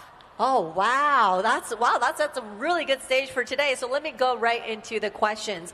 So question one, I want to know, what is an entrepreneur? And can you please describe it using 2 adjectives? What would you say, Tiffany? An entrepreneur can see what's wrong in the world and think to use what tools to fix it to be successful. They need to be strong and never give up. We learn that when we do experiment too. And how about you, Carson? Do you have anything? I think an entrepreneur is like a brave explorer who creates cool new things. So I'd say they are adventurous as they dare to dream big, and super creative as they turn their imagination into something real. By the way, I think I might have these qualities as well. I like your pose, by the way. I like that. That's very well designed. Now, question 2. Now that we've talked about what an entrepreneur is, now let's think about the future. Do any one of you want to become an entrepreneur, say, when you grow up? Why or why not? There's no right answer. And what excites you about being, about this idea? Would you like to start, Carson? Yes, I want to be an entrepreneur and to earn big money for my family. I believe this is a fun job. Wow, okay, that's a lot of things in one. I like that. Now, how about you, Tiffany? Yes, I do. It sounds really fun to make my cool ideas real and help others. If my ideas work, I will be very happy because I can see them smile. Wow, I like that. It seems like a lot of us really resonated with that. I saw in the audience, a lot of people are like, yeah, that's what I was thinking. Now, entrepreneurs often are innovators too. Now, they create things that solve problems or they make life better, like what you just said. So here's a fun question. If you can invent anything in the world, anything, what would it be? So can you tell us about your creative ideas, Carson? I would invent a jetpack for school so students don't need any heavy backpacks. A jetpack could allow us to fly and skip the traffic so we won't be late for school. Can you believe I need to wake up at 6 every morning for school? Most importantly, it will also make my everyday journey more fun and exciting. Going to school will be something I look forward to. Wow, so again, it's a few things in one. I really like that. And how about you, Tiffany? I will make a magical drink that can make our teeth healthy.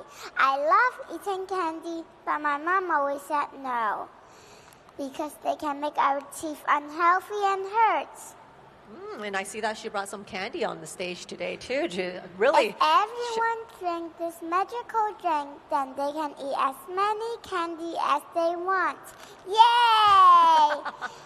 Wow, that's a great one. No one has to worry about tooth decay, and everyone will stay sweet and happy.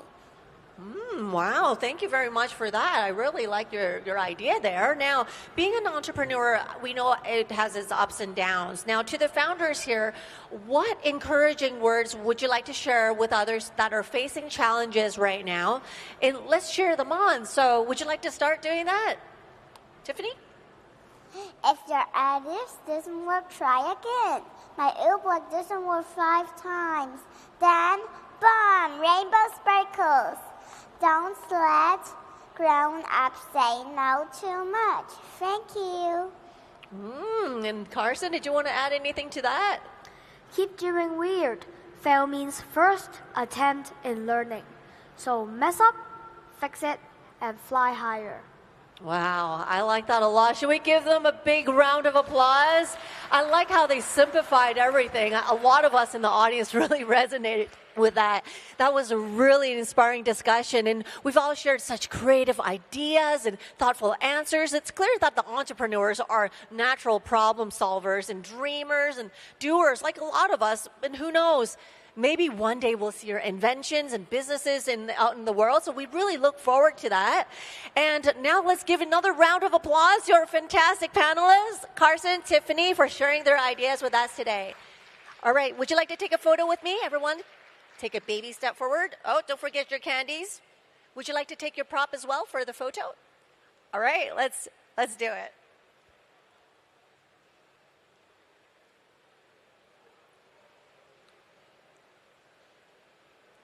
All right, let's look at the camera in the middle right here. Thank you. All right, just do one more. Okay.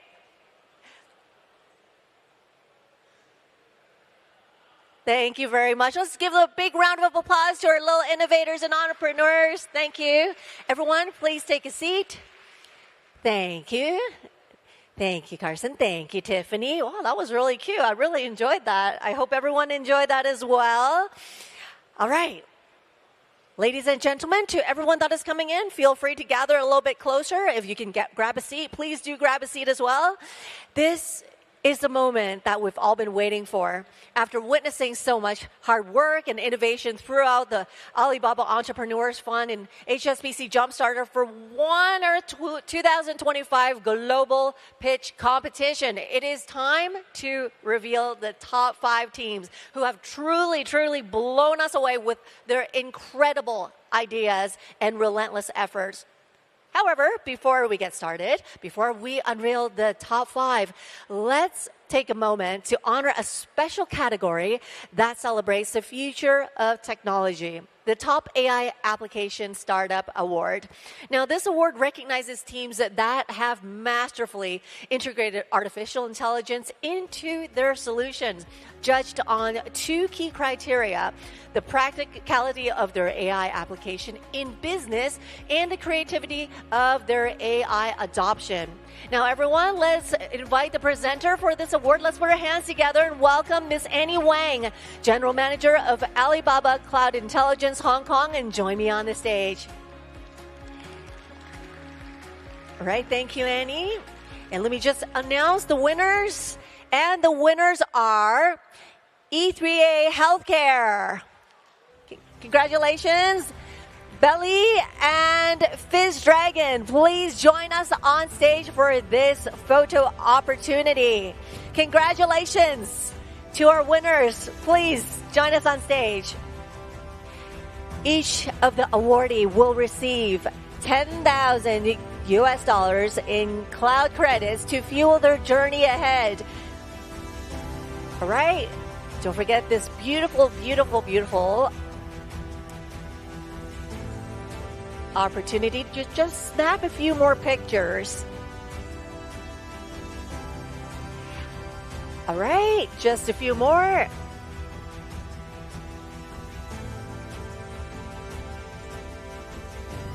All right, just making sure we have all the teams on the stage with us. We have E3A Healthcare, Belly, and Fizz Dragon.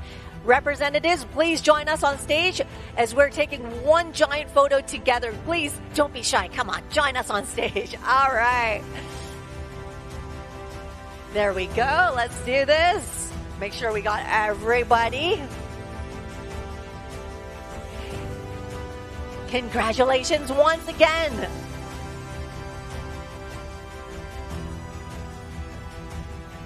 All right, and just a few more photos. Perfect. All right, let's give a big round of applause. Congratulations. And thank you, Annie, for celebrating these AI pioneers with us. Everyone, please be seated.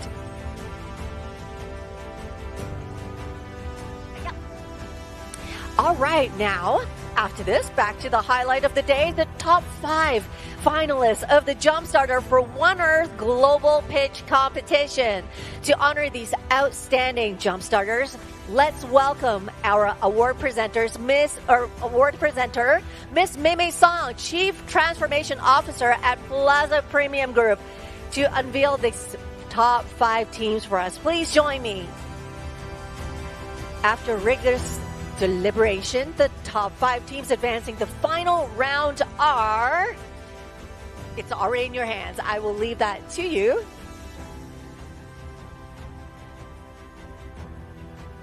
Yeah. So the top 5 are Near Brain, Optimuse, Ferris Diagnostics, Rapid Data, and Tether. All right, so everyone, congratulations to these 5 teams. Please make your way to the stage now. Now, Near Brain is from Korea, AI-powered image analysis, MRI for stroke patients. Optimuse is from Austria, AI software startup specializing in automated building, pre-planning for cost-efficient and sustainable real estate. Ferris Diagnostics is from Taiwan, AI-powered blood-based test for early-stage cancer detection for pancreatic cancer. Rapid Data, Switzerland, AI startup offering rapid, scalable, human-verified data labeling services through a global network. And of course, Tether is from Sweden, AI software to predict electric value sharing patterns by AI to optimize their available power. All right, congratulations. And they will receive a complimentary lounge access at exclusive Plaza Premium First Lounge at the Hong Kong International Airport. Experience a perfect blend of comfort and luxury with gourmet dining options, relaxing lounge spaces, all designed to recharge and elevate your journey after this important competition. All right, Mei, thank you very much. And it looks like we have the perfect picture already. And thank you, everyone. Please be seated. Thank you, Mei. Thank you to all of our winners. Whew. All right. Looks like the stage is all set for the ultimate challenge. Are you guys ready? Nobody's ready. Oh, geez, there's only one person ready. Okay, let me try to ask that one more time. Are we ready? All right, let's do it. Okay, so the top 5 teams are gearing up to deliver their final pitches to our esteemed judges. And speaking of judges, it is time to introduce our fantastic panel of 11 lead judges. They are, all in front of me, Alan Zeman, Chairman, Lan Kuifeng Group. Thank you. Alan Lau, co-founder and operating partner, Two Small Fish Ventures. Arthur Chow, co-founder and CEO, Six Waves. Christina Ong, managing director, head of business banking, commercial banking, HSBC Hong Kong. Thank you. Daniel Trisno, director, AT Asia Impact, Alpha Trio Capital. And Derek Chim, head of startup ecosystem and development, HKSTP. Georgina Chu, Chief Corporate Development Officer of Cyberport. Harry Mann, Partner, Matrix Partners, China. Thank you. Hera Siu, Strategic Advisor. Thank you for being with us. Jeff Liu, Managing Partner at EQT. And also Vincent Ma, CEO, Hong Kong Shenzhen Innovation and Technology Park. Round of applause to all of our judges. Thank you so much for the hard work. Thank you, thank you. Now, ladies and gentlemen, coming up next will be the highlight of the day. To steer us through the final pitches ahead, everyone, please welcome your new hosts, Sarah Tong and Nixon Chan, the co-founders of Big Bang Academy. Please welcome them on the stage. Over to you.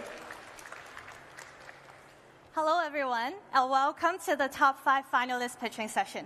We're very thrilled to be here with you today at JUMPSTARTER 2025, one of the world's largest startup competitions, where innovation and entrepreneurship take center stage. And we're even more excited because we're not the one pitching today. For once, we get the easy job of being an MC, so sit back, relax, and enjoy the show. For those who don't know about us, we are Sarah and Nixon, co-founders of Big Bang Academy, an ed-tech company reinventing how science, technology, and AI are taught to kids aged 3 to 16. So if you were here earlier, you might have seen our students who presented at the opening or joined the entrepreneurship panel. Fun fact, they are some of our most best students from Big Bang Academy. And yes, they are already talking about entrepreneurship as young as 4 years old. So finalists, watch out. You might be competing with them in pitching competitions sooner than you think. We know firsthand how rewarding and how tough it is to build a startup. Big Bang Academy began as a bold idea, and thanks to the support of Alibaba Entrepreneur Fund, our lead investor in our seed round in 2020, we have been able to grow our company into who we are today, serving over 30,000 students worldwide. Raising a startup does take a village. It's equal part exciting, stressful, and exhausting. But the pitching process, while very terrifying at times, is one of the best ways to refine your ideas, gather valuable feedback, and connect with investors who believe in your vision. Speaking of pitching, today's finalists are about to take the stage and do that. It's their moment to shine, and we cannot wait to see what's the amazing ideas they're going to present. But first, let's quickly go through what's ahead. Here's how it's going to work today. Each of the top 5 finalists will have 3 minutes for their presentation, followed by a 3 minutes Q&A session with our esteemed judges. The judges will evaluate each pitch based on 4 criteria. First, innovation or industry disruption. Second, business model, traction, growth potential, and strategies. Third, team background and strength. Fourth, impact and sustainability. At the end, the judges will score each team live. We'll ask some of the judges to share their insights and comments. And don't worry, founders, we've got your back. We'll make sure to challenge the judges on the reasoning too. After all, feedback is a two-way street, right? All right, without further ado, let's welcome our first finalist to the stage. They've worked incredibly hard to get on here, so let's give them a big round of applause. Thank you.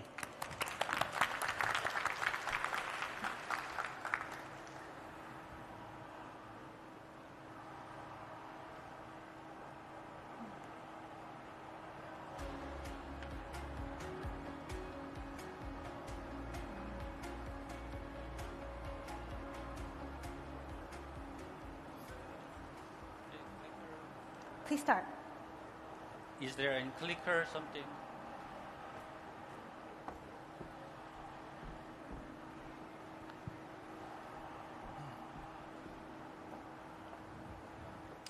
Hi everyone. Actually, I didn't expect to become a top 5, but I'm very happy to be part of this competition.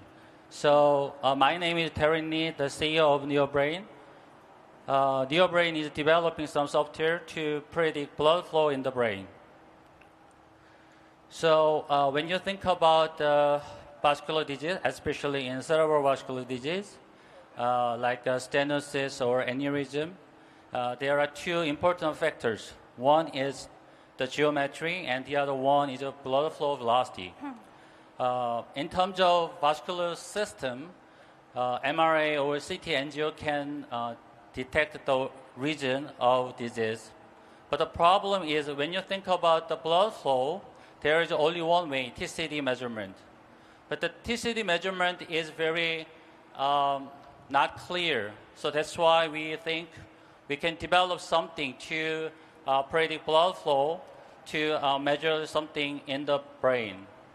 So our team is developing some software to predict blood flow in the brain, and then we're going to provide this to neurosurgeons.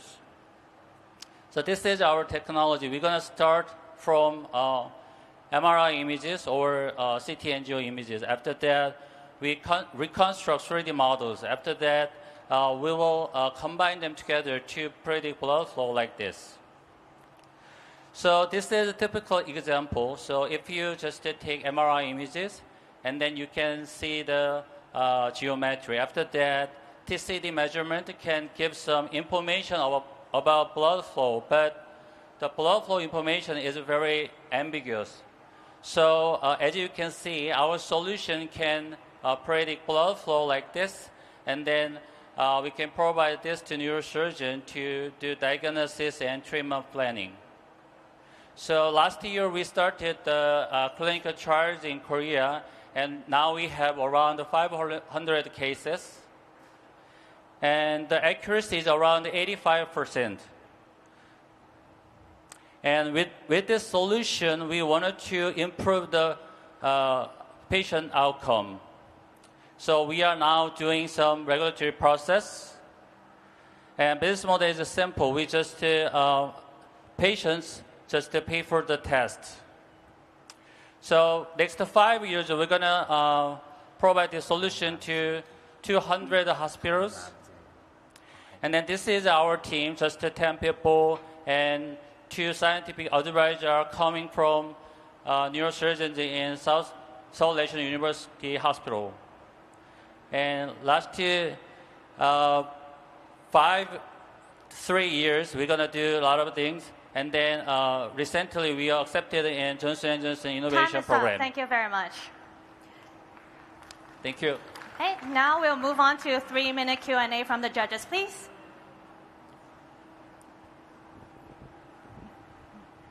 Hello. Good presentation. Can you tell me a little bit about how big the market is, and under what normal situations will a patient need to do that kind of test?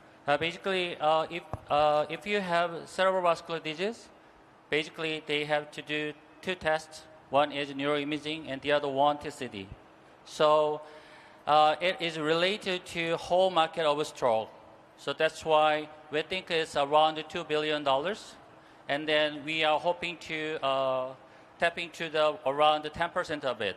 So that's our thinking. Hi. What's your secret sauce from the technology perspective?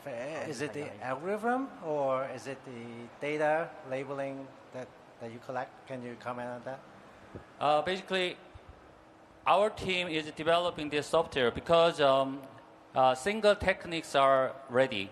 So segmentation, blood flow calculation, everything can be developed by some algorithms. But the problem is how can we integrate them? So we just develop some software and then integrate them, and then we get more data sets.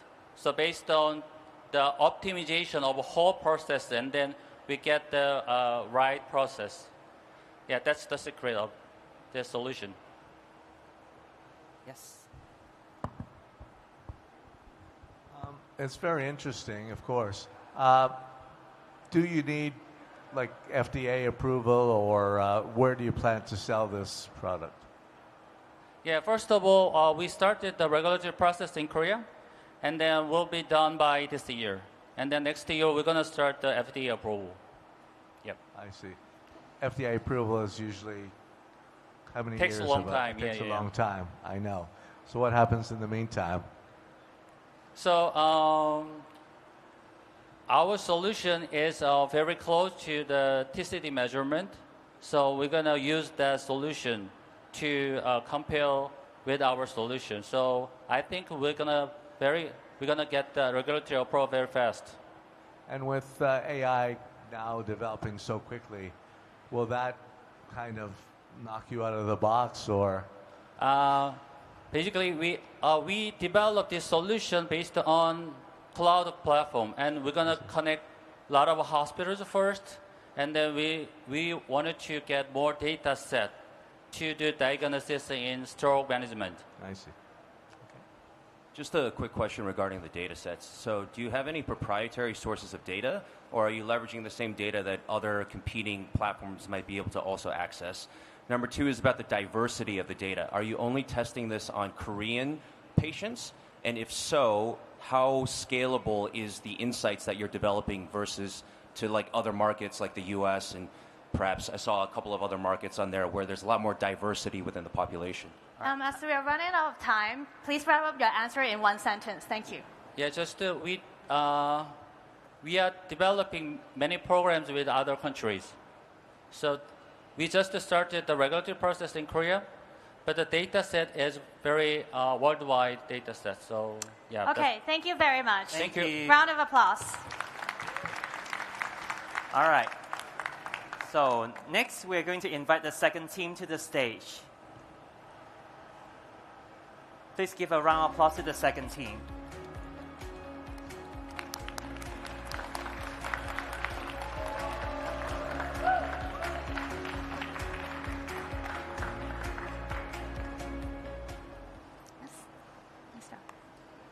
Are the slides coming up? Yes. Hi everyone, my name is Petze Dominik and I'm the co-founder of Optimus. Today I'm introducing you a top-edge new solution AI-based in how to engineer buildings and make them more cost-efficient and also more sustainable. As everyone knows, buildings are crucial to our lives. However, they require constant massive investments. They consume a lot of energy and they also are responsible for a major part of our emissions. And one key driver here are the mechanical and electrical systems inside the building. So these are the systems that are responsible for ventilation, cooling, heating, lighting, everything that we actually see here, right? And they are also accounted for 40% of the construction cost of a building. And they make up 80% of the operating costs that account of a building. So what is the challenge? The challenge is the design and optimization of the systems is very complex, costly, and also time-consuming. There are so many variables to consider and to evaluate. And this is where Optimus comes in. So we are automatically generating the most cost-effective mechanical and electrical systems of every building with a significant impact. 20% construction saving of these systems and 30% annual savings of a building. We have a real-world impact here. So as you can see here, through a general contractor in Germany, we were able to achieve $200,000 in construction savings, $50,000 in annual savings through energy optimization, and 5 tons of CO2 savings on the operational side of the building. Optimus is actually provided as intelligence as a service through multiple stakeholders across the entire building lifecycle. We target property developers, general planning, general contractors, and as well facility management companies. We have established a strong footprint in Germany and in Austria and are now ready to enter new markets. So we have raised $2.5 million. We are already on target to achieve $1.4 million in annual revenue this year and are already now working with trusted players in Austria and in Germany. We are a team of 15 experts in energy design, HVAC planning, and as well AI and sustainability, and are supported by leading advisors in sustainability and in engineering. We are now finalizing our seed round of $5 million to enter new markets. Join us to make buildings greener, smarter, and more cost-effective. Optimus is not just AI. It's the future of sustainable, intelligent building design. Let's build it together. Thank you very much. All right, thank you, Optimus. So we'll open the floor to the Q&A session. First question, how does it work with the existing system? You know, people building must be using some construction software right now. Are you integrating with them? Are you replacing them? Can you comment on that? Yes, it's a very good point. So if you look at the, let's say, planning stage where we are focused on, it's the very early stage of a planning of a building or modernization of a building. So we are focused on the building stock. So everything that you see that is already being built or new buildings. And we are helping key players in this market to identify what should they actually change and what system should they implement. So we are not into the detailed design planning. We are into the very early stage where we go down to component level and tell them, if you implement the system, what is the impact, how good is the comfort, and how much is it going to cost you? The next question is, what about brownfield development, the current buildings? And my second question is, your $200,000 and $50,000 per annum savings represents how many % of the total cost? Yeah. So the first question, so we are currently in Europe, we are mainly focused on the brownfield of buildings, and that's a big thing in Europe, yeah? So in Europe, we are currently moving away from gas, right, electrifying buildings, and we also need to improve the efficiency in Europe, especially heating. And so our customers face a huge task in order to identify how can I do this better and how can I do this more cost effective. And so we are here supporting our customers in identifying exactly this. To your second question, so 200,000. So in this case, it was a redevelopment of a building. it was energetic revitalization. Yeah. So the total costs were about like 1.5 million. Yeah. So they changed parts of the facade and they changed the heating systems. To be more concrete with you, what we actually did, their engineers estimated 3 heating pumps were required by the building. Our system analyzed it, and it showed, or it resulted in 1 heating pump. Yeah, and at the end, in the operation, they were able to prove that one heating pump was completely enough actually to operate the building. It saves construction costs, saves operating costs, and it saves emissions. A quick question on pricing. Can you just perhaps share a little bit more about how you're pricing the product? I saw earlier you wrote ARR, which implies that there's a subscription revenue element to it, but generally speaking, construction projects are very project-based, so it's hard to tie value to something subscription-based. So could you clarify that? So we price based on the yearly demand of analysis of our company. So our customers, these are customers that want to build, right? Their main business is building, and we focus on this first phase where a construction project is not even sure yet. It's where you actually give up an offer or where you tell the strategy what to do. So what we here align on a customer is the yearly demand on analysis, what they require, and then based on the intelligence that they need, driven by the amount of buildings that they analyze. Time's up. Thank you so much. Thank you very much. Thank you.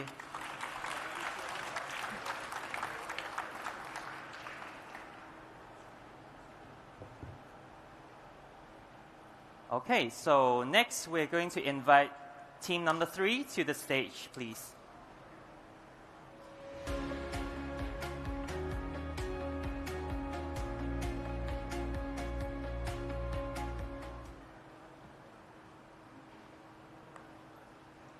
Millions of people die from cancer each year. And 2 of them were my dad and my best friend from Stanford, Alan. What if we could turn back the clock and save them by detecting their cancers earlier? And millions of lives around the world and untold economic tolls. That is the power of Ferris's OncoSweep, an early cancer detection platform that can detect lung and pancreatic cancer earlier using machine learning, a blood-based, non-invasive microRNA technology to unlock a $1.7 billion revenue potential by 2035. Hi, my name is Philip Huang. I'm an MIT-trained chemical engineer and the former Roche Diagnostics executive, leading a stellar team of top-notch AI engineers, genetic scientists, and the commercial team to fulfill the dream of early cancer detection. We use microRNAs. Now, microRNAs are a little bit like on-off switches that turn on and off genes in the cell. And they're implicated in oncogenesis. So that means they're relevant in cancer and detection of early cancer.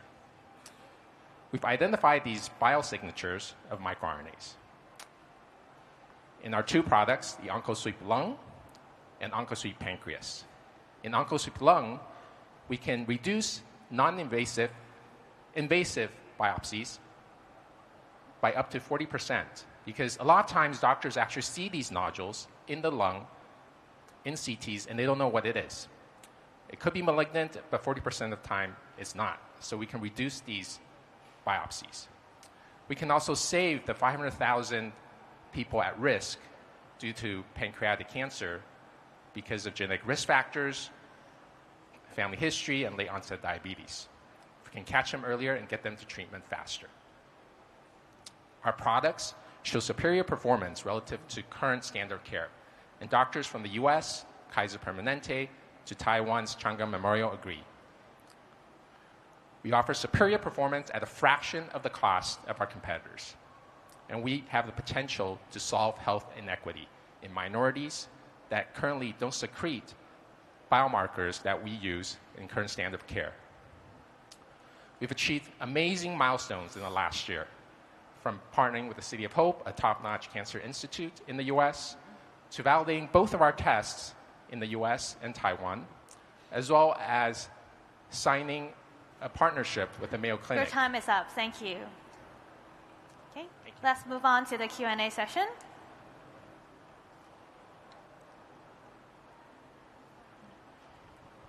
Hi, very interesting and very important breakthrough technology. What's your international plans? How do you plan to bring this to the different markets, in particular China? So in China, we actually are establishing, through the GBA Nexus, a partnership with a premier partner who I can't disclose yet, but who is also an investor of ours, through an exclusive distribution.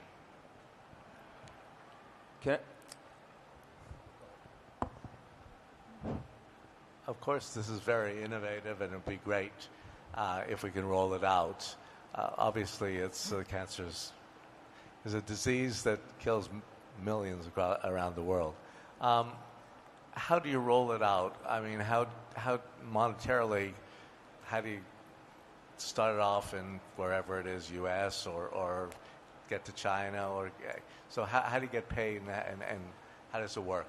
Yeah, good What's question. the model? Yeah, so we have a B2B to C model, essentially. We have a central lab in the U.S. We're rolling out first through partnership with like Mayo Clinic and medical concierge clinics in the East Coast and the West Coast. In Asia, we have partnerships with employers to offer this as a test, for example, through companies like LCY and other companies, so employer-based rollouts. All right, I'm doing a question here. I'm going to try to help you out. My question is what you're trying to tell us in your previous slide that you just skipped. I wanted to actually take a look at that. Okay.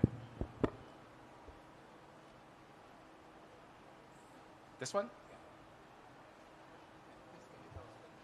Sorry? Yeah, can you tell us what you were trying to tell us in this slide? Oh, okay. I was trying to it. say that our revenue will increase sharply in the next 3 years with partnerships with some notable players. And those are already in place, or are you just planning to talk to them? We are currently in the midst of signing agreements with these companies. So not confirmed yet, but potential targets. Term sheets right now. Do you have any evidence of clinical kind of white papers or already control tests around the clinical value that you're driving here? Yeah, so we have a CLIA validated test in the U.S., and we licensed the test originally from the City of Hope. So that was published in 2022 in Gastroenterology, and there's another paper that should be coming out soon. It was published in AACR last year. Well, it's great to treat one type of cancer, but what's greater than that? 5 types of cancer. Can you expand into the other type of cancer? Yes, we can. We're currently doing 2, but we can add on more and more. All right. Thank you. That's the end of the session. Thank you. Thank you.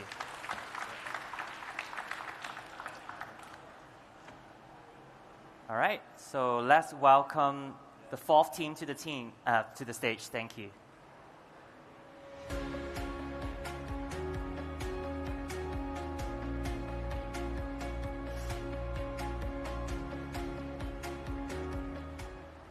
Hey everyone, I'm Jason from Rapidata. Currently, we have the US and the Chinese tech giants absolutely battling it out for the biggest and best frontier model. They're spending trillions of dollars, and they need 3 things to get the best model. They need compute, they need the model, and they need data. Compute has been solved in the last few months. NVIDIA is now a $1 trillion company, and data has become the biggest bottleneck. As the compute grew, we just put all of the internet into the model, but now we have hit a plateau. We have ingested all of the data on the internet, and the next bigger source of information out there is stored in human brains. This is something the industry has recognized, and it has made Scale a decahorn overnight. But companies like Scale rely on a very old system to get that data. All of the data needs to be filtered, validated, and annotated by humans, and it's usually done in low-cost countries by hundreds and thousands of people. This creates 3 core problems. The first of it, it's slow, it's not scalable, there's a lot of bias involved, and it actually is very, very expensive, holding the whole system back. This is a problem that we've identified as AI engineers, and we were looking for the largest source of human time and attention. And we all hate ads, so we thought, why don't we get that huge amount of data onto your phone screen? If you're, for instance, in Duolingo, you're done with your lesson of Spanish. Instead of watching an ad, why not contribute to the next generation of AI? With this system, we can do over 100,000 real human opinions and annotations in less than an hour at a cost that allows for insane scale. We can do over 100 real human annotations for a single cent, unlocking the next generation of AI. Using this, we can solve all of the three problems. We can be extremely fast, scaling up and down whenever we need. We can control for biases with our global annotation audience, and we can really cut down on the cost to allow for real scale. With this system, we can beat our competition not just in cost, but in all important factors, and really, really drive home the scalability of it. All of this was built with a great team, and we're thinking big. 95% of the internet is being financed with ads. Why not use this time for something useful and build the human brain in the cloud? We're a great team of cracked engineers working on this problem day and night, advancing the next generation of AI. We are launching our next round in SF next week, and we'd be happy to talk to you if you want to join us in this journey. Thank you very much. I'm Jason. All right, so we'll move on to the Q&A session. Yeah. So when we look at the advertisement, usually I just skip it or just cross it, right? That's a typical human behavior. So you will rely on the consumers to do the sanitization of the data in order to build it.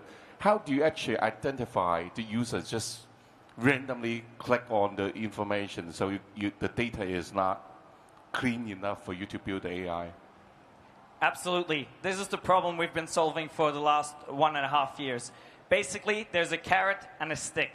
The carrot is you can save some time and we give you some arbitrary points that make you happy. The stick is if you do it wrong and we catch you, we make you wait the full advertisement length. So you cannot skip until you actually did it. We then track the users over time anonymously and make sure you are a good annotator. With this, we have built we've built a database of over 40 million user profiles of who annotates what and who annotates well, allowing us to really do massive scale data annotation. So the user actually get incentivized for doing the data validation. Absolutely. Right? It's a very small incentive. We do not pay people, but that's the good system, right? We do not have people that rely on this and have this exploitative work environment that we have in the emerging markets in the data annotation industry. A very interesting value proposition. How do you monetize your product or services? Absolutely. So the business model isn't perfectly cut out yet. You know, every startup always claims they are. At the moment, with our existing customers, we're just on a metered basis with a very aggressive margin on top of what we pay for the advertisement. As you saw in the pitch, our cost to get 100 real human responses is very low. Then our work is to make sure that our customers get the quality and the data that they want, and we can have the arbitrage from that. All right, Georgina? No worries, just ask my question. Thanks. Alan? But at this stage, shouldn't you have a business model for how many years it's going to take you to break even, to make money? You know, if you want investors really want to see where's my money going and how long is it going to take? Absolutely. We have all the financial plans, etc., ready to go. If you want to, have a look at them. We're planning to break even in 1.5 years if we do not invest further into even more technology. What we've identified right now is that AI is currently used by humans to help them. But if we believe people like Sam Altman, that in the future there's an AI that will figure out and work on a project for a month, but needs expert humans at very set intervals to get some help, we are that interface to get human attention whenever you need it. Because in theory, with our system, you can reach roughly half the world's population. All right, Time is up. Thank you. you. So much. Thank you very much. Thank you.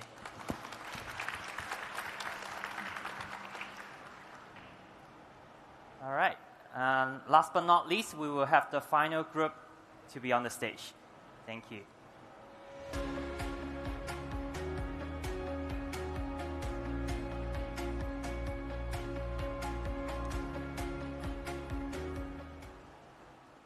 Hello, everyone. My name is Luis Medina. I'm the founder and CEO of Tether, and we turn electric vehicles into a green backup for the power grid. But what does that mean? So as we all know, we're moving towards ever more renewable energy, which is brilliant. But the problem is that the sun doesn't always shine and the wind doesn't always blow. And that uncertainty in power generation is a huge problem for power grid operators. And if it gets bad enough, it can lead to a total grid blackout. So every single day we go from this to this. That's because we're paying millions of dollars to fossil fuel power plants like gas turbines to stand by just in case they're needed to make up the slack from intermittent renewable energy. Not only is that incredibly inefficient and costly, but it undermines our carbon reduction goals. So, if you didn't know this, don't worry. I learned it firsthand when I worked at General Electric. I started as a gas turbine engineer before switching over to the solar division, and I absolutely loved my job. But the most frustrating thing about it was the sheer number of solar panel projects that I designed that did not get built precisely because of grid instability concerns. Now, the solution here would have been to add batteries, right? But the problem with batteries is they're still very expensive and they're not being deployed fast enough to keep pace with the green transition. But then one day, as I was walking past one of the solar canopies that I had built and I saw the thousands of cars parked underneath, it dawned on me. When those cars became electric vehicles, they would essentially just be big batteries that happen to have wheels. And with millions of electric vehicles being sold over the next few years, all of the energy storage, all of the batteries that we could ever need are literally going to be sitting there waiting to be used. And well, that's exactly what Tether does. We build AI that learns the charging patterns of millions of vehicles and turns them into the world's largest distributed battery on wheels. So how does that work? Essentially, we're building sophisticated AI models that allow us to predict and optimize how millions of vehicles charge in relation to each other and what's happening on the power grid. That allows us to bid the flexible power capacity of these cars on the electrical balancing market, which is where we make our revenues, and then we adapt their charging in real time if needed. We partner directly with charge point operators and electric vehicle manufacturers as a white label back-end integration. That allows us to train our machine learning models on our data, gain access to the 30 billion euro balancing markets, which is our launch market in Europe, and then share our revenues with them, essentially earning them a new revenue stream. And speaking of partners, we're currently working alongside Audi, Seeker, Volvo, and other car manufacturers on proof of concepts, working on multiple charge point operators in the Nordics as well. But a company is nothing without its team. We're a bunch of nerds with backgrounds in companies like General Electric, Northvolt, Amazon, and Accenture. Time is up. Thank you very much. Thank you so much. So to do that, you have to invest in the chargers and the infrastructure, right? So we're only software. We're basically a software solution. And who is going to pay for those upgrades or like? Who is what, sorry? Because in order to do that, right, you need to install the something on the chargers and the infrastructure, and who are going to pay for that? So there's no hardware involved. It's basically a back-end server-to-server connection where we basically train, we get access to the data, train our machine learning models on the historical charging behavior of users or the chargers. That allows us to predict their behavior and basically let the power grid know ahead of time how much power is going to be consumed, and that's how we're able to bid the flexible power. And you will be doing the integration for all sorts of chargers. Yeah, right. So we partner directly with the operators of the chargers or the vehicle manufacturers to make those integrations. Question here. I think, the entire concept depends on the assumption that cars are being plugged in and charging. But when they're charging, they need the power. And when they are charged up, they don't want to lose the power. Yeah. How do you actually really balance it out? Because, once you charge it up, people will 100% on my juice on my phone, but then you're taking it out of my car, right? Right. No, that's a great question. It's one of the first ones we normally get. So let's say, for example, you're a typical user. You get home after work at 8 p.m., and you're going to work at 8 a.m. in the morning. So your car is going to be plugged in and charging overnight, but maybe it only needs 3 or 4 hours to reach full charge, but it's there for 12 hours. So what we do is we basically look at what your car is going to be, how long your car is going to be charging or plugged in, how that's going to be relative to other users, and we can spread out the charging in real time based on the power grid conditions to essentially increase or decrease the power we draw from the grid based on the charging schedules of those vehicles.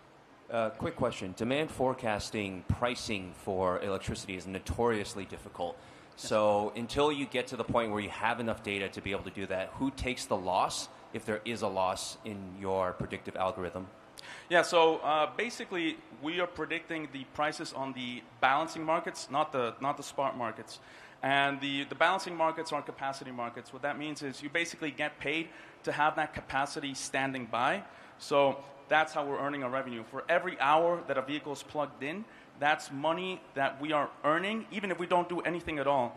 The fact that we could turn off the car or turn on the car, we get paid for that. So that's our model.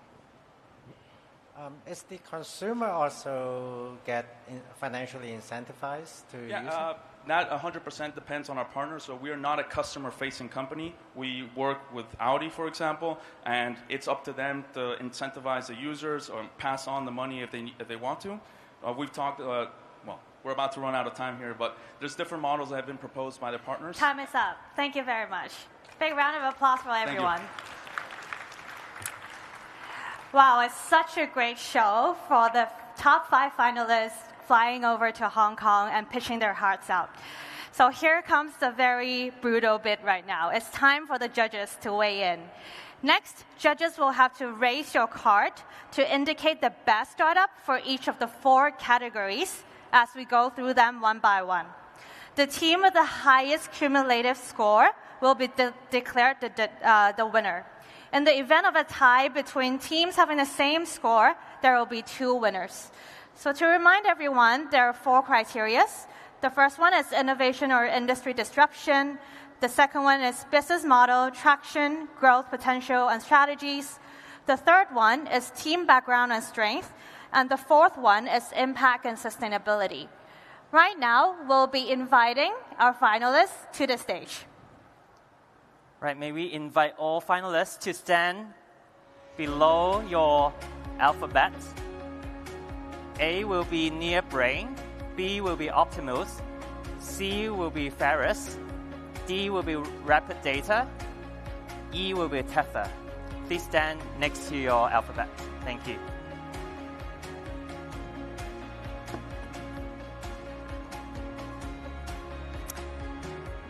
All right, are all the judges ready?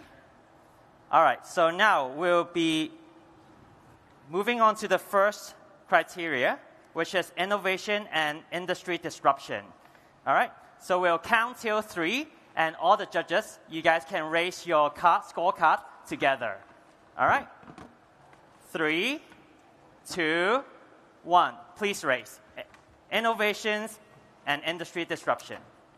Okay, you don't have to peek. You can make your own choice. All right, we see a lot of C, A's, and D's, all right? All right, so let's see. Derek, why would you choose D? Can you elaborate a bit on innovations, on rapid data?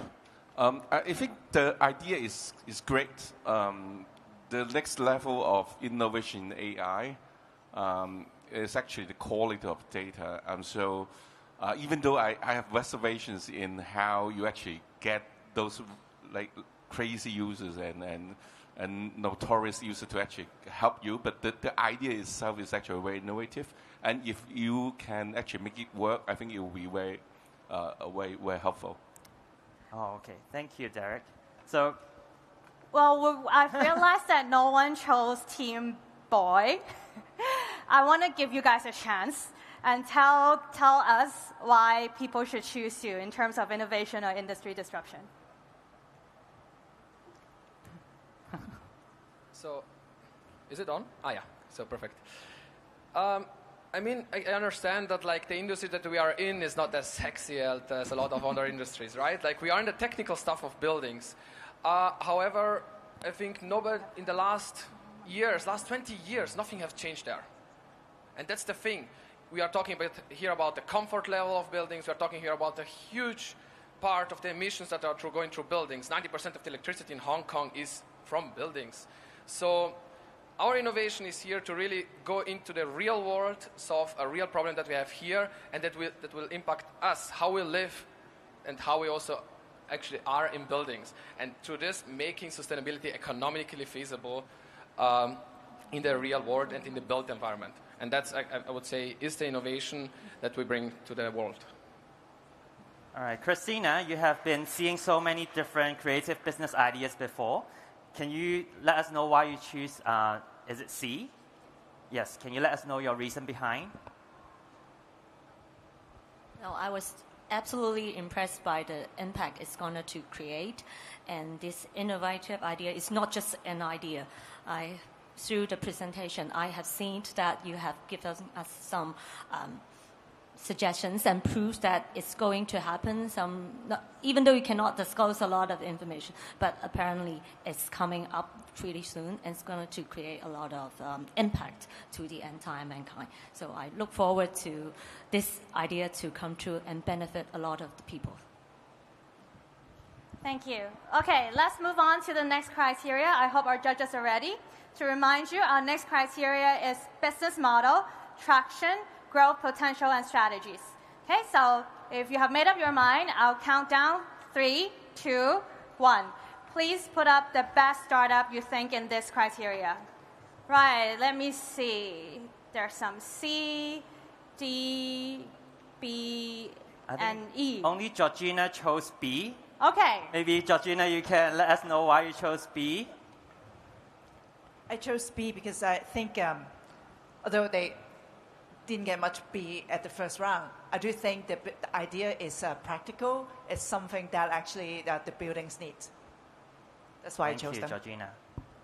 And I saw Daniel chose E, and you're the only one choosing E as well.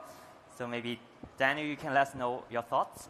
Well, I happen to invest in certain EV industries before, and I think what you mentioned is really crucial in terms of the thesis. It's not easy, but I think by working with the manufacturers, you are choosing the right business model. So that's the reason why I chose C. I have a question for Alan Lau. So you're an exited serial entrepreneur. What advice would you give to your chosen team to refine their business model and maximize growth in their early stages? I guess good companies are very good at solving one thing, but great companies have the second act and third act and fourth act. So I guess the winner can figure out, if they can figure out how to expand into adjacent areas and maximize the potential addressable market, that's key. And that's kind of one of the reasons why I picked C, is because if they could expand into other type of cancer, then the addressable market could be very large. Thank you. All right, so we'll move on to the next criteria. All right, so next we will have team background and strength. All right, so let's think about which team has the strongest team. All right, so I'll give you guys 3 seconds to think about it. All right, do you guys still remember who are the teams? All right, I'll count till 3. 3, 2, 1. Please raise. Wow. Landslide all right. to C. Team C. Team C. What is Team C? Taking a picture right now. Team C. You can take a picture. All right. All right. Maybe we'll move on to this side. Maybe we can have Vincent. Can you let us know why you chose D? Right? Yes. Thank you. So I think it's a difficult question. I mean, in a very short 3 minutes, it's hard to tell which team, because you're asking about team. But I can feel the energy of D. So therefore I choose D. But I think all are good teams, I'm sure. Thank you. So the energy level wins, yes, right? Yes. All right. How about Jeff? Because Jeff, you chose E, right? B. Oh, B. Okay. Yeah. So actually, again, we only had 10 seconds per team on the team pages, so it was a little bit hard to run through all the logos on there. But what I really like is a founding team that has a lot of diversity in the backgrounds of the folks that they're bringing to the table in terms of specific competencies, right? And they're trying to solve a multi-stakeholder problem, and that goes from the technology to the actual commercial use cases, and they've had a really, really nice set of individuals who had particular strengths in each of those. What I would imagine would be the core problems that they would need to solve to gain that stakeholder engagement. So I was actually quite impressed with that. Thank you. So Hera, as a seasoned advisor, what advice would you give to all the teams here to execute that vision great with that team? Well, I think most important thing is you know where you're going. The vision has to be shared by the entire team. And then because I'm from the business side of the world, the go-to-market is important. So I'm very much focused on how you guys go to market. You know, what's your coverage model? How do you monetize? I mean, money is important, right? Startup, you need money. And then how are you going to convince your investors that they should invest in you? So you need to give them something back.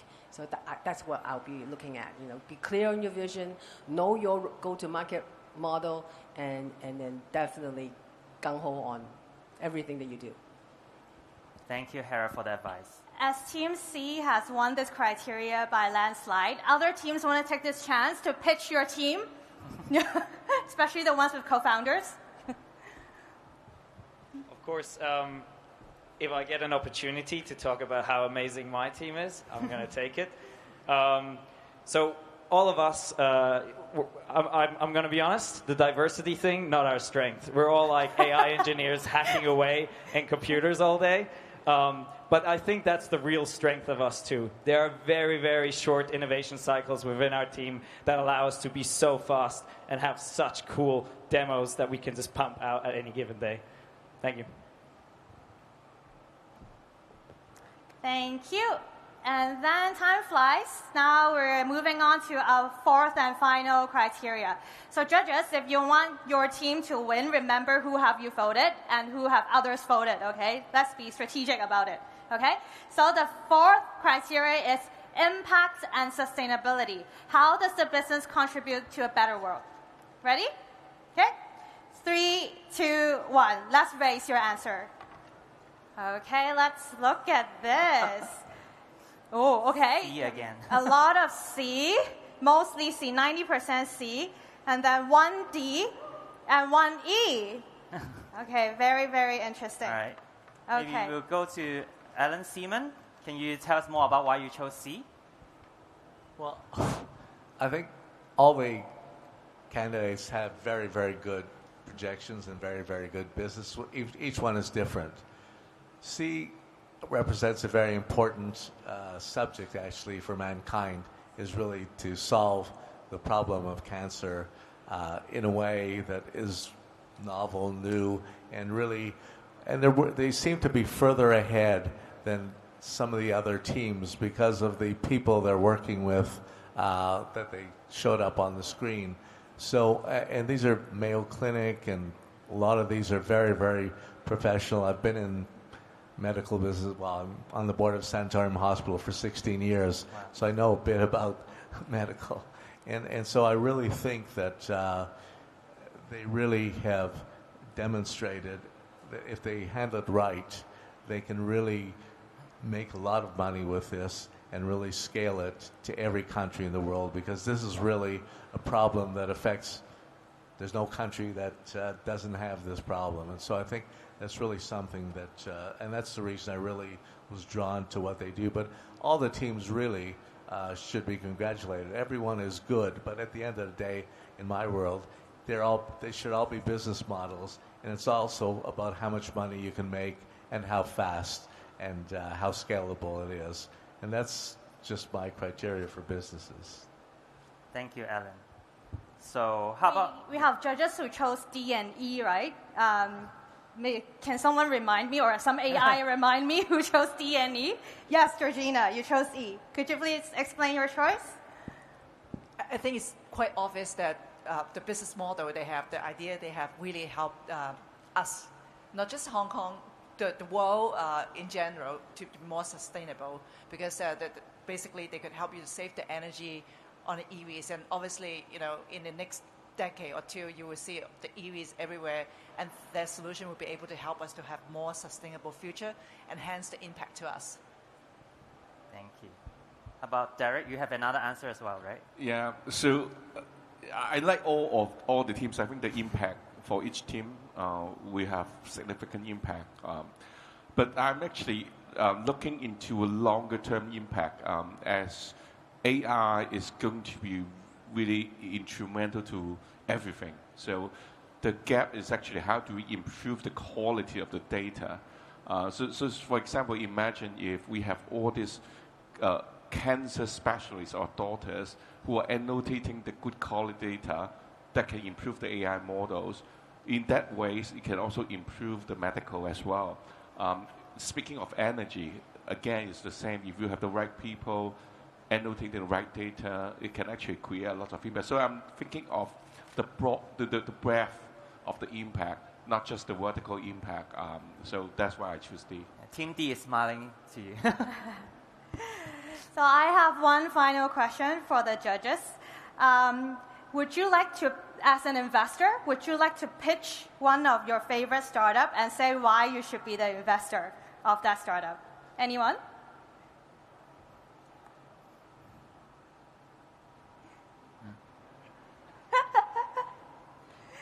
Harry, do you want to invest? Let's go, Harry. Okay, I think I voted for C in 2 times, if you remember. First of all, I would like to say that the last question, this particular category, it's a little bit more biased to C, to be honest. Yeah. Because when we all talk about saving lives versus saving energy, most of the people will think about saving lives has more impact. So that's why a lot of people will choose C naturally in this particular category. But, go back to your question. So I'm very much interested to anything that has, can help human life. We have enough EVs, we have enough AIs, but we want to have longer longevity, better life in the future. So I think on a personal level, I'm very much interested in that particular direction. Thank you.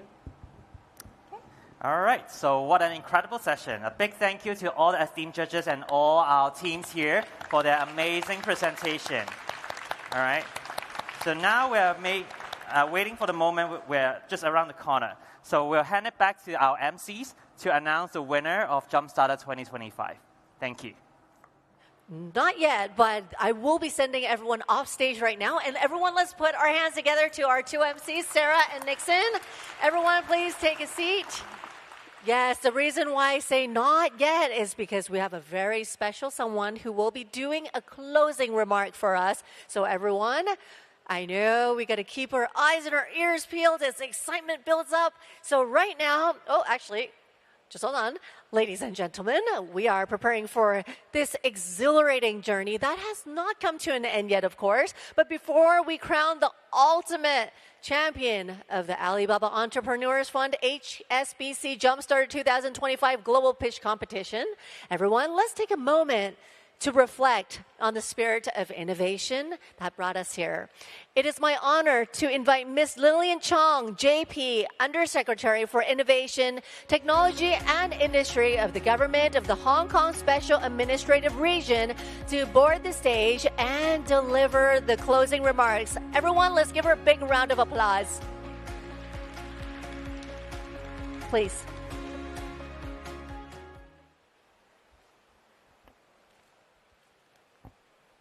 Cindy, our esteemed judges, distinguished guests, our contestants, ladies and gentlemen, good evening. Thank you. It's really my great pleasure to be here and to join you all today at the JumpStarter 2025 Grand Final. I wish to take this very precious opportunity to firstly thank Alibaba, thank Cindy for organizing the JumpStarter since 2017.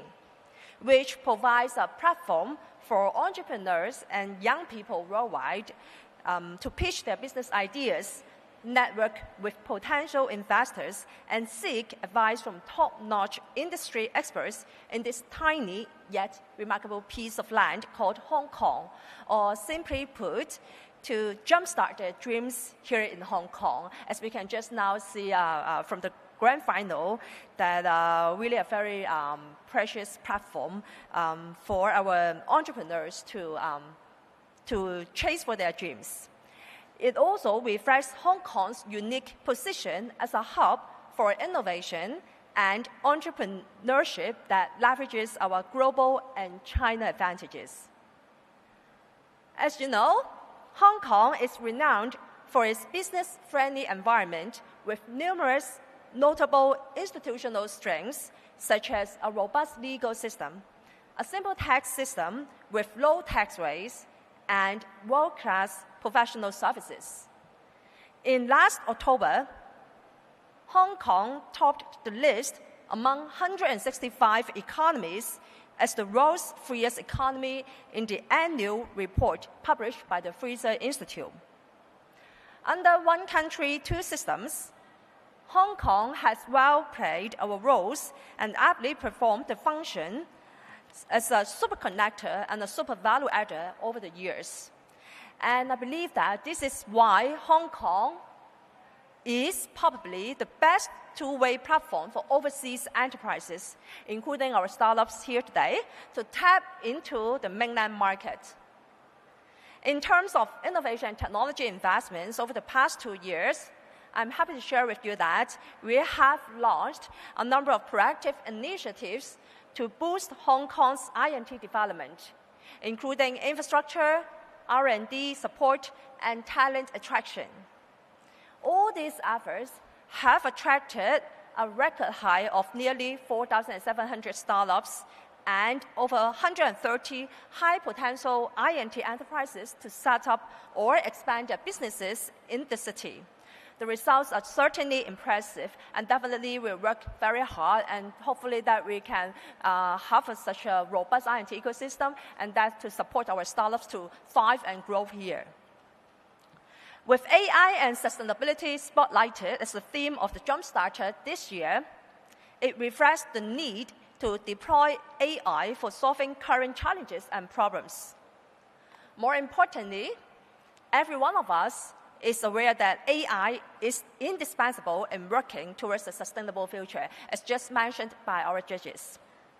I'm therefore thrilled by the active participation of over 800 exceptional submissions from startups and scale-ups all over the world, the highest number of AI entries to date, I was told, with 2/3 from among the top 30 developing AI-driven innovations, and the remaining 1/3 focusing on driving sustainability solutions.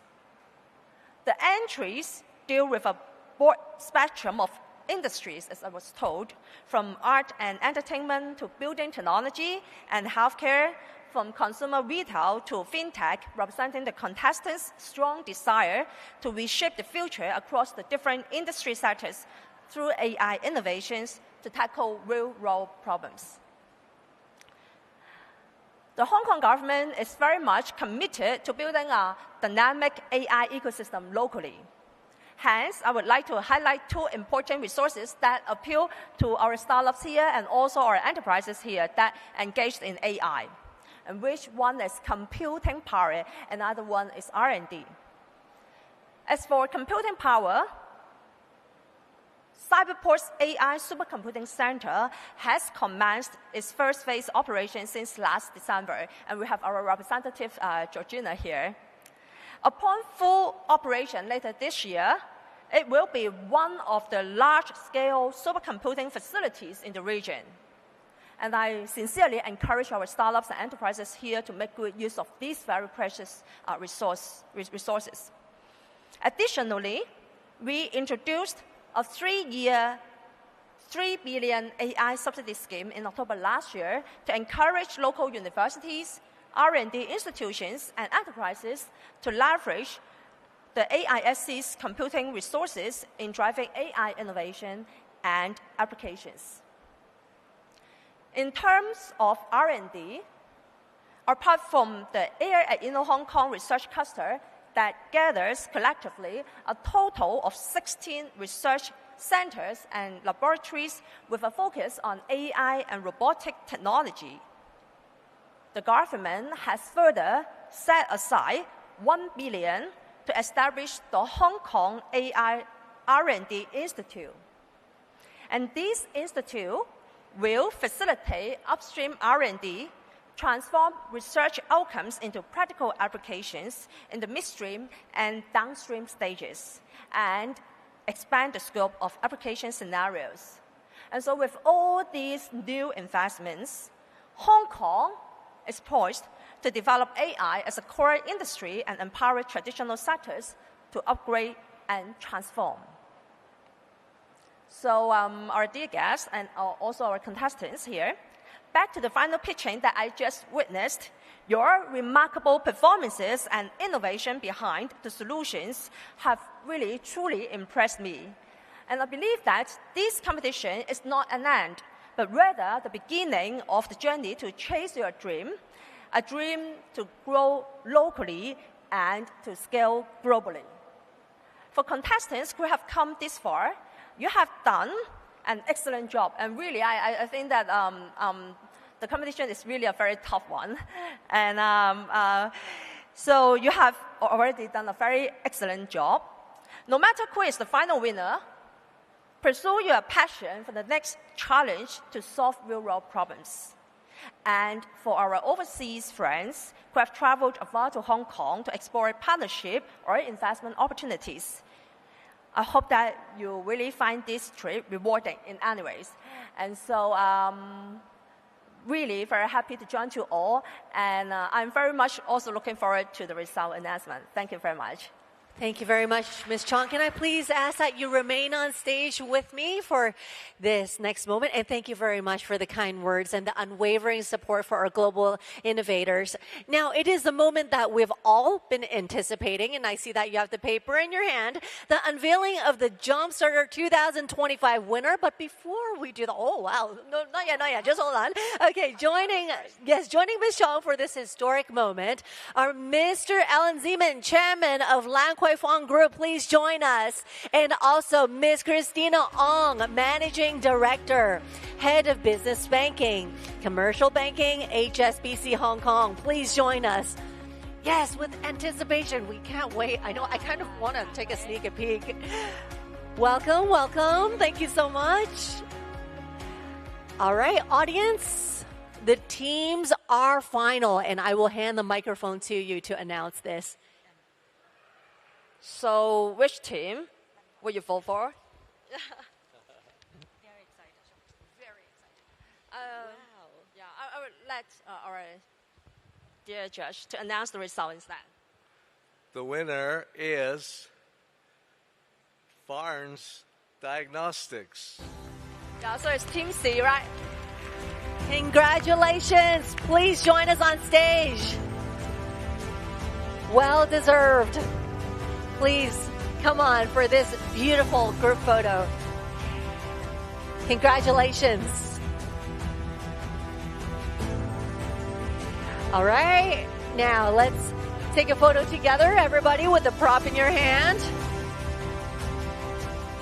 Perfect. It's going to be a huge group photo moment, so everyone, please do hold on to your best smiles. Congratulations. And as Lillian just mentioned, for all those teams that came this far, do not give up. You've done a great job. And for all of our contestants, yes, to make it all the way to here. What a beautiful victory for this team. Congratulations. What a phenomenal conclusion to an unforgettable event. Everyone, let's give them a big round of applause one more time to the winning team and all the JUMPSTARTER judges and supporters. Thank you very much, everyone. Please be seated. Please be seated. Thank you. And congratulations once again. Yes, please be seated. Wow. That's a wrap for 2025, the JUMPSTARTER 2025. That's it. A huge thank you to all of our speakers, all of our sponsors, and every one of you that is here on venue with us. Everyone that is watching at home in the audience, thank you so much for making this successful event. Thank you very much, and we do look forward to seeing you again next year. Until then, everyone, keep innovating, keep pushing boundaries. My name is MC Melody. I'll see you in no time. Thank you.